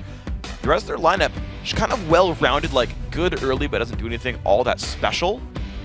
And they're actually going to continue the sort of spread-apart pick-off team composition by going Twisted Fate in the mid lane. Yeah, and he's going to go with TF, Ghost Flash for himself. And now this really puts pressure on who do you pick down bottom, because it has to be pretty safe. I think Tristana might be where you go with this. Twitch is going to be an awful choice here. Now that Twisted Fate's on the field, he's going to kind of force that pick. So Trish is pretty safe here. I think this works out overall. The difficulty is now that these teams are going to do very, very different things. SKP split apart, Aurelia very much individual, split people off, pull attention to yourself, work around the teleports. Aurelia, of course, a great dive support. If you go in with like a TF gank, Aurelia can jump onto the turret, right? Can get plenty of work done to whomever you try to dive. Corki Thresh, very, very safe lane, good laning, and then also so hard to catch. Like, SKP are very well built around TF getting a bunch of ganks down. Forever Zenzik really want a team fight, but they've got to withstand the picks in the meantime. Yeah. SKP, what their comp looks like is we're going to pick you off with Elise, Thresh, Twisted Fate. We're going to have Aurelia scale and be a little bit of an insurance policy. Up against Gragas, she might have a little bit of a hard time, but we'll have to see how that one hashes itself out. Corki has some late game wave clear for them, but the big thing here is that Forever Zenzig has a comp that really comes together in terms of AoE, but then it also disperses and splits people up with the Gragas ultimate. Yeah. Keep Tristana safe, dive the backline, and have threats present inside of your team, or the enemy team, while your backline is just dealing out damage the entire time. And this is going to be the fun thing to watch for then, is how well do the individual plays come out? Because there's a couple of interesting dynamics as well with what's happening. First of all, Sweaty Bee can protect people very easily if he plays it right? Stand behind me, Unbreakable comes out, can block gold cards, can block cocoons. If one stun lands, he can protect further damage from coming through. Pretty much everyone's got to get through that somehow, and it can't just be Aurelia. Yeah. So that's the big point. The other one as well is you have Orianna, who's a good defender, actually. Command Protect is a great spell to keep people alive. If you do dive on someone with like Aurelia plus Elise, then you can shockwave them and kind of create some space for your guys to get out. Even if you repel up in the air and dodge the damage, you've still got to deal with dissonance coming down and slowing you afterwards. So there are ways for SKP to outplay the picks, to regroup and deal with the fights as they come in and keep their members alive throughout that. So it's up to individual play and playing the game your team wants to play it. Yeah, they kind of swapped roles in terms of what the teams accomplish. SKP is doing the pick game, and Forever Zenzig is now doing the team fight AoE composition with some follow-up on the AD carry. And they do have fantastic scaling here on both teams, actually. I do give a little edge to Forever Zenzig, though. Yeah, in that regard. I kind of agree. Tristana, Orianna are two of my favorite late game champions. Ori she actually, for being a utility mid laner, provides so much damage. And has a very good comeback mechanic. Even if you're down, one good shockwave can spin the entire game. Absolutely, it can. So there's all kinds of interesting games going on here. And the cool thing about like Gragas Orianna, I know people talk about anti-synergy, where it's like you have a knockback with a champion who wants to put everyone together. Same invade, actually, by the way, for SKP. Exact same set of invades. They just want to know the jungle route of their opposing jungler. But people talk about anti-synergy with Gragas Orianna, knockback versus suck in. The thing is, though, with most top laners, aside from like basically the big dragon fights, your top laners are not typically involved in team fights. They're typically 4-on-4s.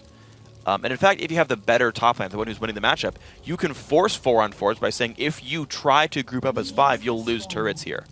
TF, Corki, Tristana, and Orianna, great wave clearers so that you can defend 4v5s. And so whoever gets a better top laner can just straight up force 4-on-4s.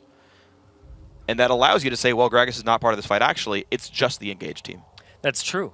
It would just be the engagement parts of their team.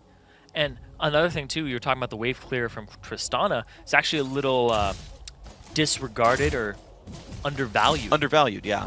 It's a lot of wave clear later on in the game with a good range on it compared to what other AD carries would bring to the table. Corki is another one of those champions that has a fantastic amount of wave clear in his kit, and they are going to go for the 2v1 here from SKP.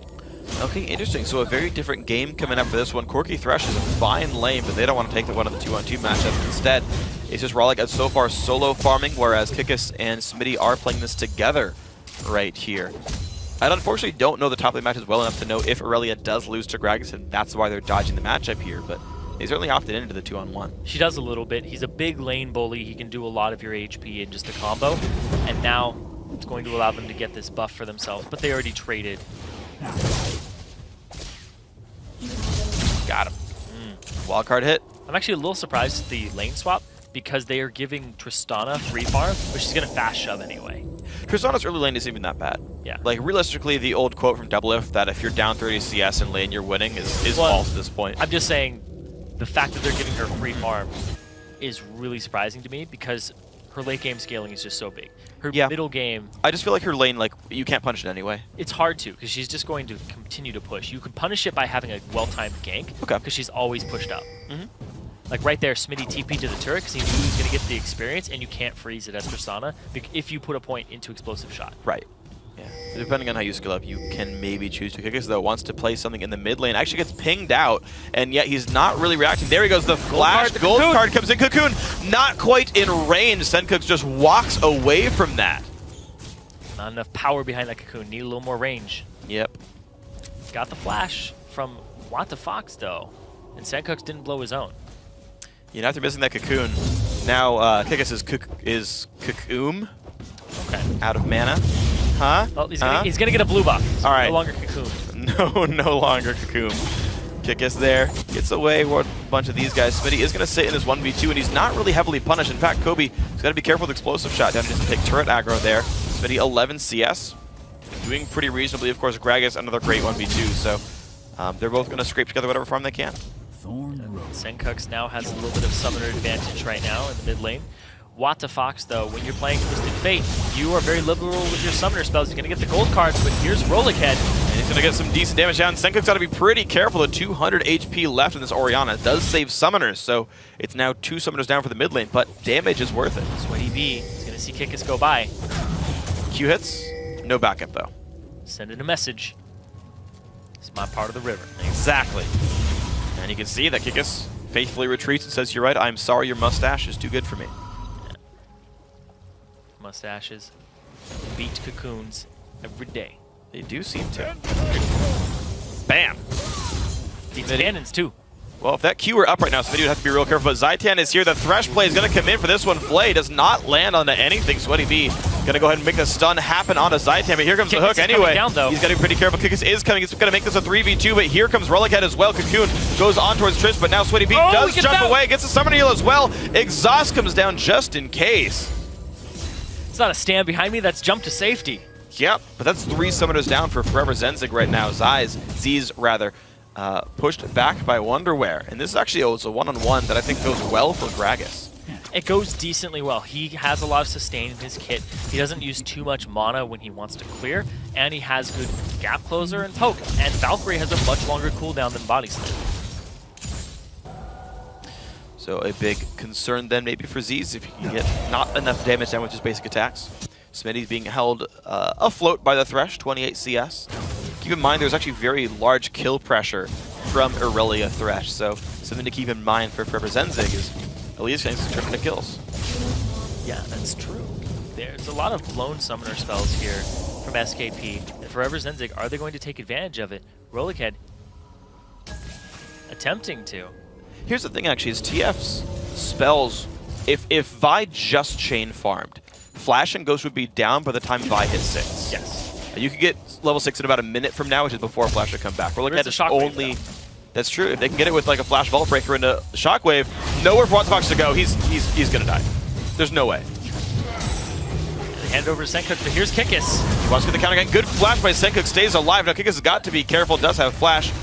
He just walks away from that one. So that was a good gank. Didn't need the 6, just needed the Vault Breaker. But now the bottom lane, Flay goes into a Sweaty B. Ignite is on. 1 hit from dead, gets the kill. Zaitan, Smitty lands his stun, takes a Lantern out, stays up with 200 health right there. And out they go. And that's a little bit of capitalization on the fact that Sweaty B used both of his summoners last time. And here comes the Elise Bully from Kickus onto Rollickhead. Cocoon's going to hit a spider, or sorry, hit a little minor wolf instead. And the other one's going to go down. But Kickus does get the steal on the big camp. Game is equal though. And this is the whole picking Elise and the entire reason behind it. Now, you can also tower dive with it very effectively. A lot of members down bottom though. Oh my gosh, the TF ult is going to be up.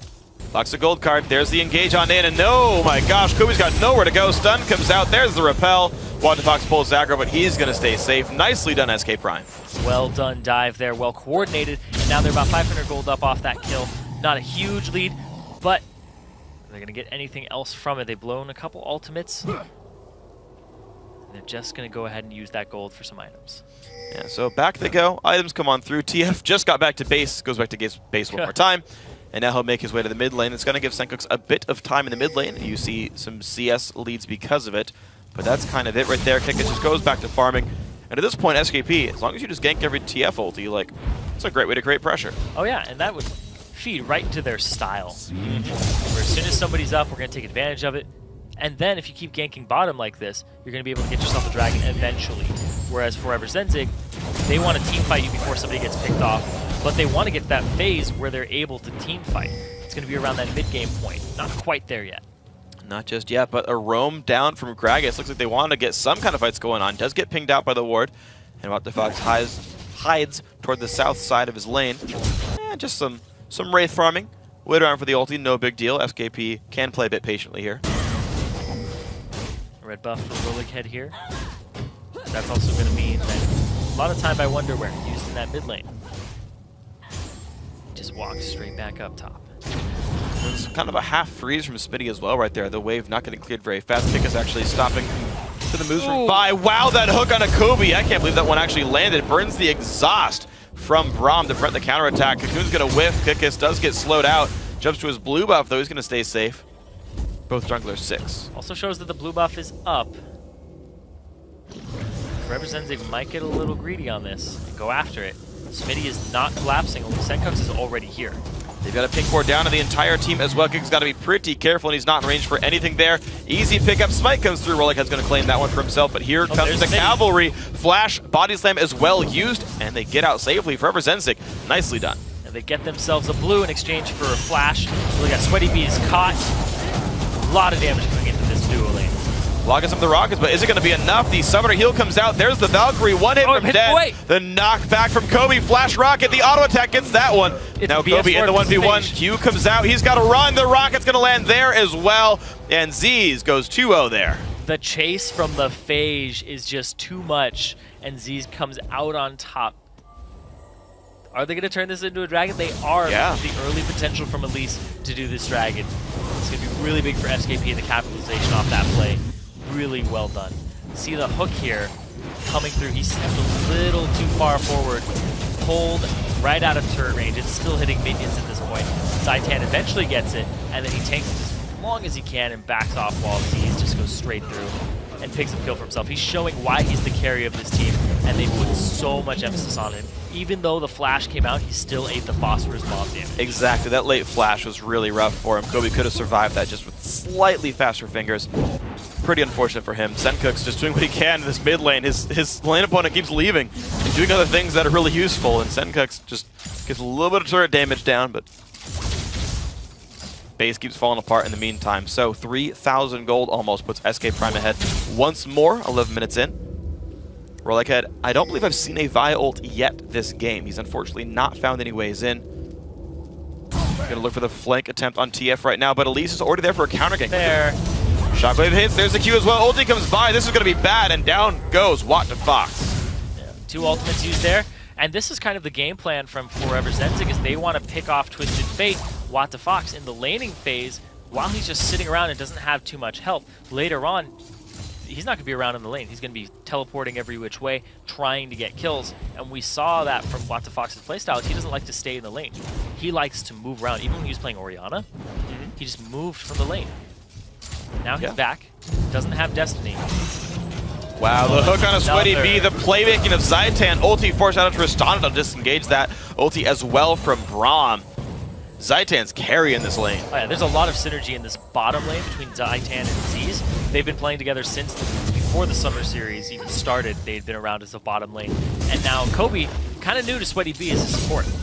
And they're trying to hold on as best they can, but it's another disadvantage for the lane there. Smitty, wonder where you're actually seeing it go Smitty's way, to be fair. They were in 1v2s for a while, so they got some kind of random interference going on, but right now a level lead and a CS lead. Stun goes back on Wonder where he's going to go for the all-in right there. Repops the W, ulti on as well. One hit from the kill, flash, he's not in range. Q is 10 seconds away, so no way he gets that one.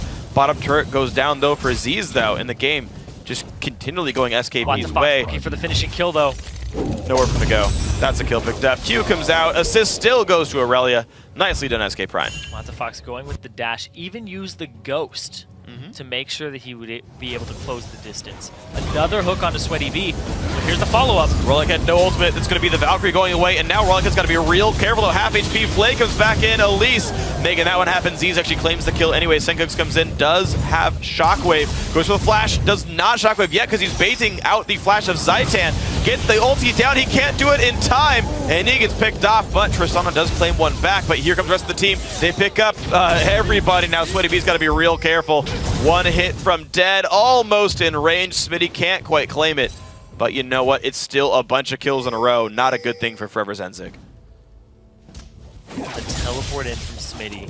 The fact that Wonderwear actually TP'd, but on the bottom side of the fight, and it wasn't a fight that backed up into him at all.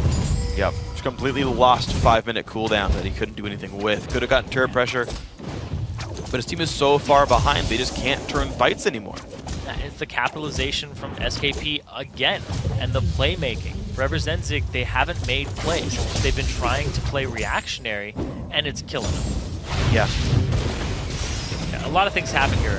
We end up seeing Ro8 get in there, and Kikis actually misses the cocoon here, but it doesn't end up mattering because the damage Z's, even though he's out of the fight, is just so large. Now watch the teleports that end up coming in after they turn this fight around. The flash comes in and Senkooks gets hooked up, can't use his ultimate just yet because he gets cocooned immediately after and dropped. TP comes in, but look at Gragas' TP. He's all the way down the lane and it didn't get back to him. Smitty instead pushes up and they're just pinging Gragas like, oh, well, guess that, that's awkward. Gotta go home now. Recalls back behind the Dragon Pit and says, you know what, never mind, guys. They didn't want to do that anyway. And that's the unfortunate thing is, Forever Zenzig have been trying to make plays a little bit better than last time. Yes. Like, Ro8 head's part of 3 kills now, 100% kill participation. Showed up in the mid lane a couple of times, made great plays to pick up What2Fox. Like, they have picked on that Twisted Fate. They go to the source of the global. Good choices, that's all fine. Problem is, basically it's Zaitan. he's gotten so many hooks that have crushed the bottom lane, that have set up easy kills for his team, that it's getting worse and worse and worse for Kobe and Sweaty B. Well, if you look at the kill participation on all other lanes besides that bot lane, 7 out of the 8 kills Zaitan has been a part of. Top lane, 3. Jungle, 3. Mid lane, 2. He has so much kill participation in comparison to everybody else. All that action has been happening off the back of Zaitan. And series MVP for me right now, at least in this game for sure, but I remember him playing quite well in game 1 as well. Orianna ball comes out, Senkuk's trying to zone the team back, but SKP, when they have a gold lead like this, they typically push turrets fairly well. 5,500 gold lead, Dragon up in 40 seconds. SKP actually have very, very few wards out. Yeah, there's also some level leads here too. AD carry, 2 up for Z's. Top lane, 2 up for Smitty. They're in a great position to contest Dragons. Level 2 ultimate for Smitty, almost level 2 for Z's here. And that's actually some big damage for Corki with the constant use of the rockets. Just continue to kind of power through people right there. Easy wave clear, getting himself closer to level 11. Rank 2 rockets, actually a pretty important level bump. Level 8 for Sweaty B right here. Okay, he's continuing to power up as well. That's rank 2 on his E finally. Hook's gonna come out, lands on him. Zaitan does look for a little bit of the play there, but it's mostly just damage reduction. Not too bad, but there's Dragon. It's come up. There's no TPs into this. It's gonna be a 4-on-4 like you were talking about earlier. But that's fine for SKP. They're just so far ahead. They're ready to fight it. Oh, trying to trek their ways down. Speaking of trying to fight it, Smitty is making Wonderwear really regret life. Half HP on the Gragas. Dragon goes down rather rapidly, and Wonderwear just has to be so afraid the entire time. Well-claimed Dragon. And that is a heads up, let's go 4-on-4 you. But SKP have made such a big gold lead from their early game plays, from all the hooks from Zaitan. He can't contest, so now here's his team that can't play their own type of combat. Yeah. And it's like all they get are assault and battery shockwaves. Yeah, and it ends up being more or less a pick tool instead of a team fight tool. They didn't get it off last time. Instead, they used it just to try and bully WhatsAfox in the laning phase. He's going deep. They're gonna look for Kobe. Big damage comes through, has nowhere to go on that one. Kill picked up very cleanly. Nice lantern out, but here's the re-engage on the backhand side. Shockwave, everything else coming in. WhatsAfox is getting killed right now, and Wonderwear in a bit of a 1v2.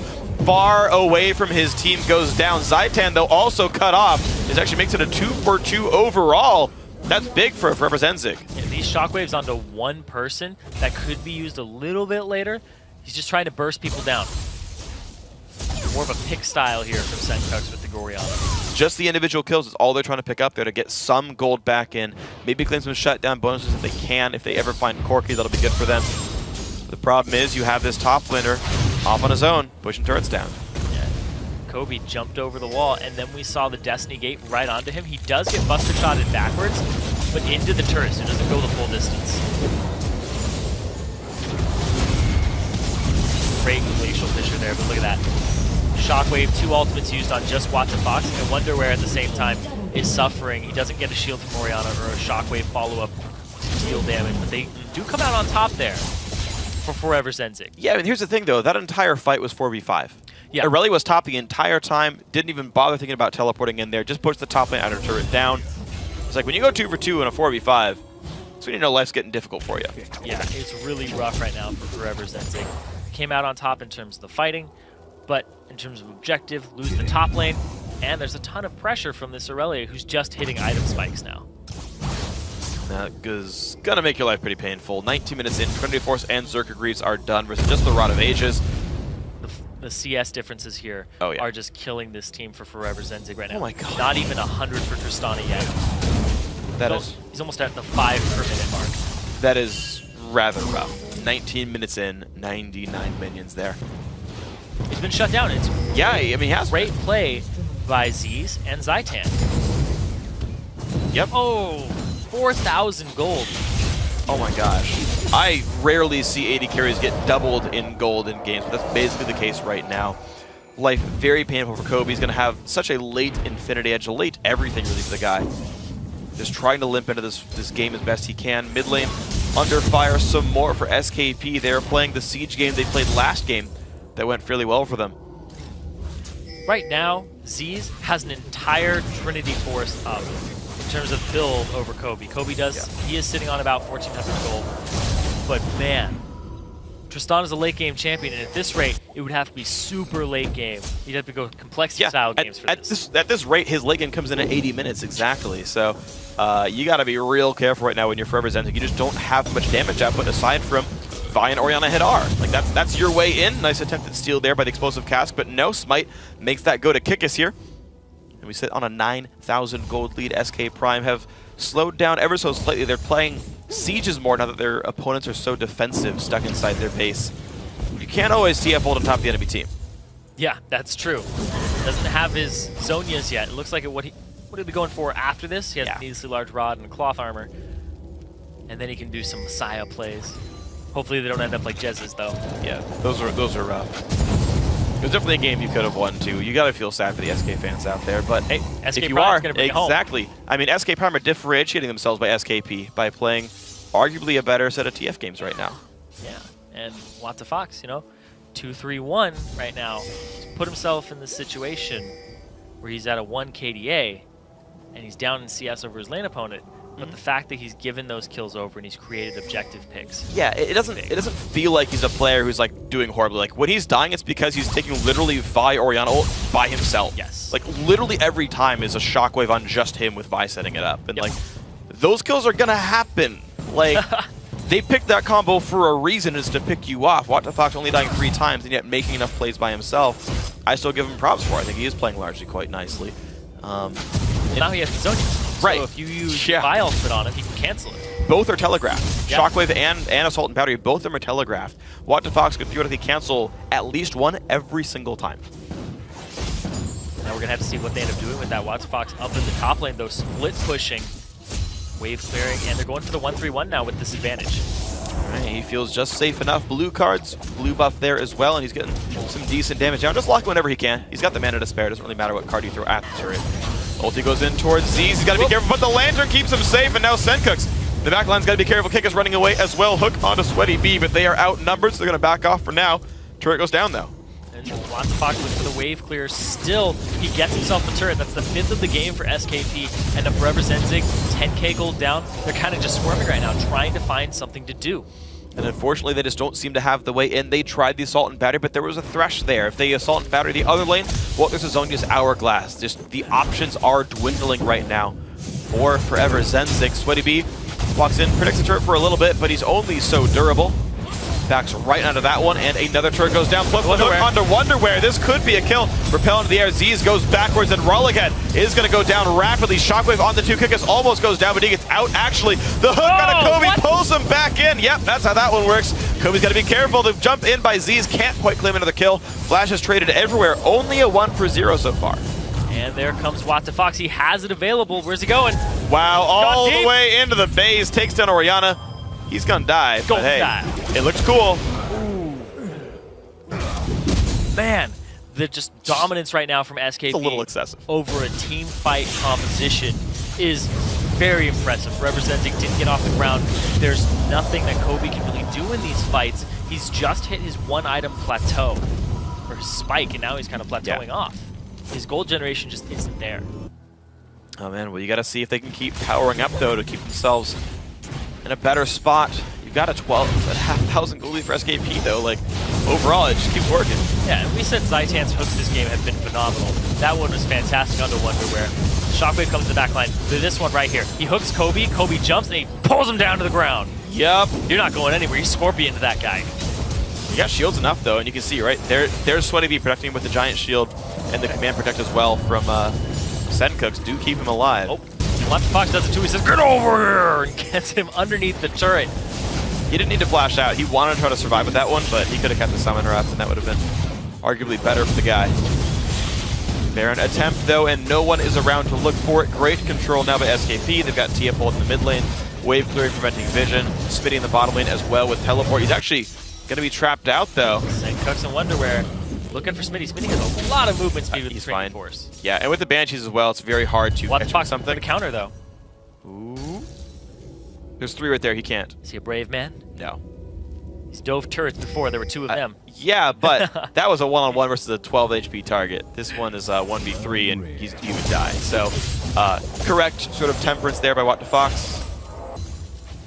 Z's now the split push in the top lane. Corki actually one of the better split pushing AD carries. He doesn't push super fast because he has no attack speed buffs, but he's so safe. He's like generally fairly long range, can wave clear really quickly, and then his escapes are actually quite good. Yeah, and then a lot of his damage, he just has all 3 types including through. Yeah, he can duel some of the champions in the map right now. You can outplay a lot of them. Especially when you're ahead like this. You have the second highest CS in the game, basically. Yeah. He could duel Tristana right now. Yes, he could. Easy. Just look at the item difference. They both have IE. Take those out of the equation. He's got the rest Phage, of Triforce. the Sheen, the combination, the upgraded boots, and a Negatron cloak over him. Yeah. That's a lot of gold. It's a bit of a lead there for him. Kobe takes a rocket to the face. Z's up 4 levels, by the way. 15 to 11. That's actually bigger than you would expect for an AD carry, but means quite a lot when you're a spellcaster. He's about to hit level 3 ultimate when Kobe just hit level 2. Yep. It's a painful situation. Baron buff stats as well. 2.5 minutes left on that one. Cocoon just barely misses. Siege will continue. 15,000 gold lead. 26 minutes in. SK Prime looking good. More spam coming out. These guys are poised to 2-0 this one. For Zenzig, by the way, if they want to make postseason playoffs, they actually have to win this match. They're only sitting on 2 points right now in the standings. So their playoff hopes rest on a massive comeback right now. It would be incredibly huge. Right now, Senkux is kind of their way back into this game and to stall off because everybody else is just down in levels. Senkux actually held pretty even with What the Fox, but he got all of the attention of Rolik at the mid lane. Almost another hook there on Kobe. It's going to be the top lane inhibitor turret going down. Sweatybee's got to run away to some minions to keep himself safe. Senkux is not able to defend this nearly in time. Wonderware walks by as well, but Smitty's been pushing the mid lane the entire time. For Zenzig, just getting split apart right there. Half the health, and that turret's gone now. And in comes the TF for even more of this punishment. Their base is slowly falling apart. Cocoon under Wonderware, good damage, down to 1/2. Hook's gonna land as well. Will they go in for this one? There comes the assault and battery from Vi, but out goes Z's, keep himself alive just safely. Now Sweaty B in the front lines is not all that tanky. Z's picks up another kill. He is dominating. Rollighead about to get crushed as well. Has to run back to the base. Hook just barely misses onto the top laner here, and that's the first inhibitor down 27 minutes in. And there's a little bit of a wave here, but look at that. What the Fox is going for it. Oh, the flash is not enough. What the Fox claims the kill. Nicely done here. Now, this turn's going to go down as well. Second inhibitor could surely follow. And SK Prime about ready to close this one out. Looks like the teleport's coming in. Could be a surrender, but these guys know it's over. 27.5 minutes faster than the last time. SKP switch the styles up and win just as convincingly. And What the Fox threw out the barrel there at the end, pouring one out for his homies. Why not? That's their playoff right there. Completely gone, but SKP clinched their spot. They're in. SKP are in, and they can only go farther from here. We'll see them next week against H2K in the semifinals. That'll be the chance at vengeance for these guys, actually. If they can bring the series back, they do look pretty strong, but they're going to have to keep this sort of train going. Kikis has got to keep making the good plays. They've got to keep making good decisions. And heck, if you're forever Zenzig in this match, you can just look at that next week and say, what could we have done differently? When we go back at this in spring next year, what are the things that we see punished? And just learn, right? And you keep trying. Yeah, and SKP used to be a team that was all about Z's from start to finish. Granted, this time it was Z's and Zaitan for a large portion of it. Yeah. But Kikis deserves a lot of credit here. He's a very good pickup for the team. I don't know how much time they've had to mesh with him, probably somewhere around a week or two. Yeah.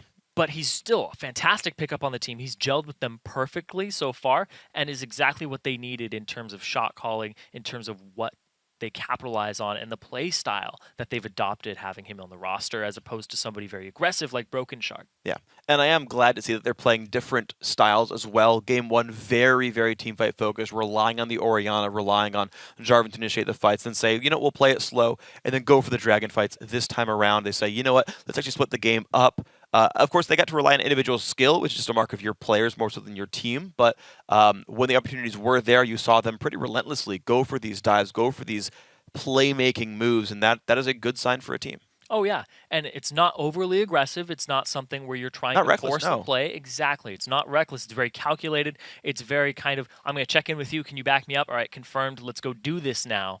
And they know that they can do it, and they don't do it unless their success rate is very high. Yeah, and so far, so good for SK Prime. We'll see them in the semis next week. Now, after today's matchup, let's see how the bracket shapes up. With that win, as we mentioned, SK Gaming Prime advances to the semifinals, and they're going to face H2K Gaming next week on July 24th. SKP have clinched a playoff spot in the postseason, but they can play for seeds now.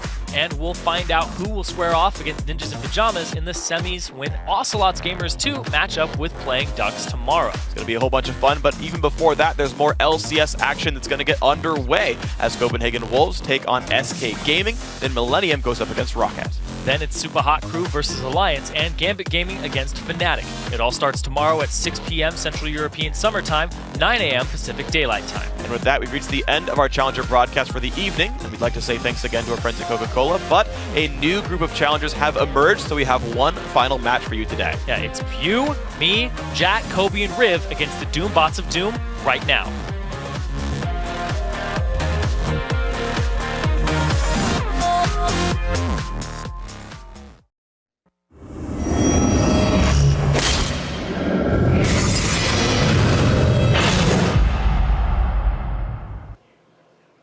Hello, I'm James Dash Patterson of the LCS broadcast team. Here at the studio, even on off days, we like to make sure the machinery is in tip-top shape. So when we heard that the machines had been infiltrated by a strain of rogue bots, Doom bots of Doom, we had to find a ragtag crew of renegades willing to go inside the game to confront these bots and find out what they're all about. So on an off-broadcast day in front of a studio audience of dozens of live poros, we sent in our very best, the casters. Now, the results may scare you, but before we get onto the Rift, let's meet those brave individuals who make up our starting lineup. I'm Rivington III, so how do I get an advantage in League? I turn my monitor on. Hi, I'm Kobe. Some say I'm the best of the casters. They're right. Hey, I'm Free. You wanna know how I'm gonna beat the bots? Trinity Force. Yeah, Jack calls me the wild card of the team. It's because when I load on the Rift, he doesn't know if it's going to get Zyrene or Diarrhea. Hi, I'm Jat. I feel like my role on this team is to tell everyone to calm down. So if things get crazy, I say, everybody, calm down. Now let's hope these guys are set for the task. Let's send you over to the Rift where Riv is about to give a few words of wisdom. All right, gentlemen, in times like these, we have to remember when it's man versus machine what we have that they don't, all right? You gotta remember, I got us these headbands. Let's rock this out. There you go, Freak. All right. Kobe. Oh, yeah. Kobe, Zyrene, lead it from the jungle, man. Let's go. Let's do this. Let's rock it. Let's get some Doom bots into this game. So the stage is set for this epic showdown for the integrity of mankind. Are we better than machines? One thing I know is that the casters hate to lose. Kobe specifically does not like to lose. What will the bots play? Do they even know what a meta is? These questions and more will be answered. Let's get you into the game. Well, you know what? I don't care because rules are made to be broken. Ooh. Like buildings are people. So I'm locking Jinx no matter Kobe, what. don't make sure you forget Smite. Okay. I will forget Smite. Great. All right. Never used it well anyway. Let's see That's what these true. players are on to here. Yeah. So much untapped Early power. on, since the jungle, the Doom bots probably don't know much about the jungle, we should two blue buff start. Okay. Well, it's good because I jungle no matter what. Yeah, Zyrene and I will take their blue. Yeah. You three take. I'm going to go ahead and need one of those. I'm just used to starting off the game with a blue, so let's go ahead and do that. That's true. Jungler at heart. Junglers do not have mana management skills, so I trust you to grab the blue buff. Well, you got no faith in my mid lane here, I have Freak? to say, these headbands look rather ridiculous. That's great. That's the right call. I mean, you could also just like pull the Lee Sin strat too. New which hotness. Is, you know, Yeah, good way good to go about idea. it. So, All right. Your will. Keep doing that. My hands. All right, so we're going to move out of lane as soon as we can. Yeah. We'll crush these bots. Yep, Rome. Riv and I are undefeated bot lane, so should be win all That's the how games. it is. That's how it is. Put it up. Freelo. Boom. Freelo indeed. GLHF. Man. GGHF. I never say G out start of a game because what if they actually get lucky and they crit me in the face? So I say good game, have fun. That's true. Then people go like, why do you say Do you feel like it's actually on That's you pretty bad, man. that they crit you? So you don't wish them luck? No. Why would you ever wish your opponents good luck? Because you cannot actually bestow luck upon your opponents. Yes. Boom. You are not a magician. Teacher Kobe. I might be a magician. It's like he had a bad experience where he wished the enemy luck and they got like 14 crits in a row. It's like, we can't do that anymore. So we're about to get 5 bombed. Never good. I mean, what if they just happen to steal your blue? You're like, should have wished me good luck. All right, here we go, baby. I hope y'all put your big boy pants on. Did you just? I just flashed. What a great start to the game. Oh, man. Yeah. All right. This keyboard is Godspeed. Hold on, I'm practicing my smart pin usage. I'll make sure this is all on default. I have a habit. I have a habit of always control Fing so I can see my ping, and the control is in a different spot for this keyboard. All right, Jack. So I just cast it. Jack, you're definitely 2v1 then. Yeah, I mean, that was the plan to You're begin with. definitely 2v1. There are very long shadows on the map. Yeah, the good news is I flashed like immediately in the game, Well, it's so it'll dark. be back soon. All right. I'm warning the red. Do you think Doom has sunshine? I mean, there's shadows on the A lot ground. of moonlight. It's like Twilight. Why don't you There's guys wait for vampires that? everywhere. Yeah. Zyrene, calm down. Wait for that lane invade. Let's stay the heck out of this lane. I'm warning their red. It's a level 1 strat. Zyrene, be careful. Yeah, stay on our side of the river. We'll lane invade. Hey, stop. All the rivers are outside of the river. Where are they? Calm down, calm down. Don't anger these bots. Zyrene, stop looking for him. I wanted to wait at the turret. You smell bad. Ooh. Like whoa. elderberries. So I have all chat disabled, so I can't see. Okay, well, mine's on, so don't worry. I wanted to meet his friend Tibbers. We'll meet it. I'm not really excited about Zyrene, any calm Doom down. bot. Is there a new Annie skin I don't know about? You don't have to invade Any until later. intermediate bot deserves a shirt after you beat her. What do we get when we beat this bot? Late invade. This is an early invade. What? I swear they're all gonna. They're all just gonna pop They're out. just gonna be there. Maybe you should have gotten a blue He trinket. keeps using these I want to find them. There's no reason to find them at level 1. Put a ward down or something. This is the stupidest thing. Hey, Riv, you're gonna tank some of this. Why'd you waste so much mana? I'll He's get it back. getting a blue buff. Who It's a blue. cares? Mana. Get it to walk as long as I'm possible. pulling this. I appreciate the pronunciation. You're getting the heck out of here. Good luck, no flash top. This is going pretty well. Yeah, they're gonna like get me in the brush or something. All right. Oh, no, you kind of did too far away from me. I gotta play against Annie and Galio. Oh my god. Gotta get XP. We Gonna started be a a level little behind. slow here. It's Lux fine. is already shoving my lane in. Godspeed. I don't know if that was worth it. You have a level. You got the blue experience, Galio though. has like Victor lasers and Yeah. Cue these, Okay. cue these. So we got Swain passive or Swain ult again in the bot lane. Lux. Why do they start with 4 potions? Lux had an operation. She now has yeah, they Pantheon. start Torrent's 4-pot. Oh my gosh! Oh! This lane Those are is some bindings. lovely. Oh no! It's okay, I'll kill the Oh Voidling. my God. I'll kill the kill the Voidling. That's 1 CS. All right, I should have gotten Ricochet at level 1. Oh dear. Oh dear. My flash is up in 2 minutes. I'll be all right. Oh, good damage, Free. Good damage. Oh, this Yes. is Yes. That's a fake. Get It's him. watch out, back up. It's fake. It's fake. It's fake. It's fake. It's fake. It's fake. Yes. Whoa! The tricks are too good. No. All right, guys, keep it together. Kill all the clones. I forced. You got her out? I forced Lux out of lane, so keep on jungling or maybe go bottom. I mean, Oh my this Lord. top lane is much harder than I've experienced in the past. I take a lot of random damage. Riv and I are let's actually say. doing pretty okay, so. All right, I can hold the turret, I think, but Oh, that's bad. That's bad. Oh! Rivington! I forgive you. calm down. Don't worry, I forgive you. It's okay. You just got jinxed. Oh god. No, I mean. I don't even know. What do I buy? Whoa. What keeps me alive? All right, so Galio's Q's. Just go to Frostbite Galio's and Q's health taunt potion. you. His Q's taunt. Yeah. Great. You're like mini ults. I think that's I mean, what I'm gonna happened. shoot him anyway, so. Okay, there's about 5 million bindings. Lux fills the screen with them. Yeah. Well, this is great. Zyrene, you want to come? Gank her? Gank Yeah. her, gank her, I'm gank coming. her. Hold on. I'm just trying to not It's get gonna take me a far. second, so. Yeah. She's real low. All I have to do is stun her. All right. Ready? All right, I'm coming. Yep. Morgana I got her, I got her. lane. Oh, she bound me. I got her! Oh, Nice! First blood, baby. No, that's second blood. But all right, Do you it want to works. Is it? First oh, blood they for our got team. first blood. Oh, no. That was a Turret Riv. damage, That's right? a Riv first blood. Yeah, Okay, after yeah, your yeah. next gank, you should probably come top, but not yet. Yeah, we actually can't get this turret either. We only have a few minutes. Oh my word! No, Freak!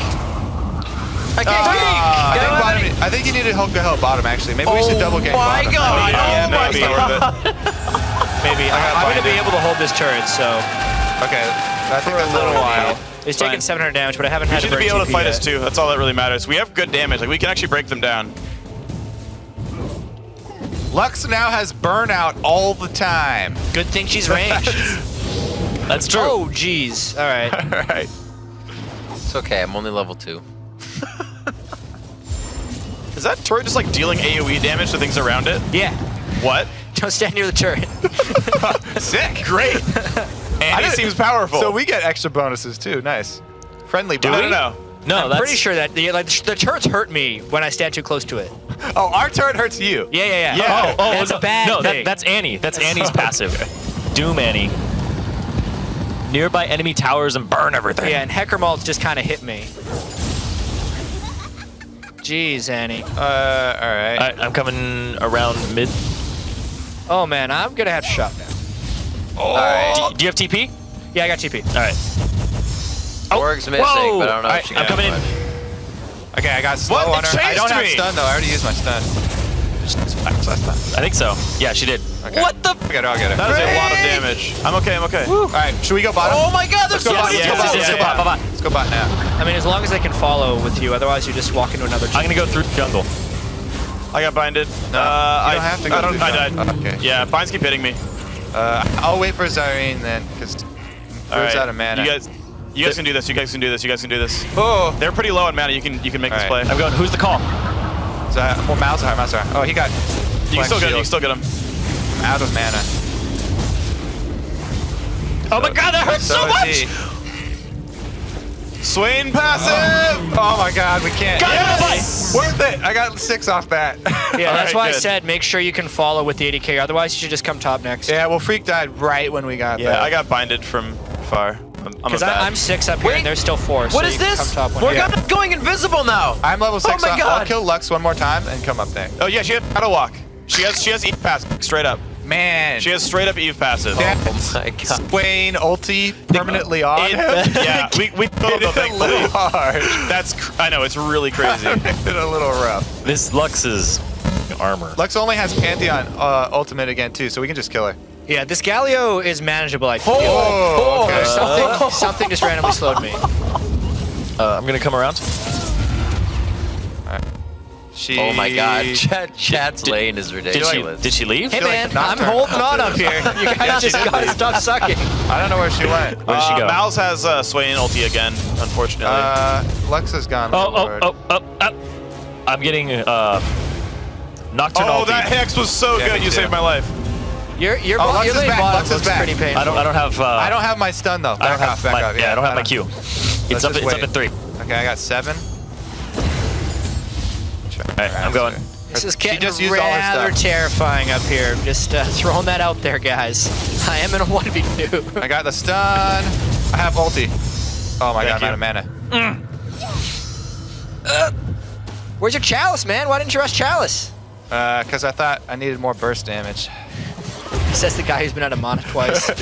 Yeah, good bursting. I'm gonna get you blue. Of your mana. Come get blue, Kobe. Yeah, that's what I need. We have 2 blues on the map. Alright. We can actually probably just go kill top after that. Can bot be saved? Malzahar's at half. That bot lane looks way more terrifying than this top lane. Alright. And if you get up here, like, they Galio just hit 6, so it might be too late. I'm not sure. I'm gonna come bottom. I have Cataclysm. If you guys think you can 2v2, I think that's a terrible idea. What the? Get him! Get him! Ulting. This is bad. This is good. I don't have any bottom. This is good. I don't have any bottom. Oh, Siren's going deep. He gets hit with a binding. No, the counter game. Just coming from the regular lane. Right. If it's a terrible idea, you probably shouldn't do it. Ooh. Alright. That should have been our motivational speech at the start. It's a terrible idea. Yeah, Just don't do it. like Don't life do advice it. at The that voice point. upstairs has spoken. Dear, life is painful. Oh, I almost dodged all of the bindings. That's all right. Freak's getting his farm on. We're doing all right. I'll have pickaxe soon. I'm just gonna save up my mana. Is everybody's headband on tight enough? Yeah. All right. Might be on Annie's a little really low. She's probably gonna back soon. But Well, maybe we should do something. we're gonna back soon. But Well, maybe we should do something. Oh my God. Okay, just try to get levels. As soon as you're 6, like life becomes a lot easier. yeah, I have my TP again. Like I can hold this for however long, but I feel like we can actually turn this lane. This lane must be the easiest to be able to we should 1v2 definitely go it. up top. Where the hell did Lux go? Did she back again? Oh my God. Whoa. Uh-oh. I needed a shield. I'm just coming top. I already used it on top. you. This is getting out of hand here. Yeah, being underleveled is really rough. Never mind. Lux They is have still at ultis. half. I need to kill her. Oh man, he has Sork Shoes. I mean, you guys can keep killing mid. I can hold top as long as you're doing something positive. Yeah, if you guys just destroy mid, losing Kobe lanes can carry. is never a good It's not backing up. Lux is playing really safe. Okay. I don't know if you can snowball top then. But, I mean, you can show up and just kill the turret, right? If she backs off, kill the turret. It's the 1v1 lane. Yeah, just like if she backs, just push. You diver. You want a diver? Okay. She backed all the way off. She backed all the way off. She's kill the so turret. scared Yeah, right then now. just kill the turret. Like, it's free. Yeah, she's getting dominated. That's great. That's gold for the team. Like, that's wonderful. Oh, my bad. I didn't see you coming. I'm just going to Annie's been missing for a while, but she's probably going to be back. Wow. That is some damage. I like tried to dodge that one and it got caught by 5 more. Yeah, it's painful. All right, we'll take mid and we need to do something. Bottom, maybe. I mean, if they Are you there, Jat? Jat is there. Let's do that. Let's do Jat. Come top. Come top. We'll come back for the blue. We'll come back for that blue. Woo! Annie's got her stun up too. This might be dangerous. Oh my God! The Timbers is huge. Whoa! Jat's a god. Get the hell away from Jat is a god. All right, Zyrene. Oh my God! I'm coming. We're going for Annie. I got her. Take her down. Oh, she's got a Nivea! What is that? I'm still gonna kill the Lux singer. Scramble! I got it. Nice. Nice! Let's take a turn. Do the Nash? All right. Yes, please. Or the blue. Turret. So preoccupied with we only have whacking shit around the screen. We only have 1 minion wave though. We can't do jack to this. We'll be able to get 2 minion waves. Their death timers are long. All right, we'll do one more. I think. Let's see if Lux backs off that. I mean, Zyrene can go help you with blue. I mean, Good whatever. old freak. We'll take the turret and then go blue. Whatever. We'll sacrifice mid probably. I'll tank the blue. I'm a little behind in items, just so you know. Okay, can we get a ward back on Dragon?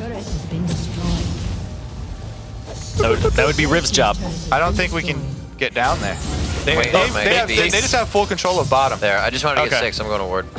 Okay. They have Malzahar's down there. They you guys got to get out of there. They see me. They see you with They Warwick. see me. They definitely see you. That is a Warwick Run for the hills!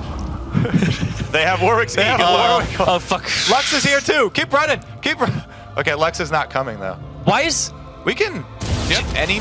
No, you don't have any mana. No. All right, we can get turret pressure. I think Riv and I can get outer turret. You guys got to hold mid though. Oh, they all went mid. Oh my God. I gotta You gotta go help. Go recall and help. I'll push.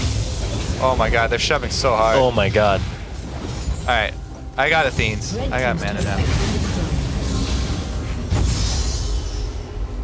Yeah, we need to.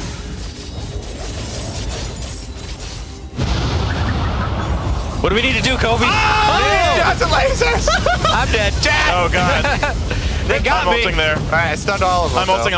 It's not gonna do much. They're missed. It's out. No. Woo! Got him. Yeah, got him. Got him.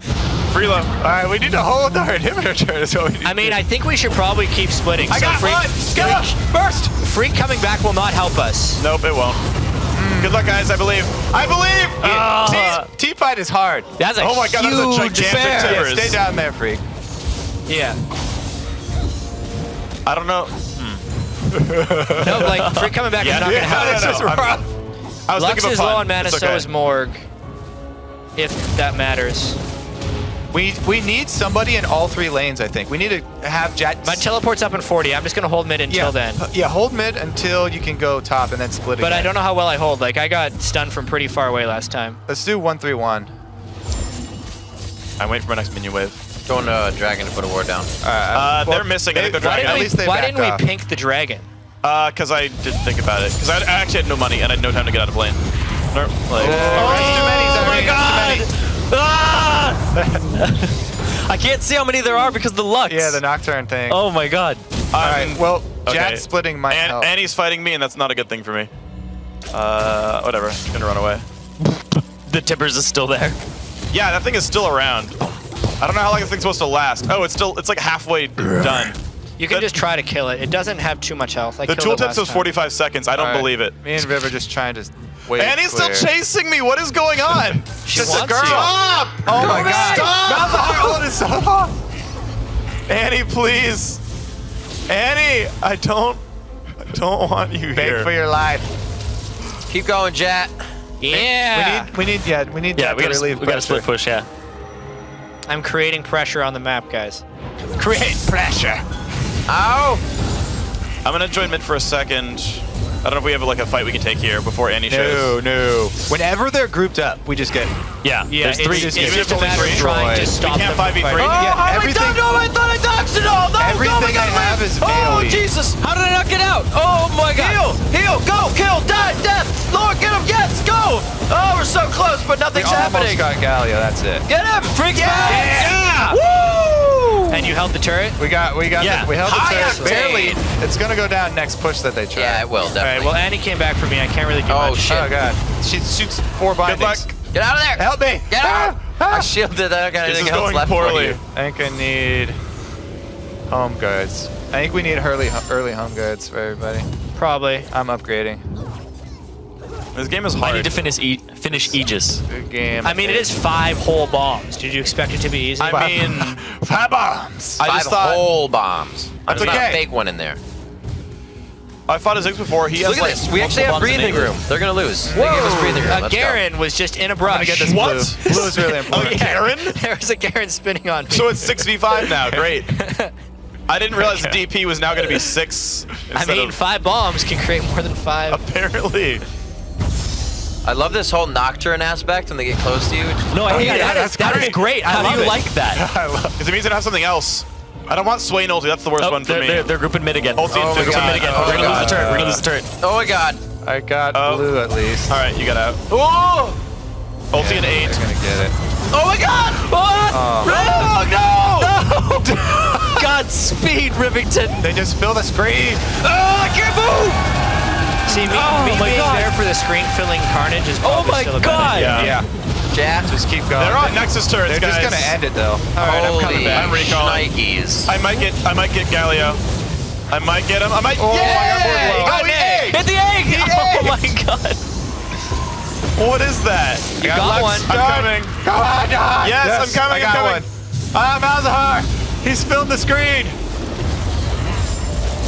I can throw his little crab at him. Perfect. The crabs! They're coming for me! Help! I wish their passes.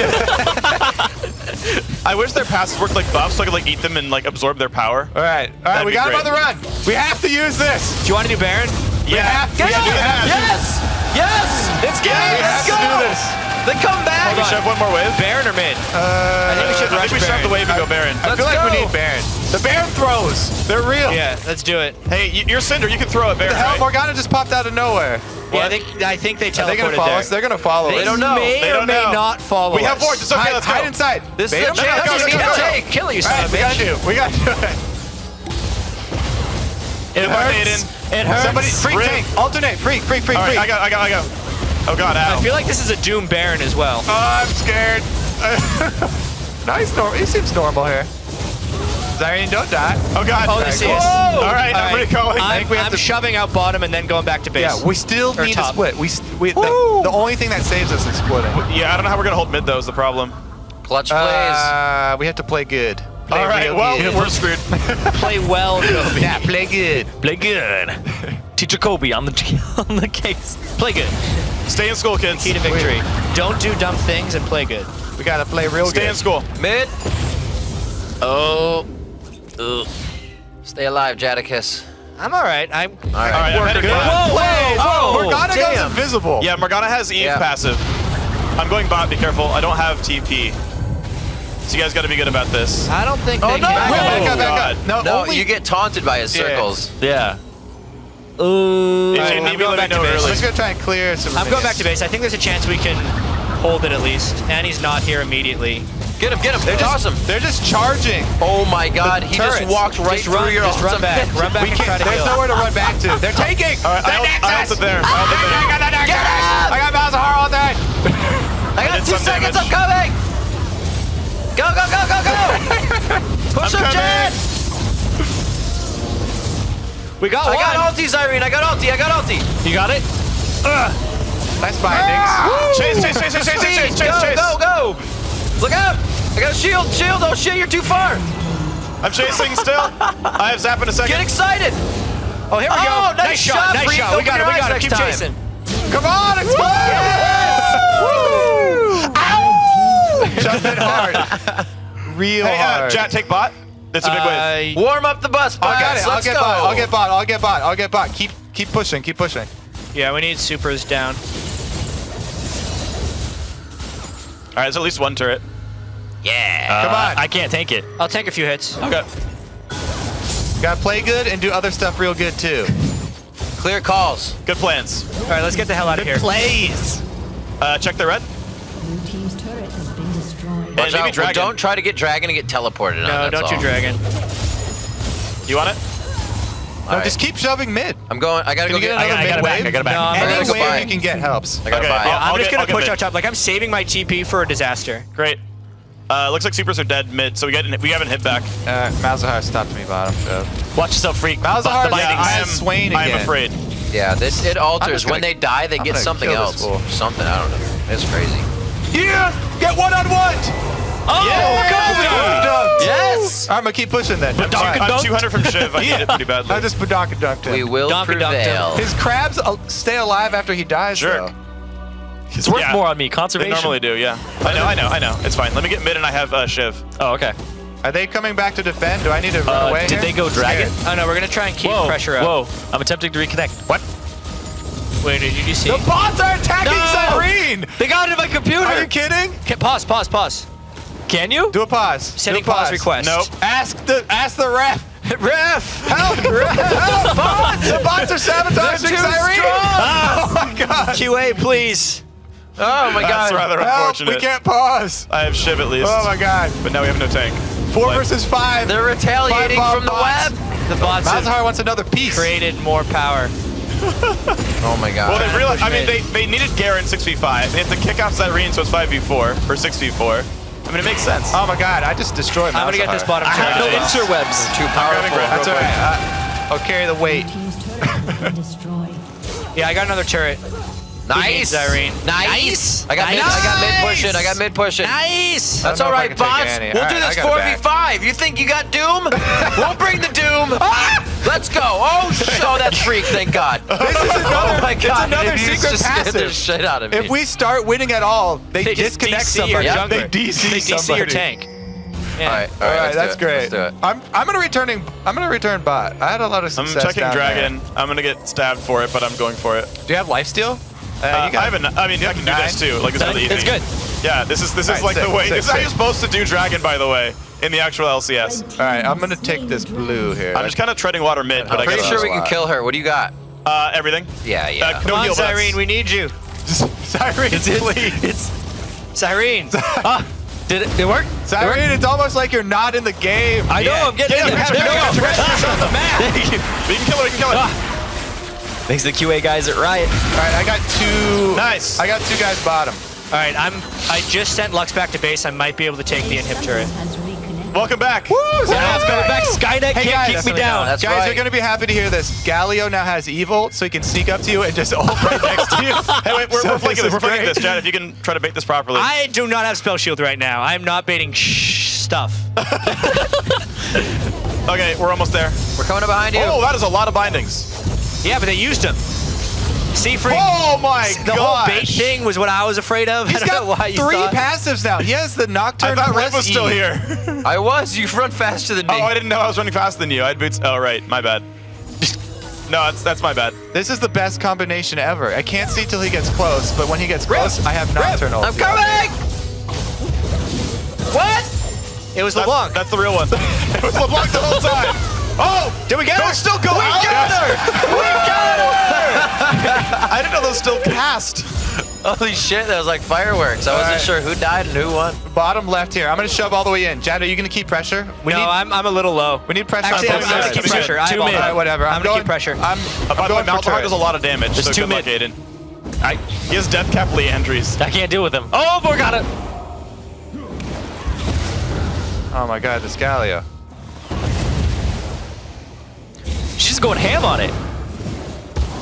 So are you. Ulting, she's dead. Oh my god! Is she? Nice. Is she though? Galio's harder than Malzahar! Nice. Nice! Flash!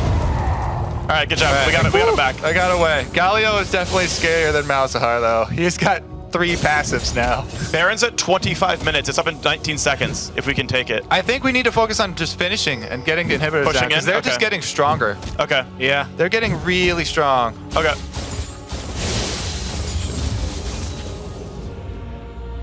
I'm shoving. I can't sell items. What the hell? Riv, be very careful. Yep. Is that the bottom? Oh. Oh god, oh god. I can't. I sell items. It's broken. I can't sell items. What the hell? The shop is broken. All right, I ate Annie. She's going to die. Can you pull the menu up? All right, I got click it Lux, at the top I got and pull Lux it on the up. run. Keep pushing lanes. Keep Click it pushing at the lanes. top and then pull I got it up Lux on a and see good if it's- chase. I gotta go Here back to and then base. pull up. I got See if it's at the very, very bottom. There it is. It's time to keep Lux. Freak, no. Shopmaster. I got binded out of from the puddle. Oh no, she caught me once. My body is yours. My mind's telling me yes. I'm going back. She No, warded. I want to go bottom. Oh Here she shit. comes. Gosh, that does some damage. Enough damage. Oh god. Nice. Yeah! Oh, you're helping. I didn't realize I was stuck. All right, keep stacking MR. Always help. So Baron's up. Like, if we get another kill, we should just rush it again. All right. Somebody 'Cause they else didn't needs to check go last bottom. time. Galio's actually got magic Oh my resist, God, so I they're can't. so Okay, I'll do it. I can fight. I can destroy anybody but Mal. should we say Galio. Galio have Oh, tele- Galio's Burning leaving. out down going middle. mid. They're Yeah, burning Galio's out leaving. down middle. I'm They're gonna going keep for pushing. inhib. Did he just ignore that pink ward? God, he's like the LCS pros. Put down a deeper ward. Wow. I don't want to 5v5. I'm coming back. I'm coming back. I'm going to push while they're there to try to keep one off. And if they come to Nexus turrets is when I come back. Let's see how they respond to 131. Will they Annie's send one here. for me Annie's too? here, so. Ooh, that was close. They're going for mid inhib, so You might do what wanna- you guys can. we We might- can I stop think this. inhib is fine. We have enough AD No, yeah, that that's can right. stop Yeah, the inhib. Absolutely. It's if they get kills at the inhib. Don't let them get kills at the inhib. No, Good nice job. kill. Nice job, guys. All right, I'm going for inhibitor turret. Malzahar's here again. All right. All right, keep See the if I can push. take him. Oh, nice Or dive if we want one, through. oh, never mind. You have a Athene, so I was gonna say we might want Mikhail's. There's 2 bottom, so. We can rush Baron probably. Okay, there's one bottom. Or sorry, 2 top is what I meant to say. I can't even I get think we to can rush her. Baron. We can rush Baron. And he's on the run. I'm gonna get this. I'm gonna get this inhibitor turret if you keep up the pressure. Just keep up the pressure. All right, well, we're going to Baron, so you're Inhibitor kind of turret's alone. better than Baron. I don't know. I think Baron's the right call. Sorry. All right, fine. Baron's I'll right do it call myself. for Sivir and Jinx, definitely. YOLO! Yeah, we have Great. 2 This AD is a good carries. feeling. They're all missing on the map. All Yeah, right. they're probably doing no. Whatever. I don't know. I got red buff. I'm fine. Good All bad. right. Nice. All right, we got both of them. Careful, they're Great call. missing. I wouldn't walk into the Freak, you jungle. want red? That was a good call. Good call. Freak red? Annie's No, just I want to push waiting right now. behind me. We'll retreat to Okay. red. Annie has a Kali Shroud. Oh god! Oh, damn Cool. it!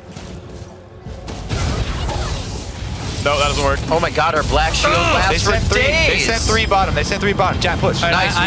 We got more. There's an Annie though. Like I have to respect Annie. She's right here. She's bottom. She has Shroud though. So. All right, we can get this. I've got Annie and Malzahar bottom. Annie and Malzahar bottom. All right, keep him. Get him in a chase. got You Lux. got mid turret right now. It's the NA caster Might be able comeback. to kill her. Just go as soon as the minion dies. Aiden, you gotta pick this. Kill this fool I again. gotta take it. Oh Okay. shit! Look out for taunts. I killed Lux. Yeah!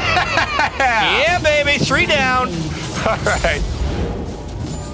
Oh, that's how that spell works. Yeah. If you're it in the taunts. circle when it Yes. explodes, it taunts you. Yeah, I've died to that many times. Okay, because it never got me before. Annie's oh, God. invisible? Oh, I killed her. Sweet. We're almost doing it. That does make her invisible. She had the whatchamacallit? A Kali Shroud? The LeBlanc. Oh. Rotate The top, LeBlanc rotate top, passive. top, I top, thought top, you guys top, would top. know I got this. minions here. Top. We got him on the run, boys. Let's go! We got him on the run. Not only can we yell in mics, we can click mics. Yeah! Today is our day.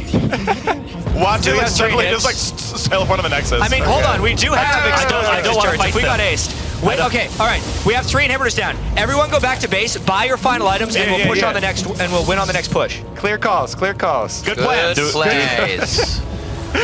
Now make the call in German. Und sprechen die Deutsch. Yeah. What? Yeah. I just offended so many people. Schmetterling meet Schlag.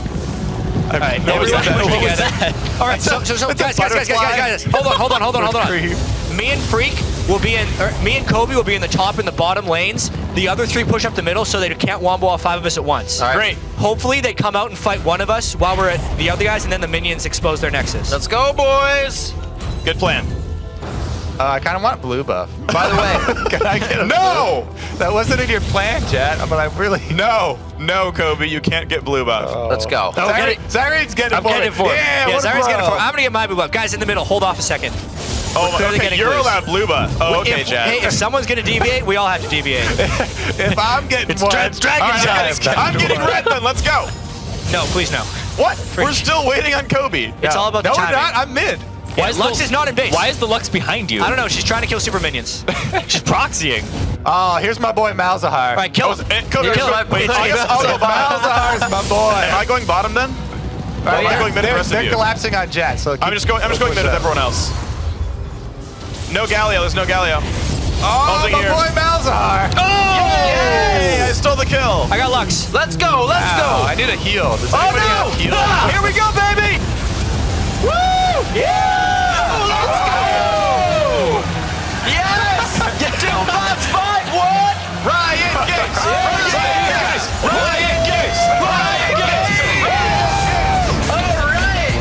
All right, gentlemen, I mean, no, it's back. My man's back. Oh, man.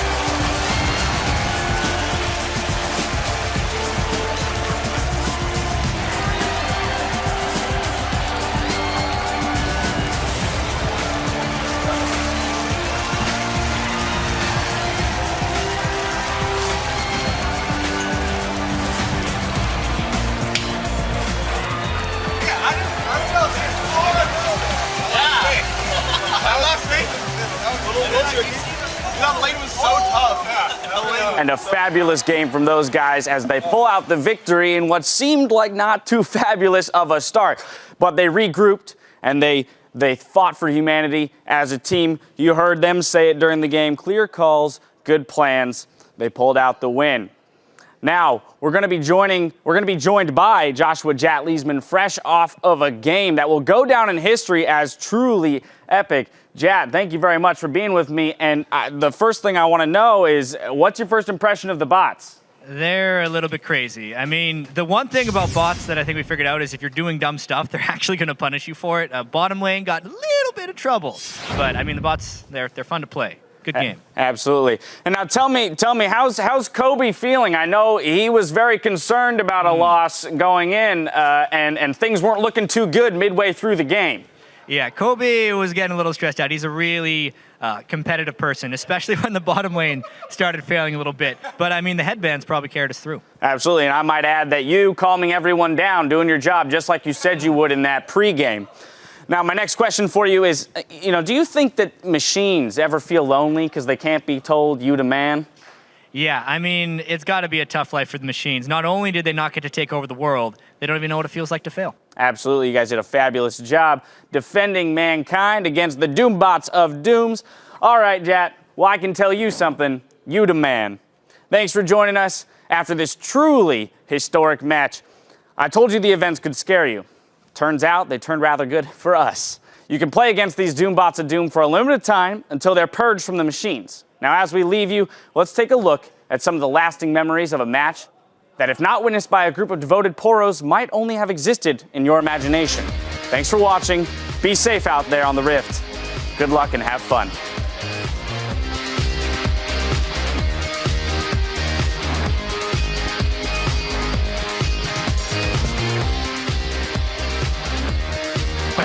Yeah, you know how like all the LCS players sing in here and we think they're just trying to show off? Like it's really easy. It's really easy. Riven are actually doing pretty okay, so. All right, I can hold the turret, I think, but. Oh, that's bad. That's bad. Oh! Take her down. Oh, he's got a Nivea! What is that? I'm still gonna kill the Lux Singer. Scramble! Oh my God. Nice. Nice. Nice. Nice. Nice. try and just stop We can't them 5v3. from fighting. I thought I dodged it all. No, Everything go, I have is Oh, AoE. Jesus. Ulti and 8. They're gonna get it. Oh my God! What? Oh. No! Godspeed, Rivington. I have Zap in a second. Get excited! Oh, here we go. Oh, nice shot. Nice Freak. shot. We got Open your it. eyes Keep next time. chasing. Come on, explode! Yes! Woo! Nice. Yeah.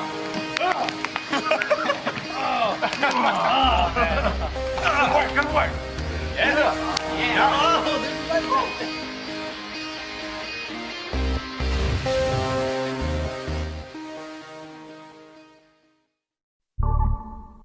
Yo, man, look at me, man. I got all the jewels. Look at my shoes, man. I'm sharp. Man, I look good. I look good. I look exactly the way you wish you could. I look good. I look good. Come on. I'm in love with a girl that I call old school. Sipping on my brandy, I'm feeling brand new. Got the feather in my hat because I'm just that cool. You peeping at my alligators bent kinda slew. They peeping at me pimping cause I got all the game. And even if the day changed, it's all the same. You rolling up the block, but you in the wrong lane. You hating on a brother, man, you must be insane. I look good. I look good. I look exactly the way you wish you could. I look good. I look good. Come on.